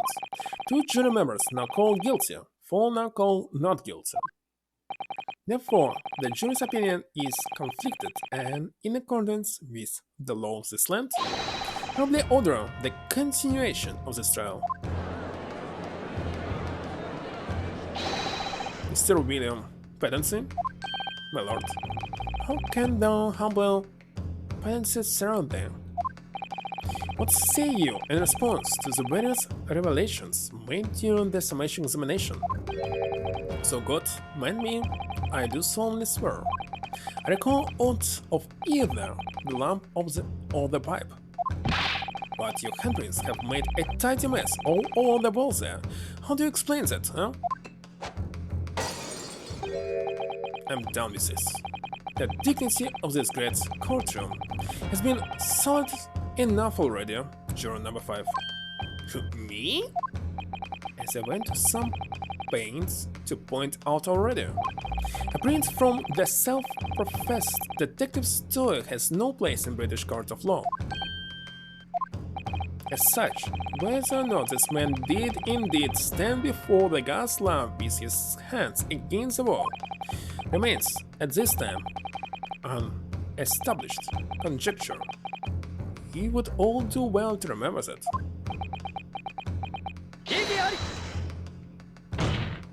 But the prosecution must concede that it would be extremely simple to verify.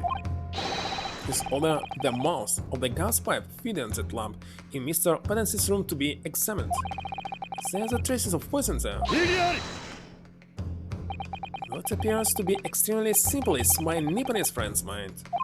You will recall that in order to check for the presence of poison in the tea, some remnants of tea were required. Yes.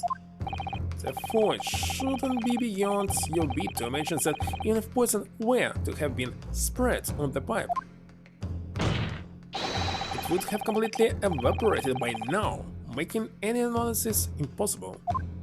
Didn't think of that. In any case, Conson, I have failed to see what could possibly have motivated the man to do as you described. On earth would this fellow have wanted to blow air into the gas pipework where he lived?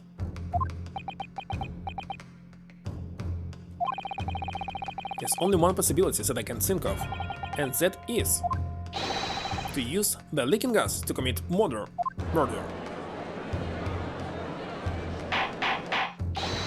Other counsel, precisely whose life do you propose this man was plotting to end? The answer couldn't be simpler. Now we are unraveled the mystery this far. Mr.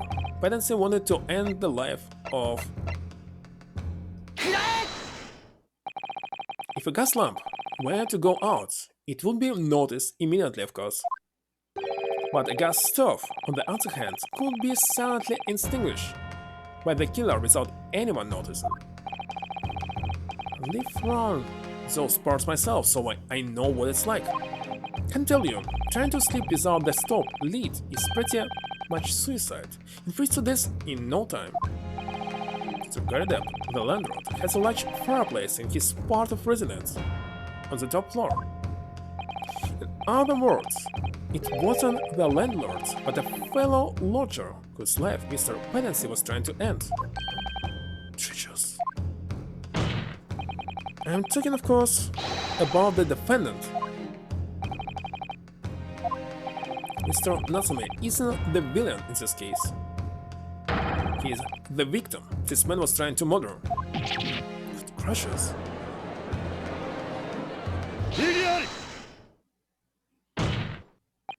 The accused is actually the aggrieved? Interesting. However, the fundamental facts of the case remain unchanged. Namely, that the accused is the aggressor here. But how can you still claim that? Let us indulge your fancies for a moment and assume that there was indeed poison on the mouth of the gas pipe. The question that then arises is who put it there? Who did put it there? The only logical conclusion is that the person responsible, well, There's only one person who could do this. Olivia Green, but how can I prove this? Was aware of this man's trickery with the gas supply and his intent to kill. Yes, that would indeed seem logical. If the assailant were unaware, how would he or she have known to lace the end of the gas pipe with poison? So now we must ask, how could anyone have known of Mr. Petency's murderous designs? And to suggest? Naturally, the sole possible answer to that question couldn't be more obvious. Only the man whose life was being threatened could possibly have known. What? In other words, the person who put the poison on the gas pipe in what was a clear retaliatory attack can only have been the accused, Mr. Sosuke Natsume. Whatever Mr. William Petency may or may not have contrived to do, was nevertheless the victim of a potential lethal poison attack. And the only person who could possibly have perpetrated that attack is the accused, Mr. Natsume. The defense counsel's theorizing has failed to avert suspicion from the accused. Far from it. In fact, now that a clearer motive for the poisoning has been successfully established,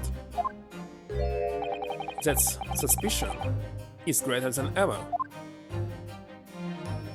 Would you not agree, my Nipponese friend?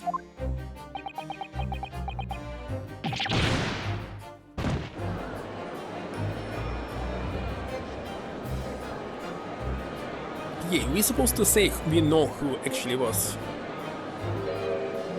the murderer, well, potential, and just call them there, isn't it? How did he manage to turn that around on me so rapidly? So Naruhodo, you must respond. Otherwise, the members of the jury may very well change their leanings against us again. And this may be our last chance to gain the advantage. What advantage? Well, it would seem that somebody put poison on the gas pipe on Mr. Petency's room. So we must name the person now and absolve Mr. Natsume of guilt. You mean, name the two culprits? I know it might sound impossible, but if we fail to do that, I have no doubt that Mr. Natsume's fate will be sealed once and for all. As it happens, one possible culprit does come to mind. The evidence, the poison, it's all pointing to a particular person now. The prosecution calls for the jury to consider their leanings again. I trust you'll make the correct choice this time, Mr. Foreman. What? Don't you worry, we know exactly.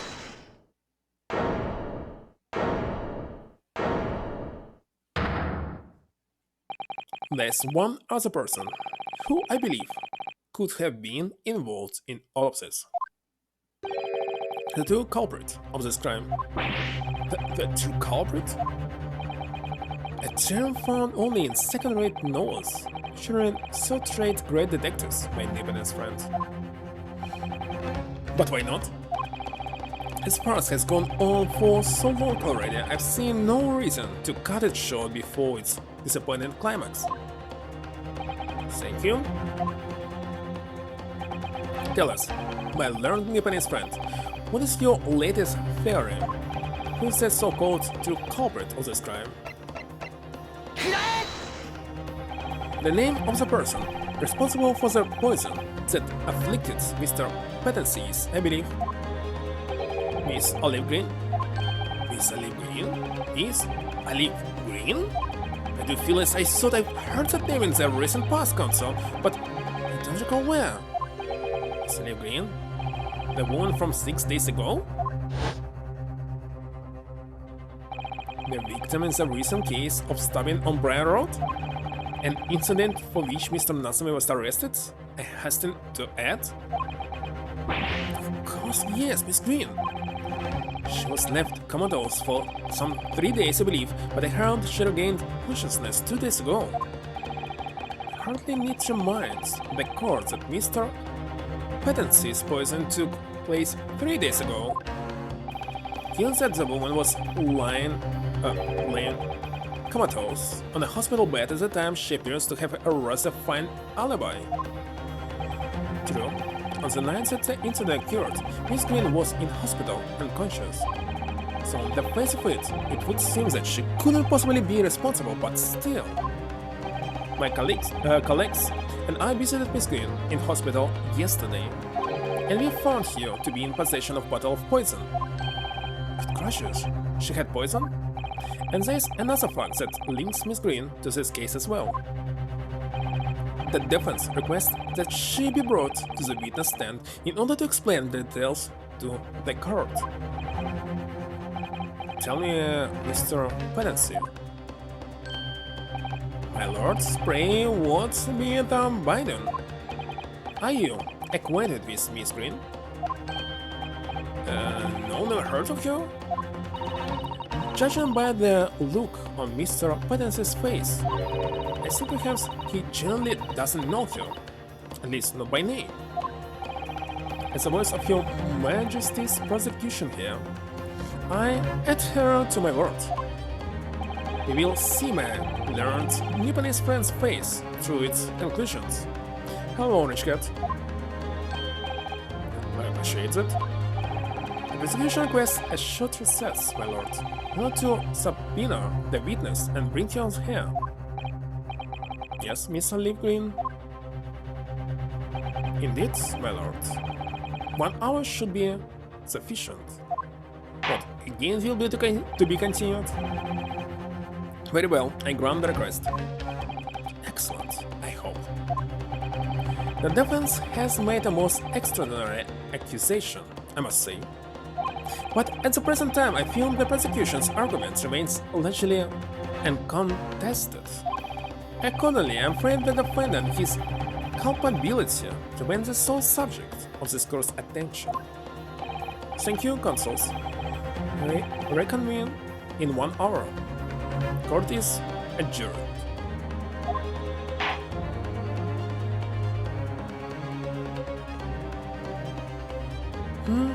Yeah, to be continued, indeed.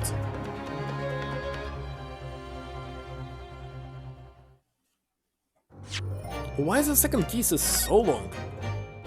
And there might be no short cases at all. All of them will be long.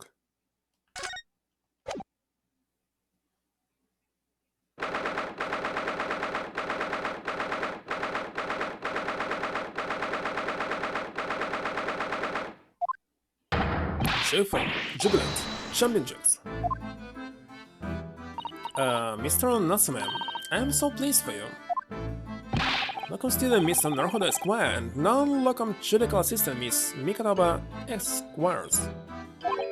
Now, finally, at long last, there can be proof. Proof that I am innocent and proof that my tea is innocent. Good morning, my dear fellows. Sherlock Holmes, may you drink my debut tea in 4 hours silence. So the tea was innocent. Oh, Mr. Holmes, you came. How wonderful. Please, save your narration. I know what you're all thinking. Good morning, he says, when it's very nearly time for luncheon.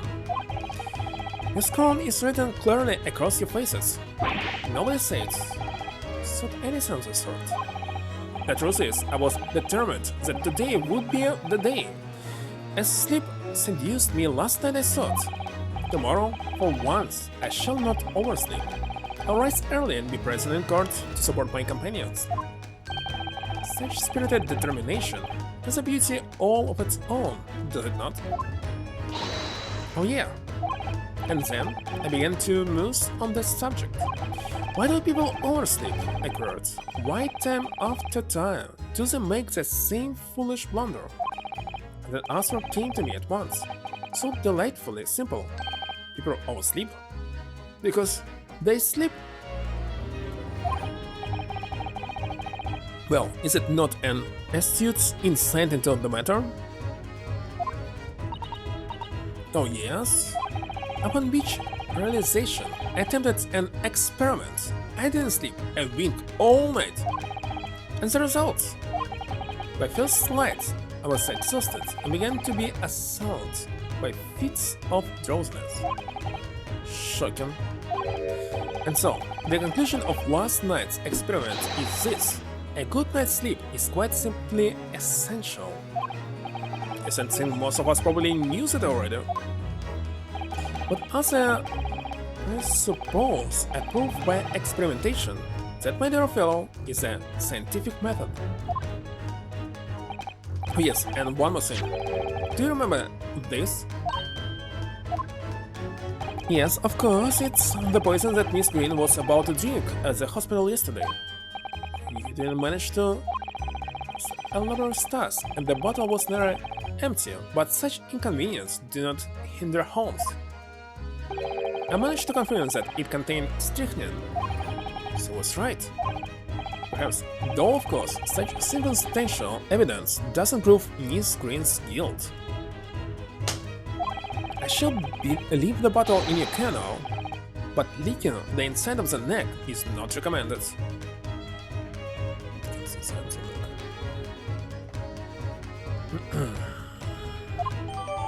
Okay, a bottle found in the possession of Miss Green with traces of the slow-acting poison strychnine inside. Can I examine it? Could I have a word? Could you have a word? Can I examine this? So, this is the poison we've been hearing so much about, strychnine. There are a few remnants on the bottom of the bottle here, look. Mustn't be temporary to try it. Of course not, as long as we don't lose this trial. No, even if we lose the trial. No, we mustn't lose the trial in the first place, Mr. Naruhodo. Make your mind up, Sasato-san.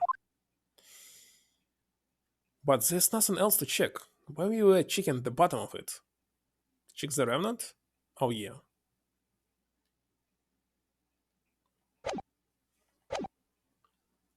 I have a word. Gregson, how good of you to come. You'll get this box maybe? No, forget it, excuse me. Wait a minute, Inspector. Don't wish to make a nuisance of myself. With a look on your face, it said someone else who you think is making nuance of himself. Madam Inspector, please, speak freely. Pretend that I'm not here. Believe me, if I could do that, life would be a whole lot simpler for me. We have the results, Inspector, of the investigation of Mr. Pattinson's room? Not yet, shouldn't be long. No, I'm here about something else. That's convict, actually. Oh, you mean the man from this newspaper article we discovered yesterday of Mr. Pattinson's room? A man by the name of, oh yes, Selden. I went through the archives at the yard and dug out the fellow's file. There's something there that, well, it caught my eye. Something caught your eye? Well, Inspector, what? I've copied all the relevant parts for you, so you can read it for yourself. Thank you. Scotland Yard's file about the convicted criminal Selden that includes a newspaper article about him dying of illness in prison. Documents. And I will read it right now. Investigative findings related to Selden: 18 counts of burglary, 6 counts of suspected murder, died of natural causes whilst in prison. His final moments witnessed only by his cellmate. And cellmate will be Pattinson? The estimated 1,000 pounds worth of loot he stole remains uncovered. Condemned criminal dies of natural causes in prison. Manchester's Strangeways prison. announced the death of convicted murderer and burglar Selden by natural causes in the early hours this morning had been suffering with fever since the end of October. Already by the shouts of his fellow cellmate, medical staff arrived to find him already dead before his capital punishment could be carried out. Who was his cellmate?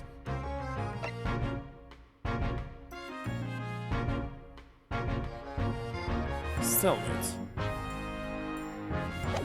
Okay. Include the details that way in the newspaper cutting we found in Mr. Penance's room.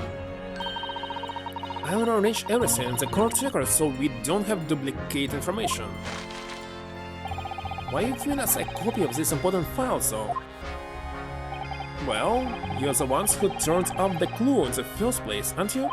I'm just making sure things get handled in the proper fashion. Oh, Scotland Yard's workings are so wonderful. Indeed, my dear fellows, and the inspector here is a shining diamond in its crown. Shining diamonds? In the row, maybe? Look, I just don't want to be beholden to a lawyer, that's all. Did she rearrange it already?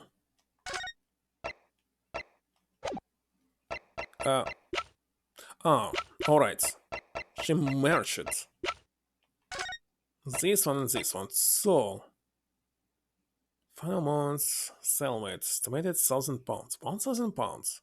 Well, nowadays it's not many, but in the past. Counsel for the defense and the defendant.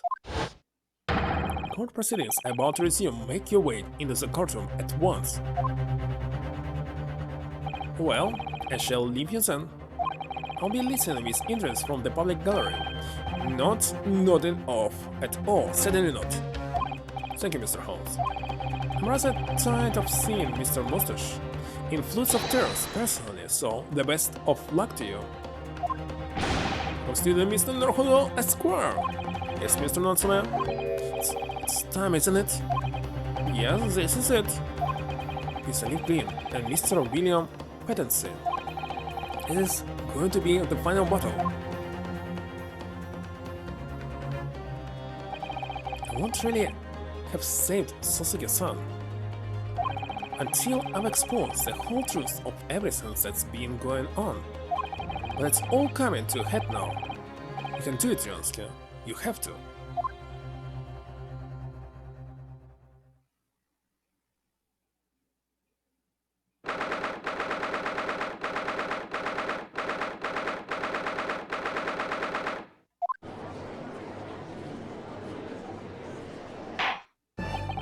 In the name of your Majesty, the Queen, I hereby declare this court to be in session again now. Before the recess, we heard a most startling accusation from the defense, namely that the victim of the case we heard here only a few days ago is the true perpetrator of this incident. A reckless, rash and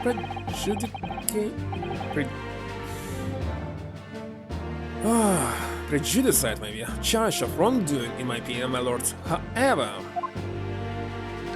the prosecution has tried to extend every courtesy to this amateur newcomer from dubious eastern shores. Thank you. It's a backhanded consideration. A rather cold assessment from the honorable British prosecutor, I must say. So, Lord 16. Is a new witness present and ready to take the stand? Ready and waiting in the witnesses' antechamber, my lord. Very well. Bailiff, bring the witness in.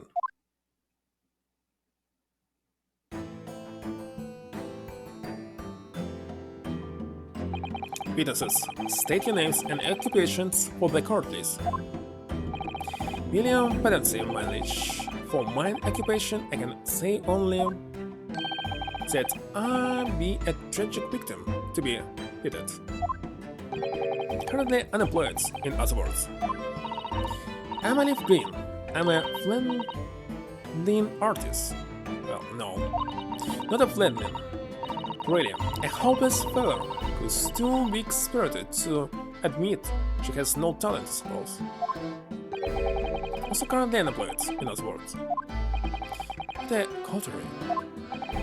Mr. Pedancing, my lord, I am the humble servant. I'm afraid that you're no longer merely the victim in this affair. The possibility has been raised that you are, in fact, the assailant intent on taking the life of your fellow lodger. The part you have played in this whole business will be thoroughly scrutinized, I assure you. I would for naught else, my lord. And Miss Green? Yes? You're aware of the reason you have been summoned to this courtroom today, I presume? Yes, the officer did explain. See it, I pose it. This ridiculous buffon. And do you accept the charge, Miss Green? I don't know anything about any poison.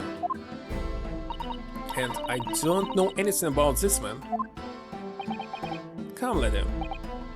Die to live. Morally, I know not so pretty pigmented personage.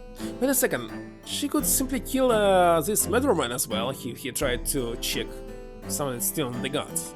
I mean, out the company. Very well, let us proceed with the matter at hand. It being to ascertain whether or not Miss Green has any involvement in this affair. It's all very strange indeed. Why would you suspect me? I barely ever go to the East End anyway. So happens that I passed by the neighborhood 6 days ago, that's all. And on the night that this man was poisoned, I was still in hospital, fighting for my life. Yes, having been unfortunately caught up in the incident on the street outside the Karideb household. An incident that rendered you unconscious for some 3 days. I was struck in the middle of my back by a knife, through no fault of my own, and now I'm under suspicion. What other irrelevant things might I be suspected of? It's already disturbing. Your energies may be better spent worrying about random knife attacks, I feel, Miss Green. At this point in time, it also appears to connect you with Mr. Pedancy's lodgings in the Briar Road incident of 6 days ago. That's why we would like you to testify formally now about exactly what happened. No, the incident 6 days ago? You mean you want me to relive that awful accident? Unfortunately, yes. Please tell the court what happened that day. And of course, he will be interested to hear from you about your movements that day too, Mr. Pedancy. But what happened 6 days ago has nothing to do with me being poisoned. Let's just proceed then. The witnesses will present their formal testimony to the court on the subject of the incident that took place on Briar Road the evening of the 17th of February.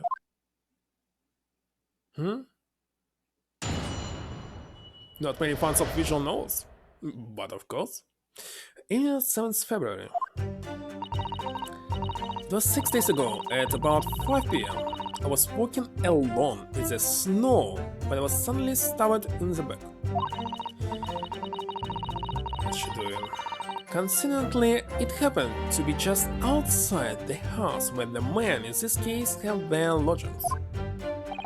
I was at the tavern, on the eve of which the all speaks, for I had bespoke my supper. It was the first time I've been in the air, had a little matter to attend to, that's all. Anyway, I was admitted straight to hospital, so I knew nothing about all of this business. Yes, a second incident inside a week at what I believe to be aptly described as the haunted lodgings. One can only presume this is a most unfortunate coincidence. Meanwhile, you say you were not in your room, Mr. Pedacy. It was the following morning when I did awaken that I learned of the dire events. Mary, what a commotion did the officers of the law make on the floor above mine?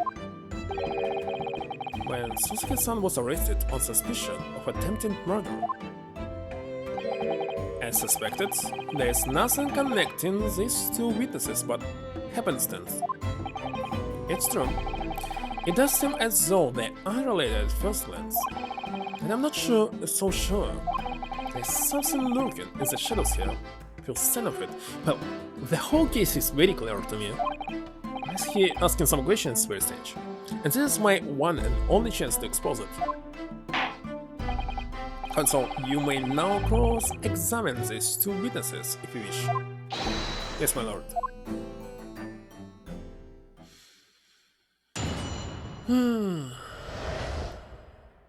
7th February.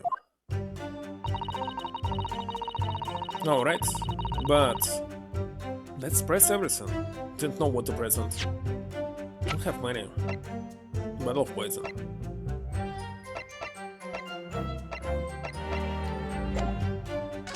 Actually,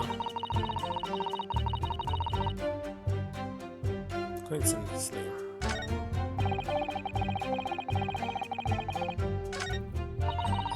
First time I've been in the area.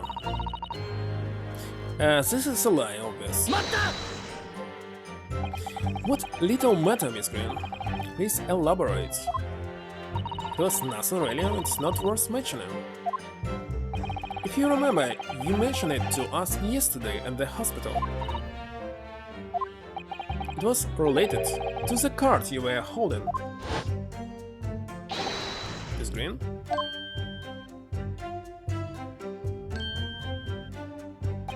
What was it? She clearly just hit something behind her back. From memory, I believe the card contained a note that reads, I have information regarding the death of Duncan Ross. What does it matter? This has nothing to do with Duncan.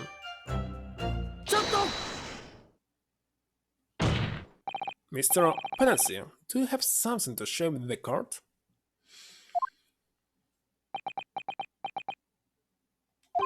To be or not to be?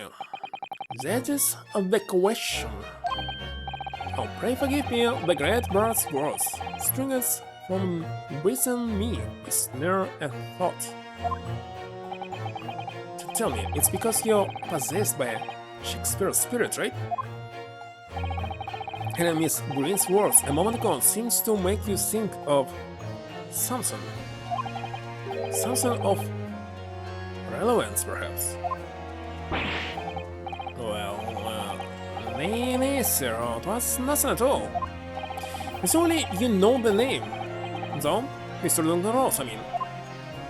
After all, you were both lodgers in the same house. I would it were so, but sadly nay. Lodging be a lonely occupation, sir. My lodgings fellows are really known to me. So you haven't heard of him? Not to be indeed. Well, it was with from this Arnold movie, the last hero or something, I don't remember. I mean, so he passed away in the room just one floor above yours. Miss Green. Me, my lord? Have I done something wrong?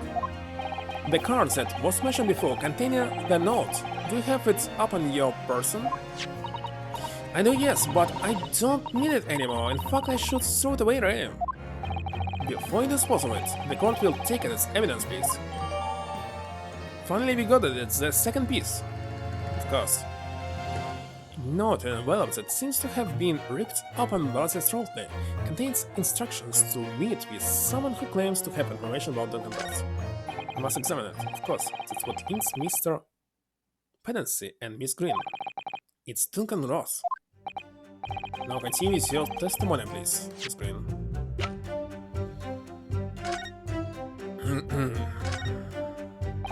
The envelope has been ripped open rather carelessly, hasn't it? The screen strikes me as the type to open correspondence more neatly than that. Huh. What is it? The way the envelope is turned, I'm almost sure I've seen that exact same shape somewhere else. Don't mean? You think of this piece of evidence, Mr. Naruhodo. Exactly, that's it. Try to match them up.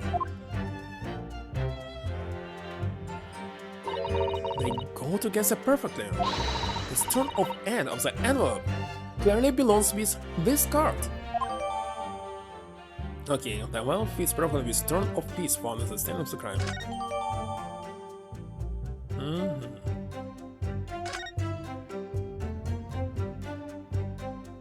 Is there anything else?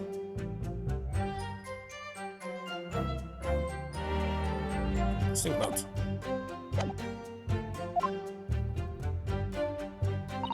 I must admit, straight to hospital, so I knew nothing about all this business.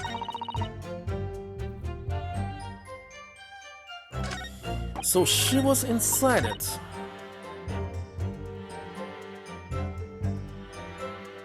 Alright.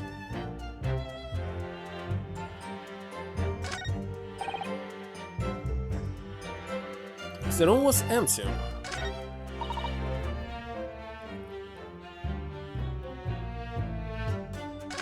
But there's no contradiction in their words. Let's proceed. Yes, you didn't regain consciousness until the day after the trial, did you? In the early hours. Exactly, so how could I have had anything to do with it? And yet, you still haul me in here to court like this, honestly. So the time of the poisoning, the witness was unconscious in her hospital bed. Could there be a more airtight alibi, I ask you? And yet, in spite of that, you claim that I was the culprit? Well, But you certainly haven't produced any evidence to support your wild claim, have you? None at all. Well, I haven't. I'll produce it.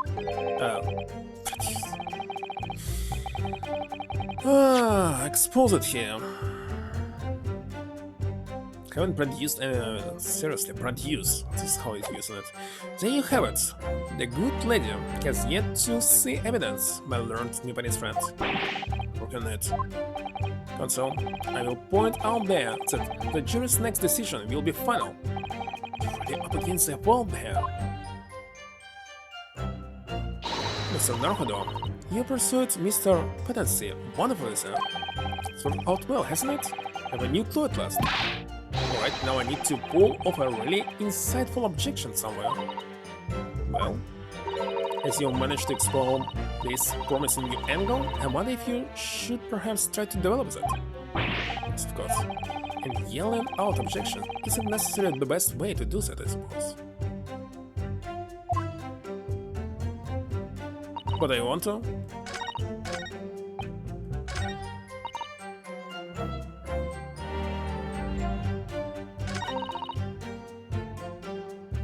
But I don't know where to present it. Let's present here. Don't really care if I failed.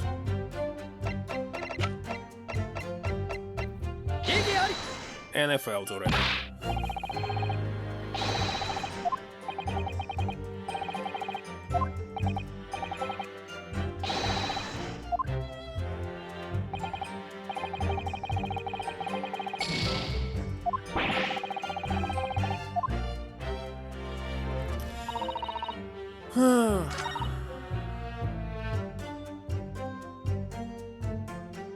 Okay, let's present it here. I failed again? Why did I fail?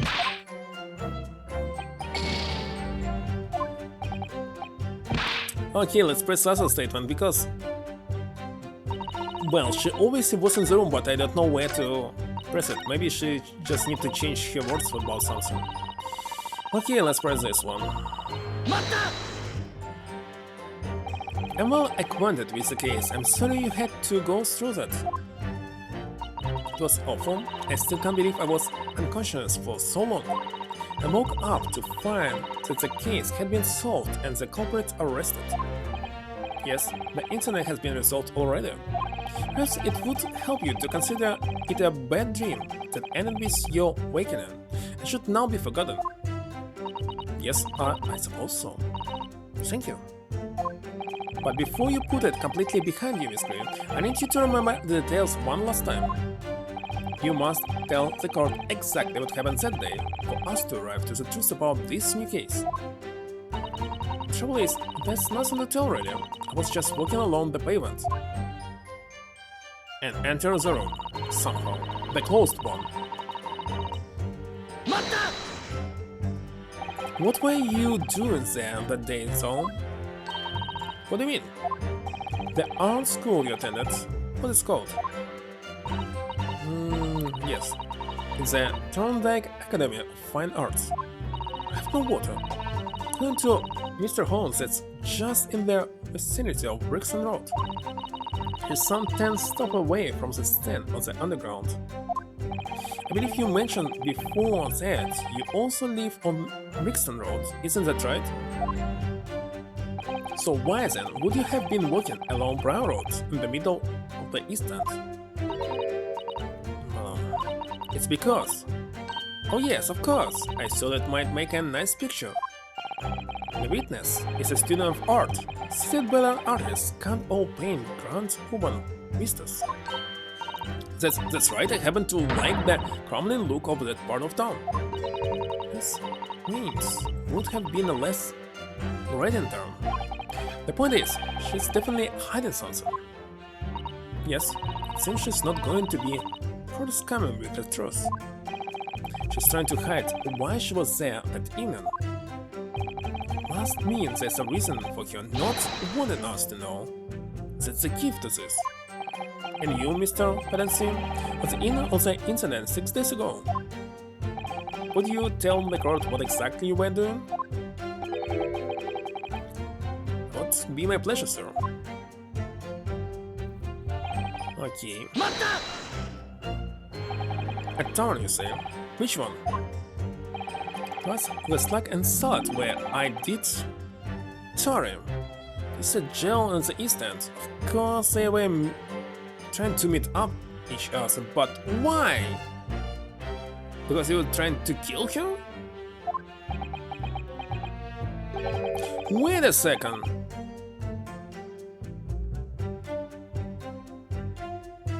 What if this message have been ripped open roughly? The envelope fits. This message was sent to him, not to her. The question is, how did she get it back? Okay, so she entered, found it, and took it with herself. Poisoned him at the same time. Indeed.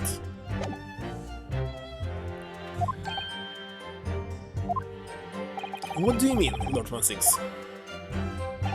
A Slack and Salad offers unusually fine dinner, for the locality at least.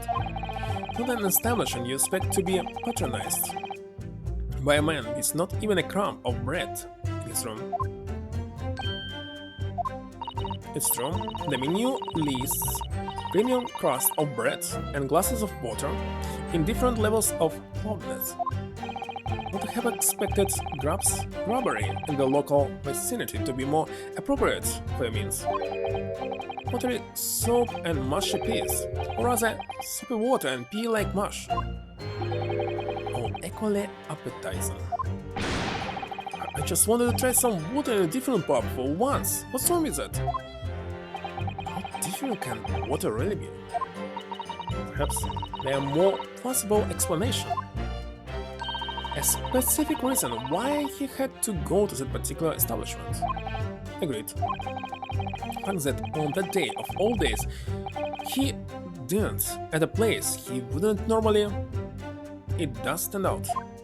So Mr. Pedancy's all actions on the day of the incident 6 days ago were slightly suspicious. Okay, everything is double obvious. But what should I present each time? Wonder if we have some evidence that can explain those actions. Yes? Mr. Pedancy?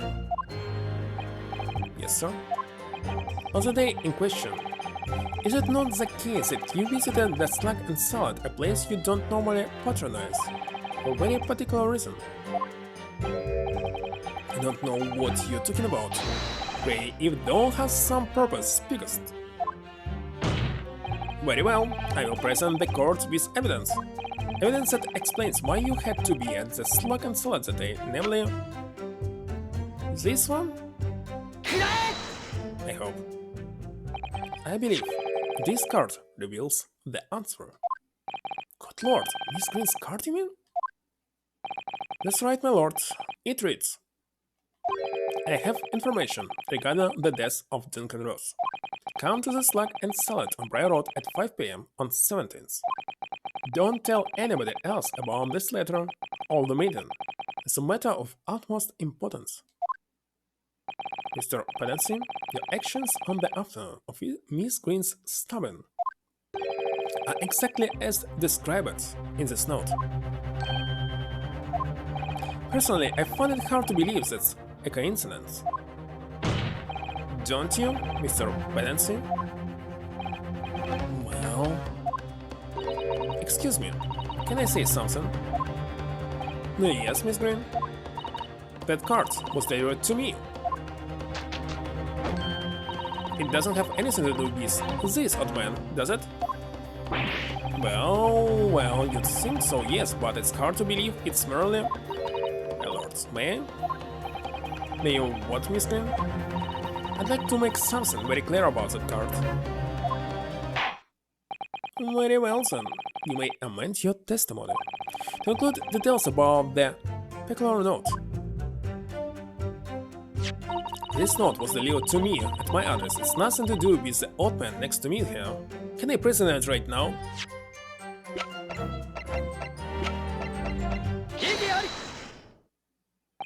The day before the incident, exactly 1 week ago, now this note was delivered to your address. And upon carrying out the instructions in the note, you found yourself in hospital. Yes, I did. It's terrible, everything that's happened to me. Yes, it is terrible. If it's all true, that is. What do you mean? Miss Green, have you a look at this, please? It's the turn of end of an envelope. Is it? And it so happens that it fits together perfectly with the envelope of the note you received. Where did you find that? In Mr. Pedancy's room. In my room? Mr. Pedancy, do you perhaps remember this note from somewhere? Well, your actions that afternoon follow the instructions in the note to the letter. Come to the Slug and Salad in Briar Road at 5 p.m. on 17th, and so that's exactly where you went. Let me ask you again, Mr. Pedancy. You already knew about this note, didn't you? And you, Miss Green. What did I do? As this turn of end of the envelope proves, the note was originally in Mr. Pedancy's room. So how is it that it came to be in your possession? I don't have the first idea, I'm just a fledgling artist after all. There's only one explanation. You broke into Mr. Pedancy's room and stole it. You did what? Sorry. No, has what? You broke, the way in my room? What on earth do you want with me?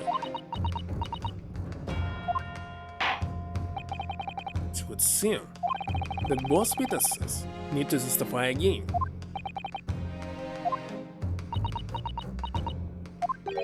Miss Green. Yes? Else do you have the court's sympathy? I'm sure for the suffering you have endured in recent events. anyone found to be giving false testimony in a court of law will be duly punished. Please bear that in mind. Yes, I know. Very well then, witnesses, you will give formal testimony again now.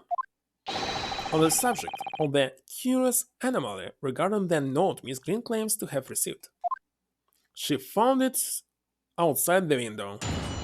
Yeah, there's a hole in it. The anomaly of the note. I do remember now. Just a week ago, per adventure, that note was delivered unto me. On the day for its burying, I did tarry a long hour as a snack and salad, yet nobody came. Thereafter, on the evening I showed the company of the Japanese fellow, I did see the note had vanished. I don't know what you mean. You think I snuck into this man's room, do you? Why would I? I can point out the brilliant here, and as for that turn of piece of the envelope, I don't know anything about it. Okay, he's telling the truth, that's for sure. You now claim to have received this letter, do you, Mr. Pedancy? Face, this so, my lord, and I would swear to have set it up on the table in my humble lodgings. Yet, it is clear to me now that since I returned from the tavern that night, I have not laid eyes upon it. Well, that being the case, young lady, it would appear that your testimony was a lie? Is that what you think? How fair of you to think I am the one lying. Beg your pardon? I'm just a fledgling artist, as I said, and fledgling artists don't lie. That note was delivered to me at my address, besides. We all know who the liar around here is. Is it true, Miss Green? How do you explain the facts? This part of the envelope was, without question, found in Mr. Pedancy's room. Let's see why I should explain. Sorry. I'm a fledgling artist. My job here is just to say what happened, that's all. It's your job to give the explanations and the proofs. You, the fledgling lawyer. Fledgling will do his best. Evidently, my learned friend's cross-examination is our only hope of learning the truth. Well, Consul, I'm ready, my lord. Very well, then. The defense will now proceed with the cross-examination of the witness. If it's cross-examination, why prosecution is not actually objecting witness's word? Never. Miss Green clearly did break into Mr. Pedancy's room. There can be no question of that. That's how she acquired the note. Yes, two facts are starting to lead me to a possible explanation for all this. I don't understand why she actually stole it. What was the point? Okay, it will stay with him and he died eventually, so what? How they figured out that you wrote it? It's not a pretty one.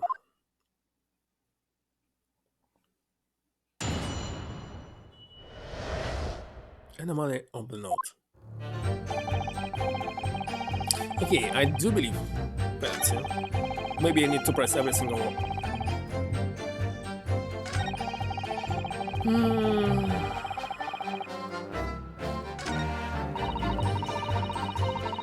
So let's press on keyboards first.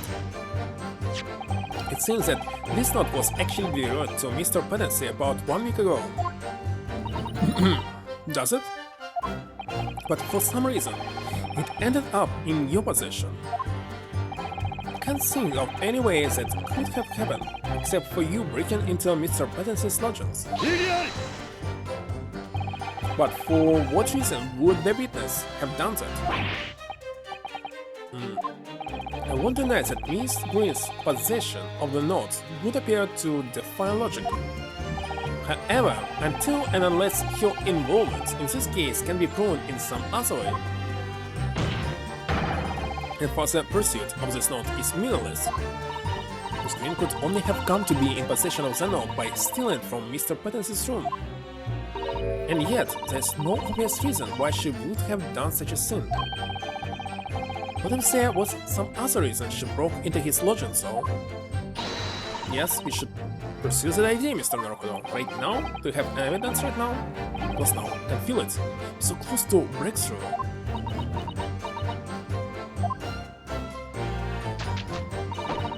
Point of the villain here.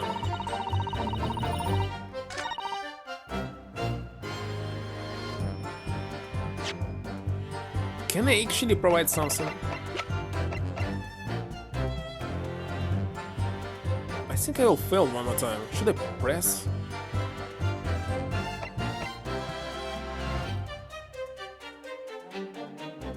I see no connection right now. Seriously. Let's press on this. So you don't want to tell the court the truth about the letter, is it? I am fledgling artist, remember? Artists are nearly always introverted characters. Introverted? This fledgling thoughts readily casts aspersions about my nature. Yet I am an angel, a seraph. Birds do harmonize with my song. The wind does frolic on my wing. Oh, pity! Wherefore dost thou accuse one so pure heart, ample woman? Pure heart? I don't think so. In a fledgling like me can see you just a feather. Tragedy. So shalt not know the true heart of an artist until thine instruction hereafter by death. All the days, all the years, alas, to enlighten thee, you must wait so long and in vain. Naruhodo, interject with some clever remark. This is your chance to shine. No Shakespearean actor, Miss Susato.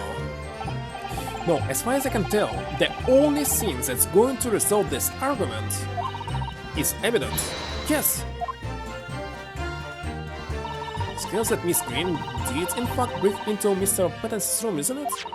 It's where she found this letter. Yes, two more or less foregone conclusions that lead me to one terrifying conclusion. Terrifying? Yes, I'm afraid to say that the outcome of this cross-examination may well change how you look at this case completely.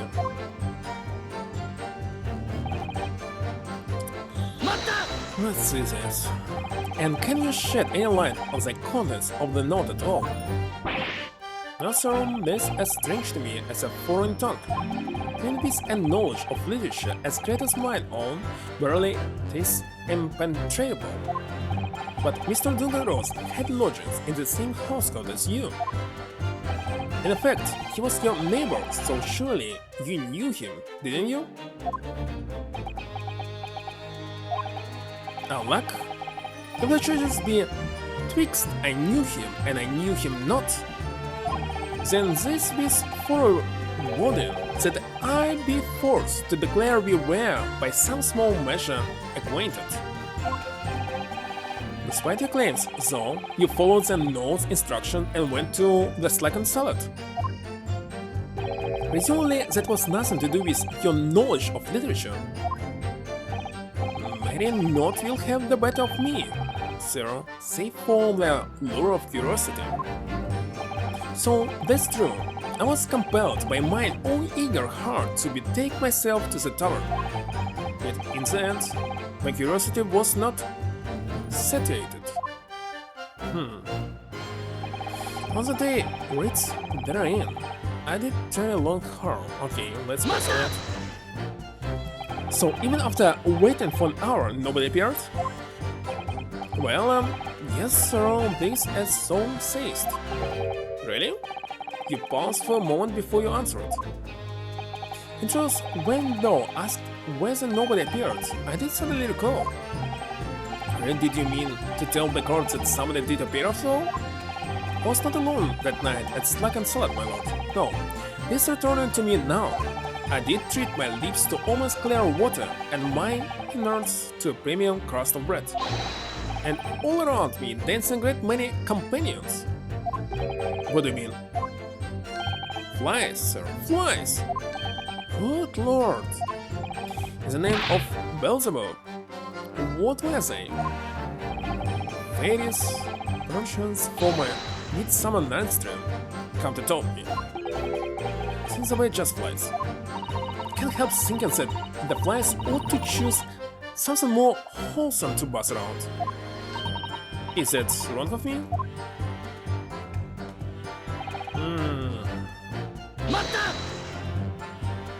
When exactly did you notice it had gone missing? Such idle thoughts now occupy my mind. I'm busy with greater ideas. Wait a second, what the flies are doing at winter? I don't know. In other words, you didn't notice. Some days passed between your outing to the tavern and Mr. Natsume's visit to your room. Yes, it would appear that the note disappeared sometime in that interval. Such idle thoughts now occupy my mind. I'm busy with great ideas. And yet, during the time Miss Green was comatose in hospital, was she not? Rather than she could not have been stealing things from Mr.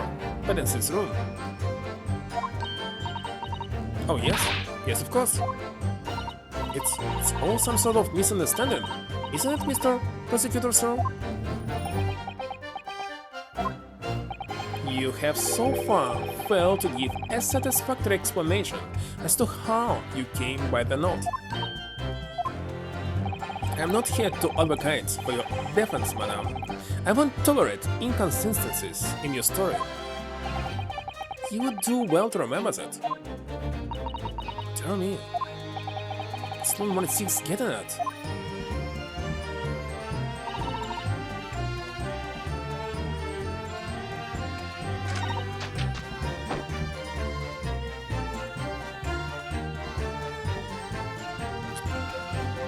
I don't know which exactly should I press. Let me see here. If I failed at something loud 3 times. You think I snuck into this man's room, do you? Why would I?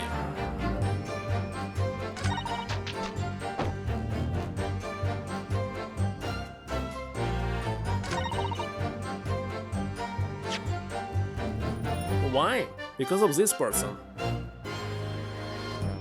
By the way, I cannot show person. But really, should I? No, I can't.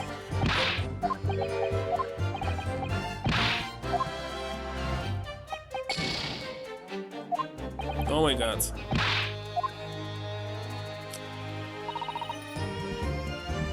Why? Well, I know why, but can't prove anything right now for some reason.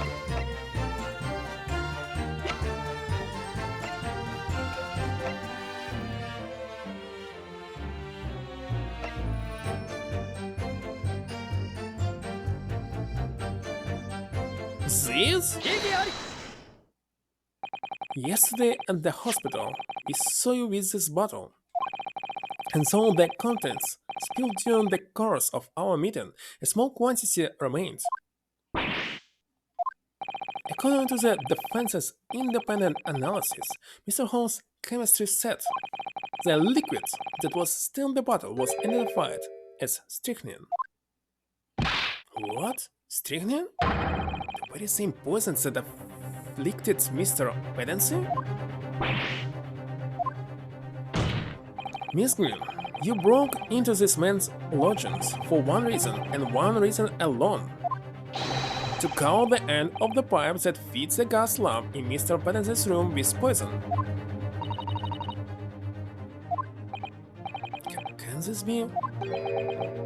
You broke into my room? Too? It may seem incredible to the court, but from the remaining clues, there's only one logical conclusion that we can reach. The person who attempted to take Mr. Pedence's life with poison was you, Miss Olive Green. Oh dear. Oh dear. Me?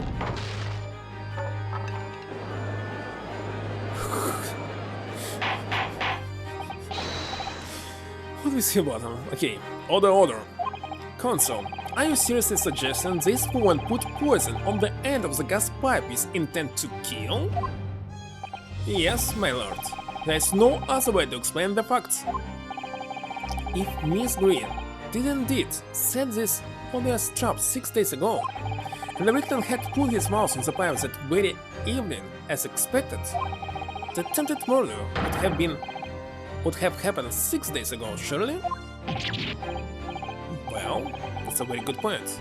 Well, it will happen when he used this pipe.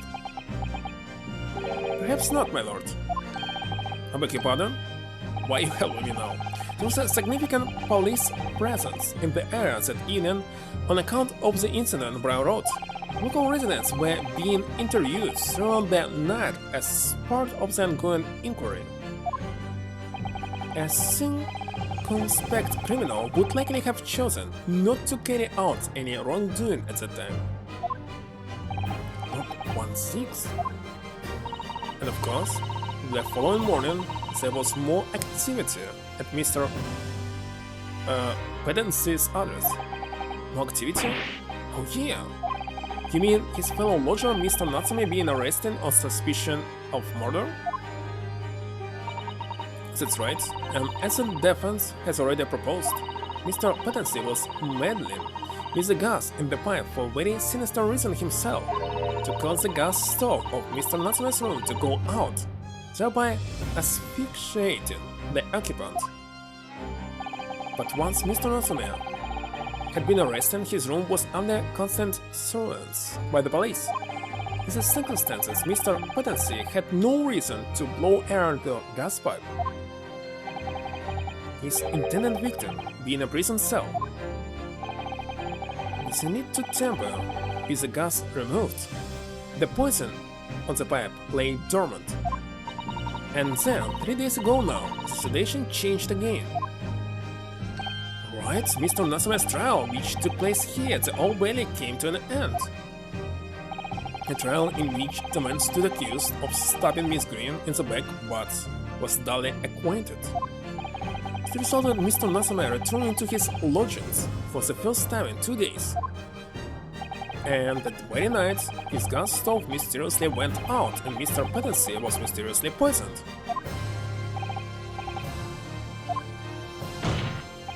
In conclusion, the poison that was present on the mouth of the gas pipe had been put there in the victim's room some 4 days earlier.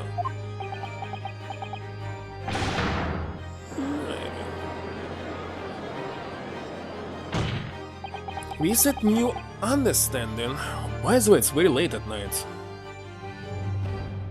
But I think I will continue. Well, tomorrow is holiday. Big end holiday. With that new understanding, it becomes clear that this letter is all part of the plan. What plan? Because we recall that the note gave instructions to visit the slackened salad at 5 o'clock, and that the recipient should tell nobody else. The reason for those instructions are now clear. To ensure that the lodger would not be at home at the stated time. To make sure it wasn't home? Exactly. While you were out, Miss Green could safely slip into your room, knowing that she wouldn't be disturbed. How did she enter this room? I don't quite understand. You mean to say that letter was written by Miss Green, yes? And in order to cover her tracks, she took it away with her when she left. Just after she smeared poison all over the mouth of the gas pipe in your room.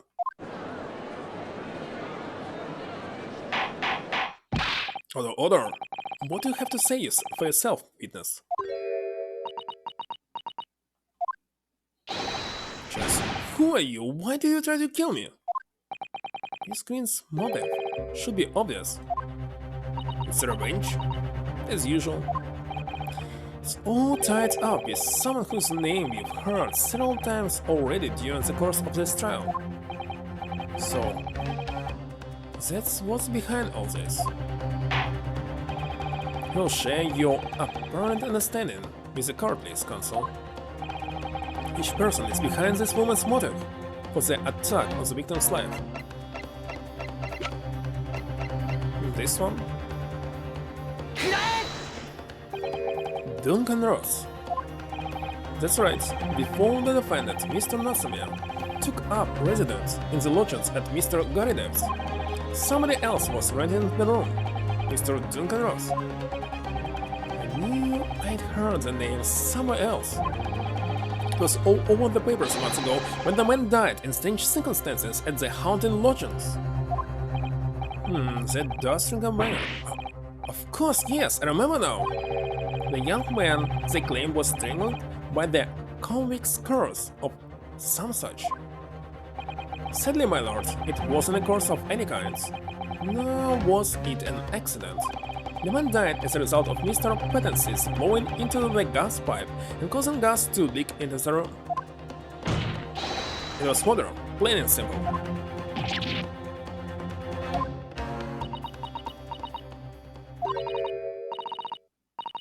Well, what do you know? The world is so unfair. Curses, curious deaths, it's all people care about. It's an interesting story that they want to know. It doesn't cross their minds that real people are involved. And once they're bored, just 1 month later, once the story lost its appeal, everyone's forgotten him. You mean you... Duncan was... Mr. Ross was Miss Green's fiancé. Fiancé? You may not have known until now who Miss Green really is, Mr. Pattensy. But she's know exactly who you are all along. Because you're her sworn enemy, the murderer who took the life of the man she was to marry. Marry? Miss Green, is it not the case that in order to exact revenge on Mr. Pattensy, the smart poison all the end of the gas pipe?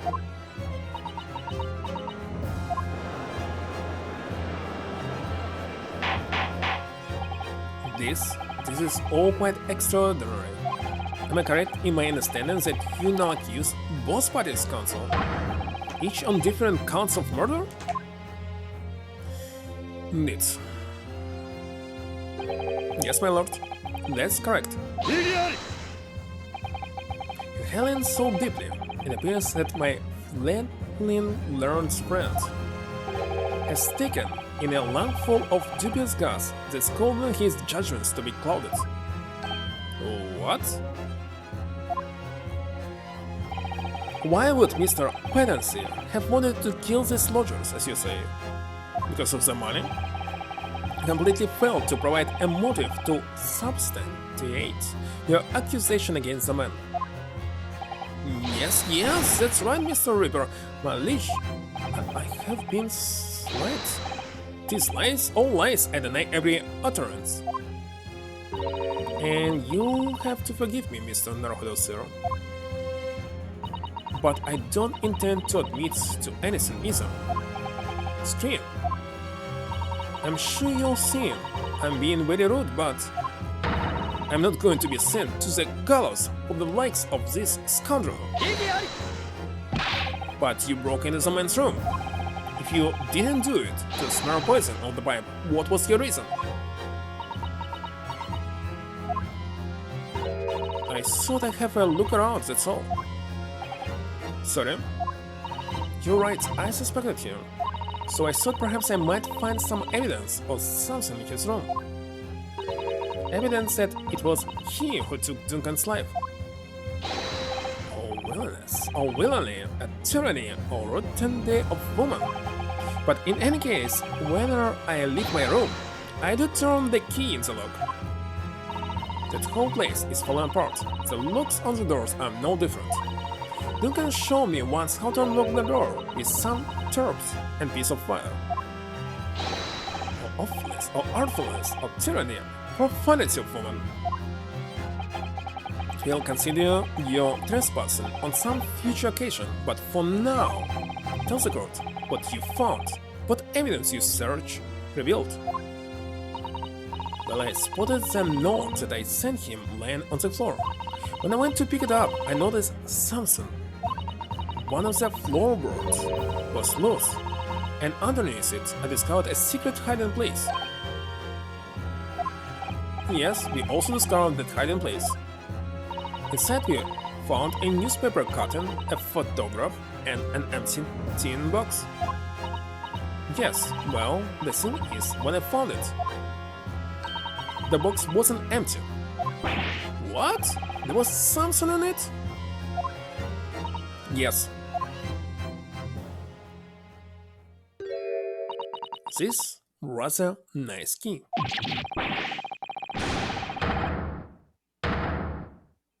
What do you do with it? What's that? Every ounce of color has drained from his face. Give it here, give it to me now. It's mine. I inherited it. So he was in the cell. Indeed. What was that, Venus? What did you say? You inherited it? No, What's all this about? He inherited that key?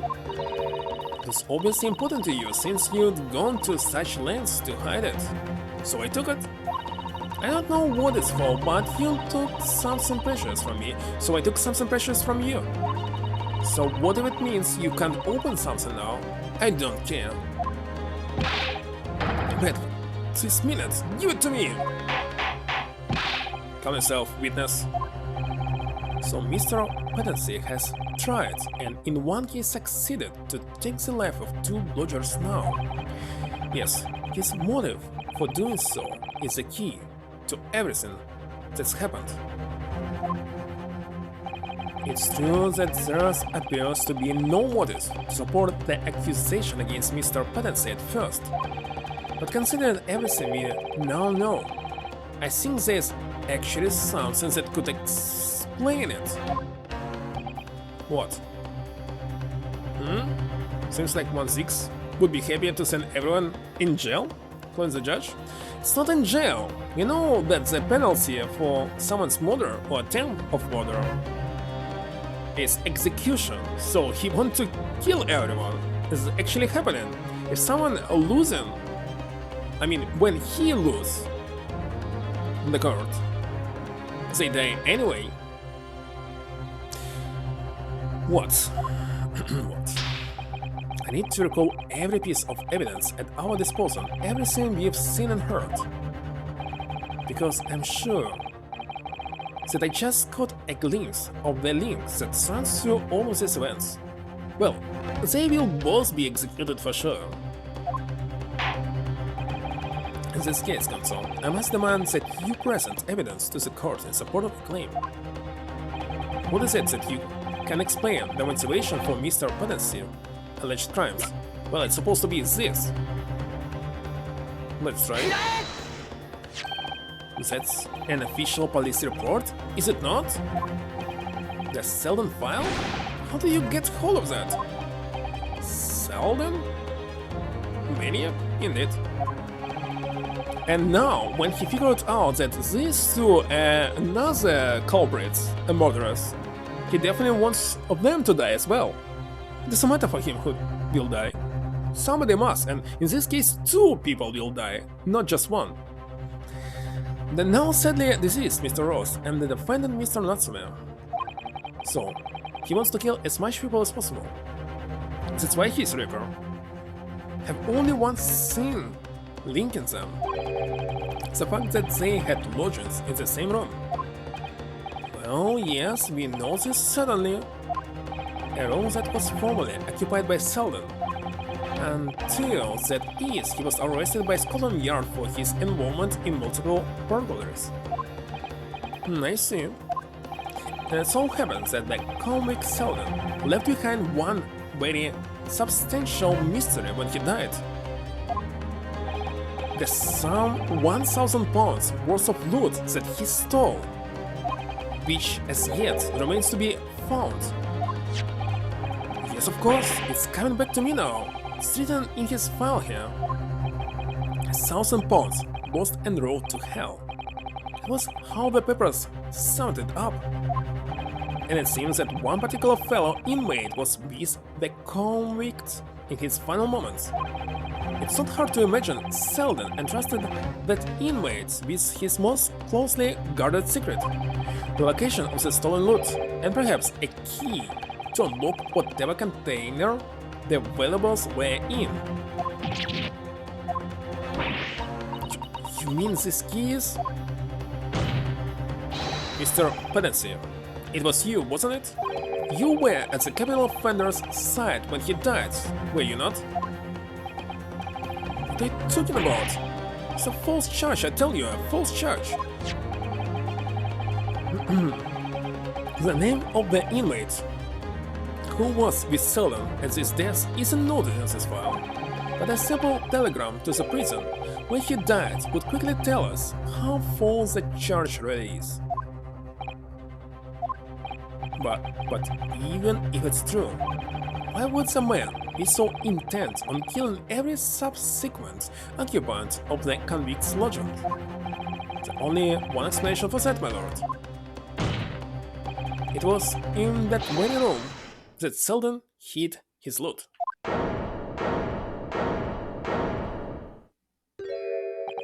So, it all comes out. Yes, and having established that, all of Mr. Pedancy's subsequent actions start to make perfect sense. When he was let out of prison following Selden's death, he made immediately for Mr. Garrideb's lodgings in the hope of renting Selden's old room. However, the retired army man was unable to offer him the accommodation of his choice, because Selden's old room had already been let to somebody else, Mr. Duncan Ross.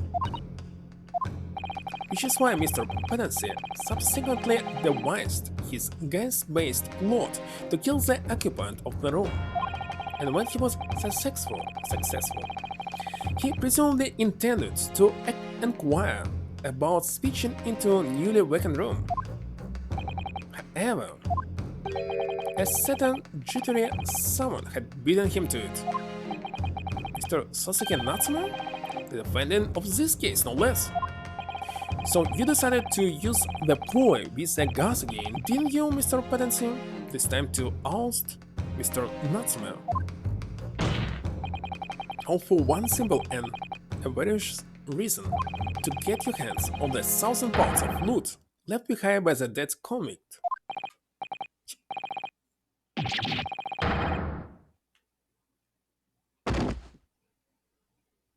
It's finally done, I hope.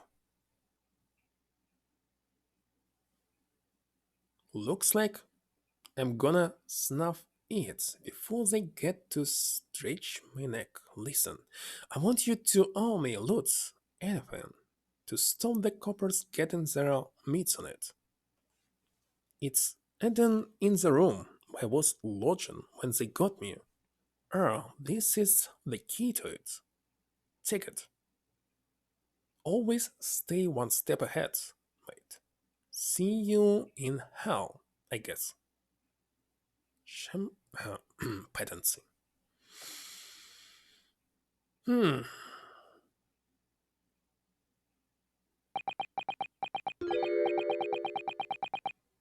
It's mine.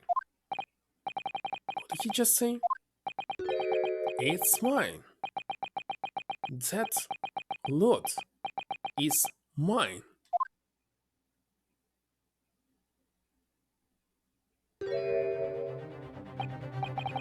Mr. Pedancy? It's all lies. I don't accept any of it. Why should I? After all, you don't have a shred of evidence. You can prove I killed that fellow. I'm the victim here, remember? Isn't it right, ladies and gentlemen? If I don't admit to it, there's nothing you can do. You can't arrest me. For the time being, anyway. Barely. You can arrest the victim, can you? Isn't it right, ladies and gentlemen? I'm so close. Just need a few more hours. I swore to myself that I'll get my hands on it, and I can almost taste it now. Do you really think I'll just give up? There's no question in my mind now. this man is guilty through and through. But he seems so utterly intoxicated by the idea of that loot.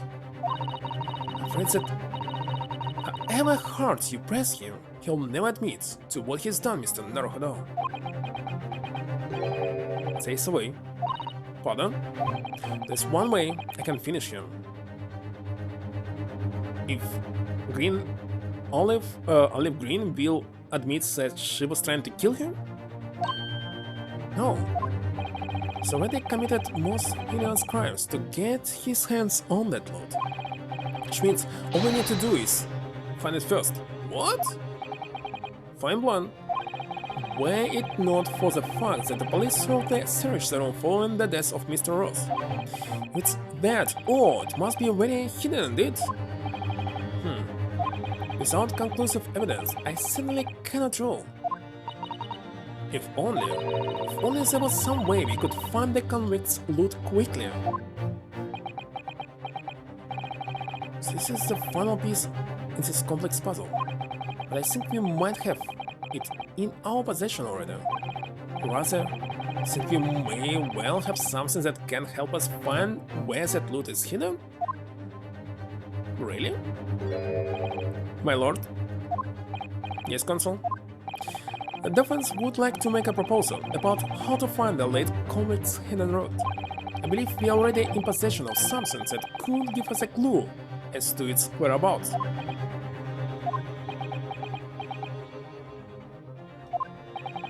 It's our last chance, so it has to be worth a gamble.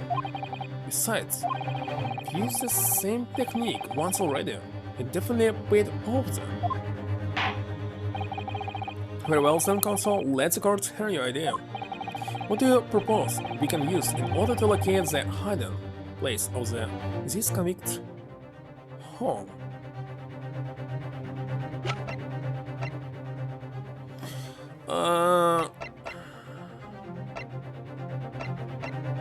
Handprints?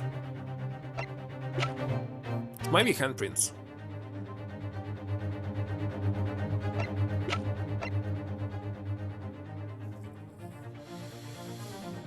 Well, I don't know, I have 2 tries.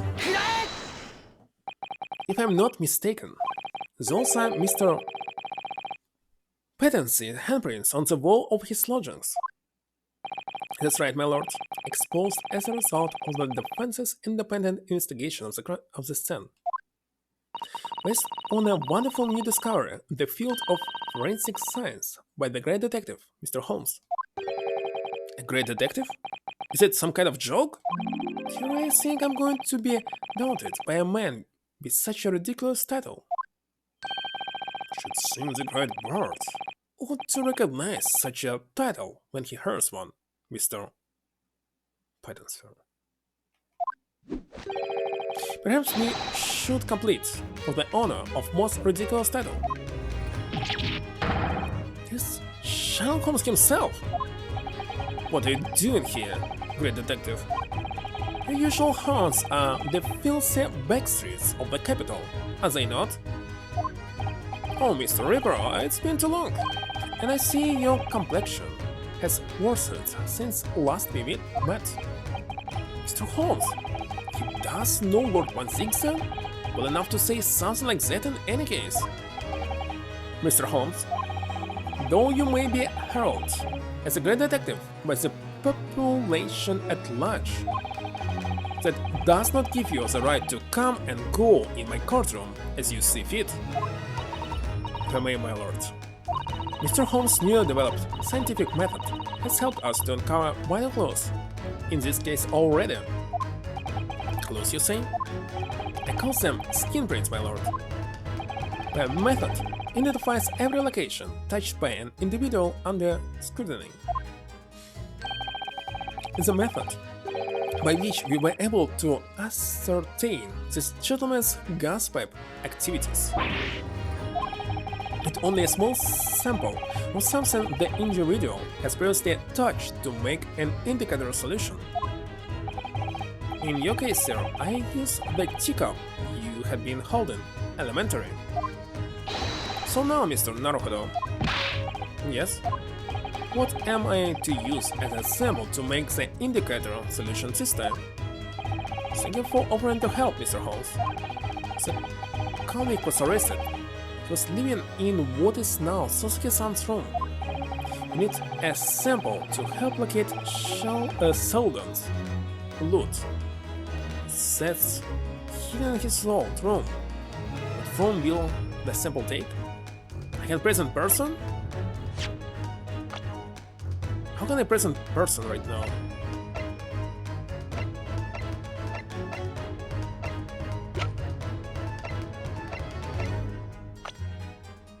Okay, if I present evidence, oh my god.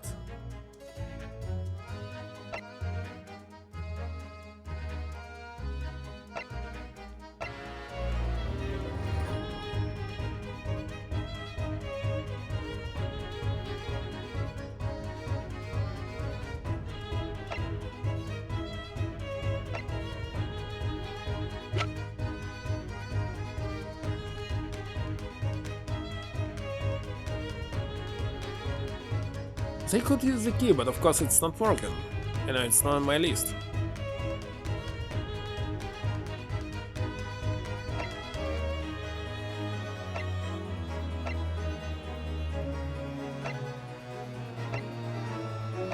Are you kidding me?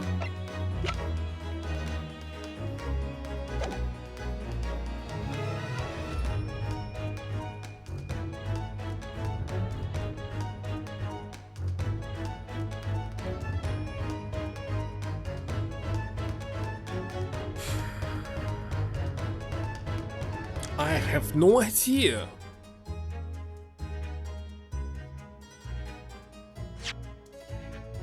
Let me save you.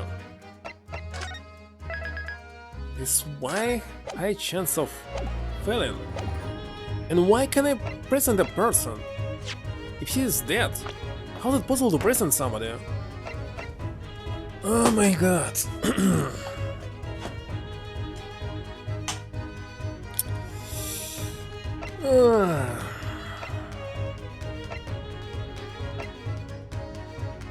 It cannot be person. Especially we cannot get this dead body. So it must be evidence? And which evidence? Gains card, no. This is just a file, and there's no evidence attached to it. A key? A key in a leaf? Wait a second. Oh, present person. You'll need something of Sheldon's in order to create the indicator solution to find his loot. And something the convict all happens to be in the possession of somebody listed in the court record. Have my word, Mr. Naruhodo. Your powers of reasoning appear to be on the up. So, which particular person to have in mind? From whom can we obtain a possession of the late convict Sheldon to create the indicator solution?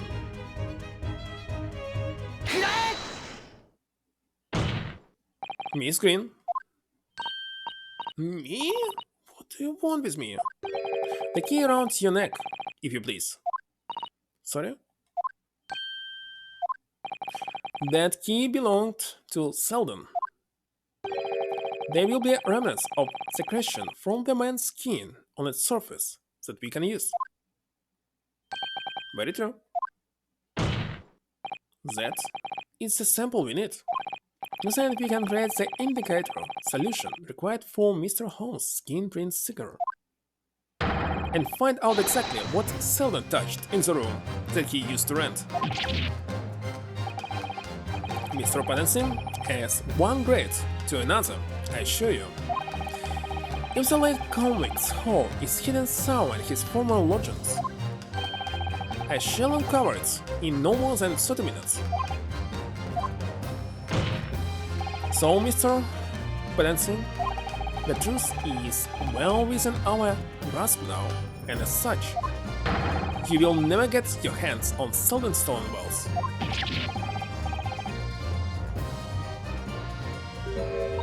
In that case, I'll gladly let Mr. Holmes have this key. No, give the key to me! Detective shan't have it! It's all, Mr. Patterson. No! You're out of options now, there's only one thing left for you to do. Admit your guilt.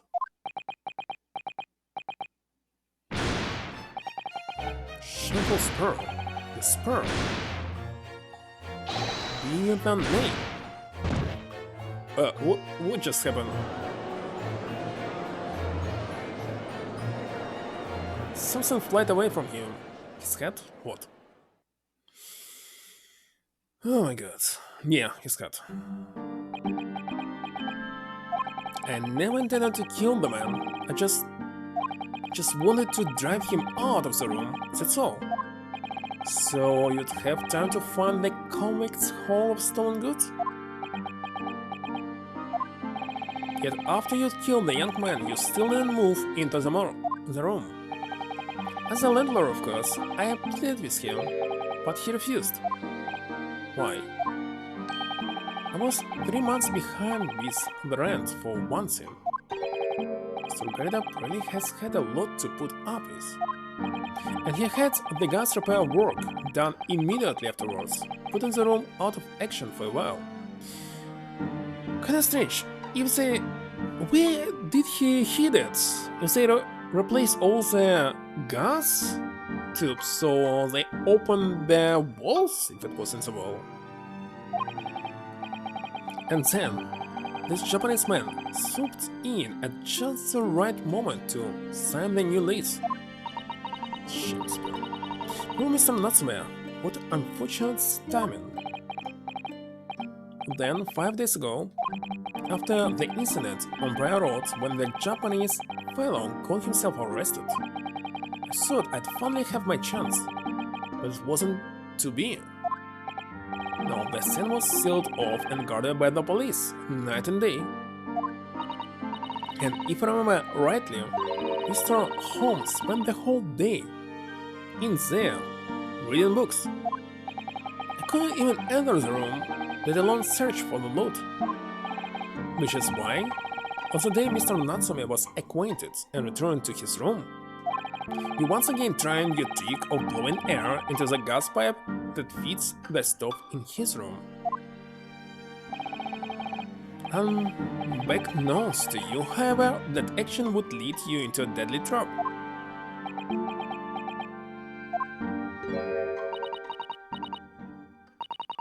William Pattinson.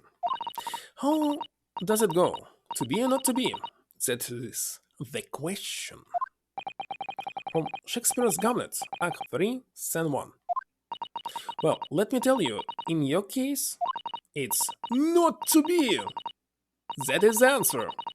You deserve to die for what you've done. I was right all along.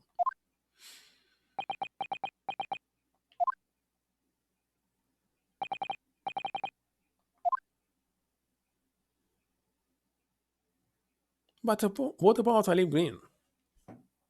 She's also a killer. Well, attempt murder, of course. At first, I really did think it was just a terrible accident. I'll never forget our conversation the night before Duncan died. Gas supply in my new lodgings are a complete disaster, you know, Olive. The gas supply? Yes, the stove always seems to go out in the middle of the night for some reason. It's no joke. I say it's a convict's curse. Duncan, please, don't stay there. I don't care how cheap it is. Right then, if it's that important to you, I'll start looking for a new place. There's spare rooms at my house. Why don't you leave that horrible room tonight? No, better not. We said we'd wait until we graduated before we told our parents, remember? But that was the last time we ever spoke. That very night, he fell victim to the gas. If only I'd known it was going to happen, I'd have insisted he left that horrible room that instant. But instead, all I've been left with is bitter regret. I stopped going to school, but something kept drawing me back to the house on Briar Road. I saw a stupid Eastern-looking man with a mustache coming out of the house one day when I was there. He walked up the roads to grubbery for some food, so I followed him and set myself down next to him. He had some watery looking soup and started to pick a quarrel with a publican. This is cursed, I tell you, cursed! The ghost of that convict who used to live there is trying to suffocate me. I wake up in the middle of the night, freezing to death because the stove has gone out. The room is full of gas and I can hardly breathe. But the pipes have been checked, no problem there. It's like I'm the problem. This food stays sinking. How could that be? Tilda was gone and now this man had almost suffered the same fate. Could it really be a curse? Then I remembered a rumor I heard about how the gas companies go around investigating the gas installations. A rumor? Oh, you mean? Yes, everybody's heard the stories it seems, but how they go around checking the pipes? How anything connected to the gas can be extinguished by blowing air into the pipework. So when it started, a little flicker of doubt in the back of my mind that just wouldn't go away. Was it really an accident, so? Once I had the idea, it wouldn't leave me alone. It plugged me day and night. So I bought this at one of the black markets in the East End. A black market?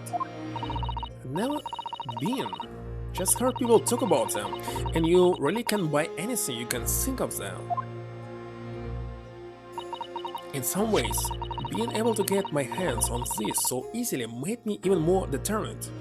I had to find out one way or another. Was Duncan's death an accident, or was it murder? And your chosen method was establishing the truth was simple but highly effective. Smear poison on the gas pipe, you suspected the man of temperate beasts. And wait, if Mr. Pedency was innocent, nothing would come of what you had done. But if he was guilty, he would pay for his crimes dearly. Darknet? Found out the name of the man I suspected, William Pedency, and then I wrote him this little note. I have information regarding the death of Duncan Ross.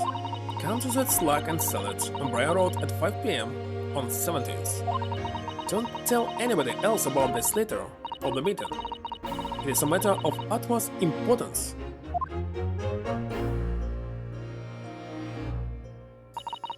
If he'd done it, I knew that would worry him enough, so he'd be sure to go. So I waited to see if it worked. Of course, Mr. Pedency followed the instructions to the letter. I worked out when the gas pipe was straight away, so I smeared a good amount of the poison I bought all around the mouth of the pipe. All the time, praying that the devil's work wouldn't be done and that it was all just some wild fantasy. Actually, no. All the time praying that the devil's work would be done and that the culprit would get his just desserts.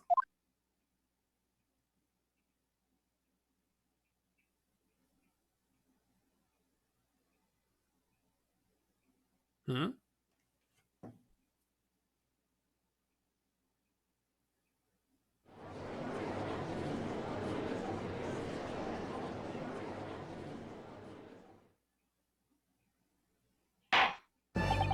3 days ago, when you were first stood in the dock before me, this whole affair seems entirely straightforward. Yes, my lord. I said I never imagined the depths of depravity that we should subsequently find lurking behind the stands. It's been a long road, my Nipponese friend. Oh yes.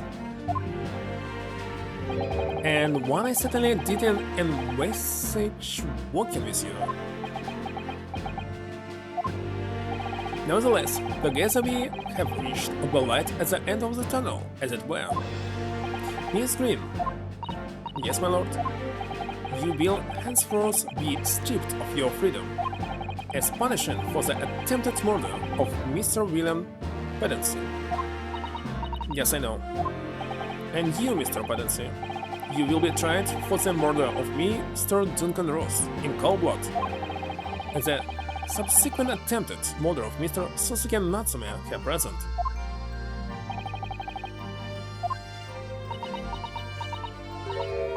Mr. Naruhodo. Yes? Yesterday, at the hospital, when you and your friends stopped me from ending your life by drinking what was left in the poison bottle? I wasn't myself. I can't even really remember what was going through my mind. To be or not to be, I suppose. It's a question that's so hard to answer, it seems. Well, personally, I'm glad of you being here, Miss Green. And I'd like to believe that it's a blessing Mr. Odyssey didn't die when he ingested the poison. For your sake, at the very least.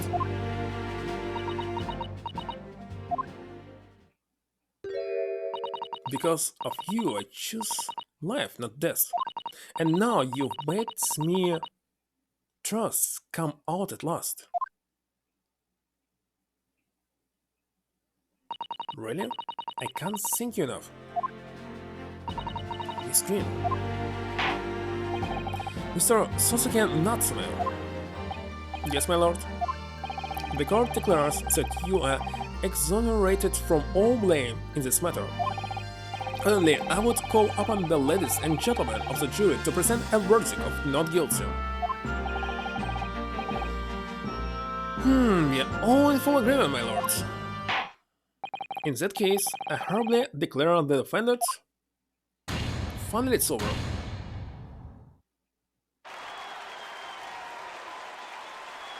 It's done! Okay, let's wait until the end of this episode. Should be not too long, I hope. Court is adjourned. And that will be all for the day. Maybe just 10 minutes? Who knows? Or maybe longer.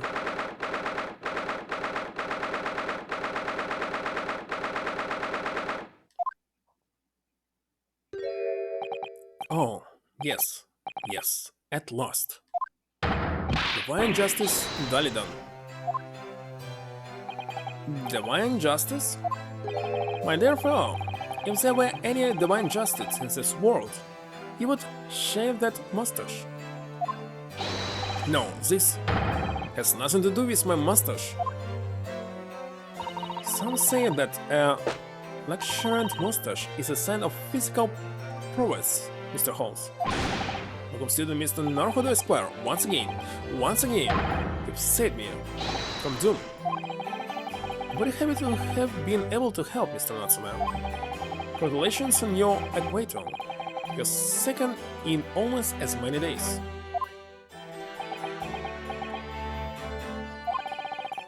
I was first acquainted with engaged affection for English literature used in our great homeland empire. And then, by a twist of fate, I was brought to the land that bore the fruit of the literature. Same?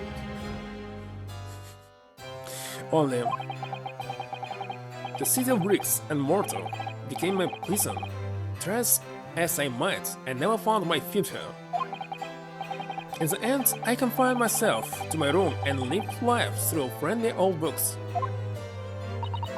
You've had such a difficult time, haven't you? But a week ago now, I dragged you out of that dark and dingy room of yours, did I not? You did, and I've seen more of life in this week than in all my years to date. And for the first time, First, I feel I began to see the true face of the English that's so far been hidden from me behind the wall of fog. My dear fellow, there's nothing special about the true face of the English, as you put it. Wheresoever one goes in the world, humans are human. There are few genuine differences. Yes, I think you're right. Finally started to see that and have come to understand something. I've worked out why I was attracted to English literature in the first place. It made me see. Because whatever our nationality, we humans all have the same hopes and fears, all just doing our best to live. I'll say, I've come to feel the same way. I've made a decision too. I'm going to cut short my study tour here and return to Japan. What? Just when we become friends here in England, what a terrible shame. Why no, that does tug at my heartstrings, it really does. But I've decided I'd like to take everything I've learned here in Britain and write something of my own. And no of sorts, I suppose. Right, so you'll be creating your own literature, Mr. Natsume? How wonderful! Oh, well, no, I mean, I wouldn't presume to call it literature. Why not? So, when that is precisely the definition, Mr. Mustache? I suppose you're right, yes. It will, in a way, be literature. But as of now, all I know is that I'd like to try my hand at writing. Have no delusions of grandeur. I for one would love to read your works. Well, all things considered, it may be for the best. After all, you have once again emerged victorious from a battle with the Reaper. That's very true. And there is no salvation for a person in the dark when the Reaper is the persecutor. The desire to return post-haste to the perceived safety of your homeland is one I quite understand. My goodness, yes, faced with such a terrifying prospect, nobody would consider that cowardly, I'm quite sure. But that's not why I'm leaving, I mean it. Objection. And that was the case that we found ourselves embroiled in 6 months ago now. Sasuke-san did indeed return to Japan and submitted a report about both cases to the government. It was on reading that report that Professor Mikatoba was prompted to visit the scholar. And barely any time later, Suzuno-san was given the news that she must return to Japan as well. On the back of a telegram stating falsely that her father had fallen gravely ill. The only possible explanation that comes to mind is what happened after the trial the following day, the day that we uncovered the loot hidden by the now deceased convict in his former lodgings. And where was it hidden? They will never show us. Or they will show us.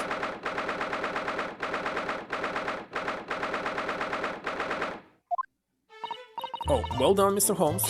How simply marvelous of you. To uncover the secret hiding place in just one day. Are you supposed to take 30 minutes? As I believe I told you, my fair fellows, skin prints are extremely useful in such situations. Will you agree, Gregson?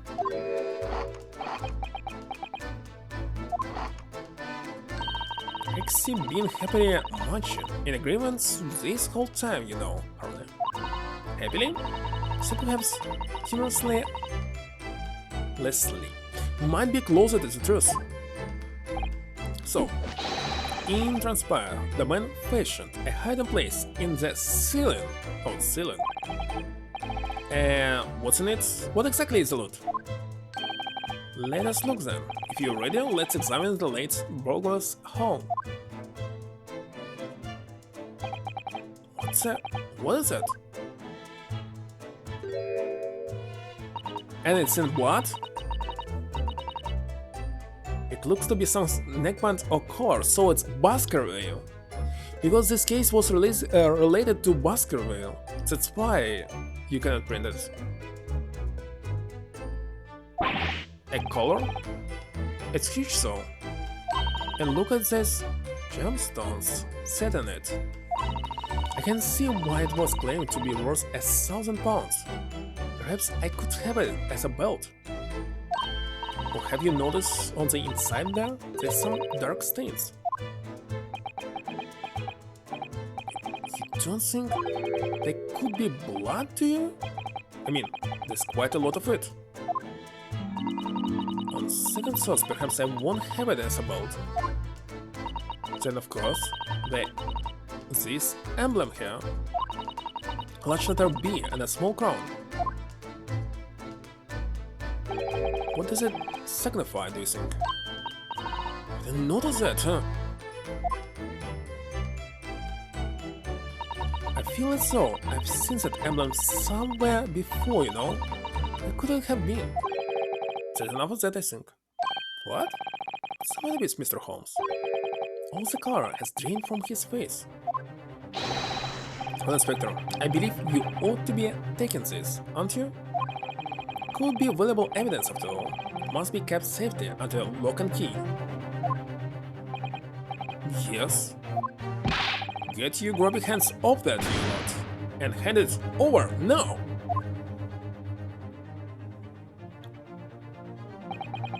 I've never seen a collar that large before, and all those jewels suddenly looked to be extremely valuable. But that's not what stood out the most to me. It's not once I noticed it. Those dark marks on the inside of the collar, those stains, could they really have been blood?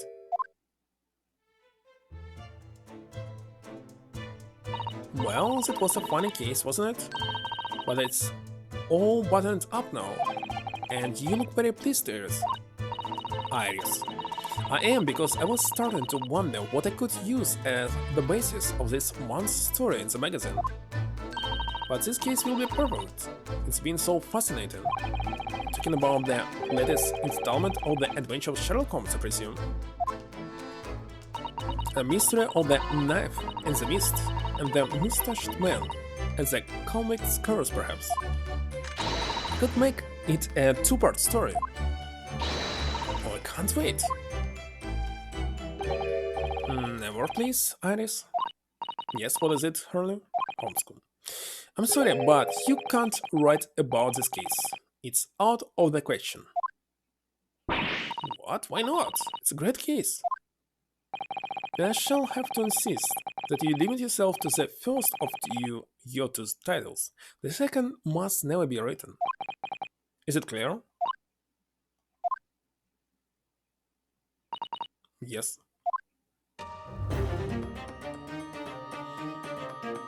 こうして漱石さんの2つ目の事件は闇に葬られた。今ならわかる気がする。 Now looking back, he understands because it's Baskerville.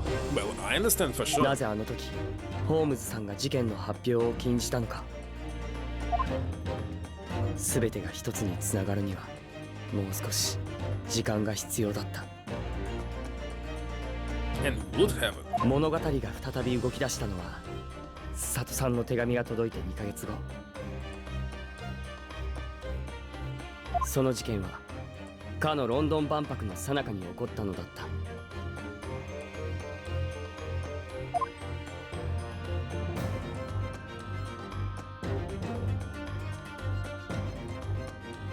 Done. Susato.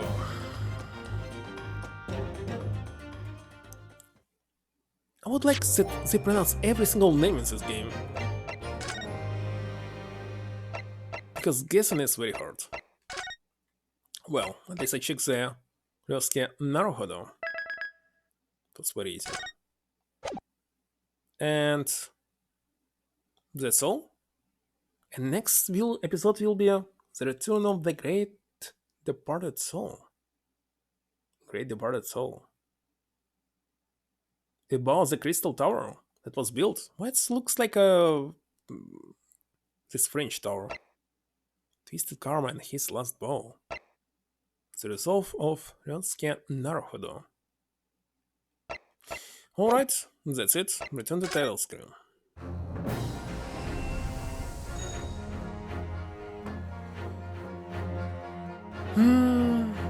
By the way,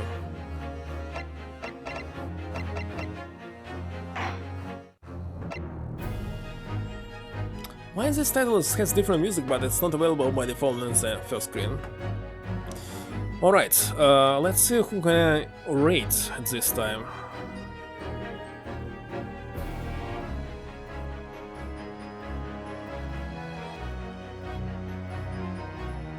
Okay, Wormwood is playing Soul Hackers, which is related to Shin Megami Tensei, which Kuluk will someday play, of course. Let me write him.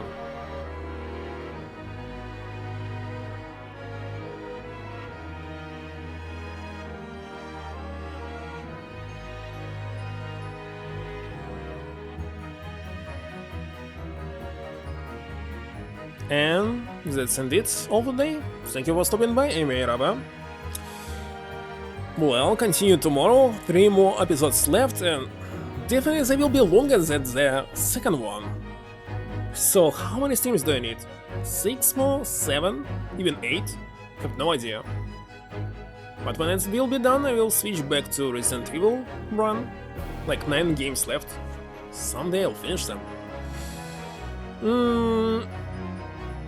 Maybe at winter? Who knows? Alright, that's all for today. See you, bye, good luck and good night.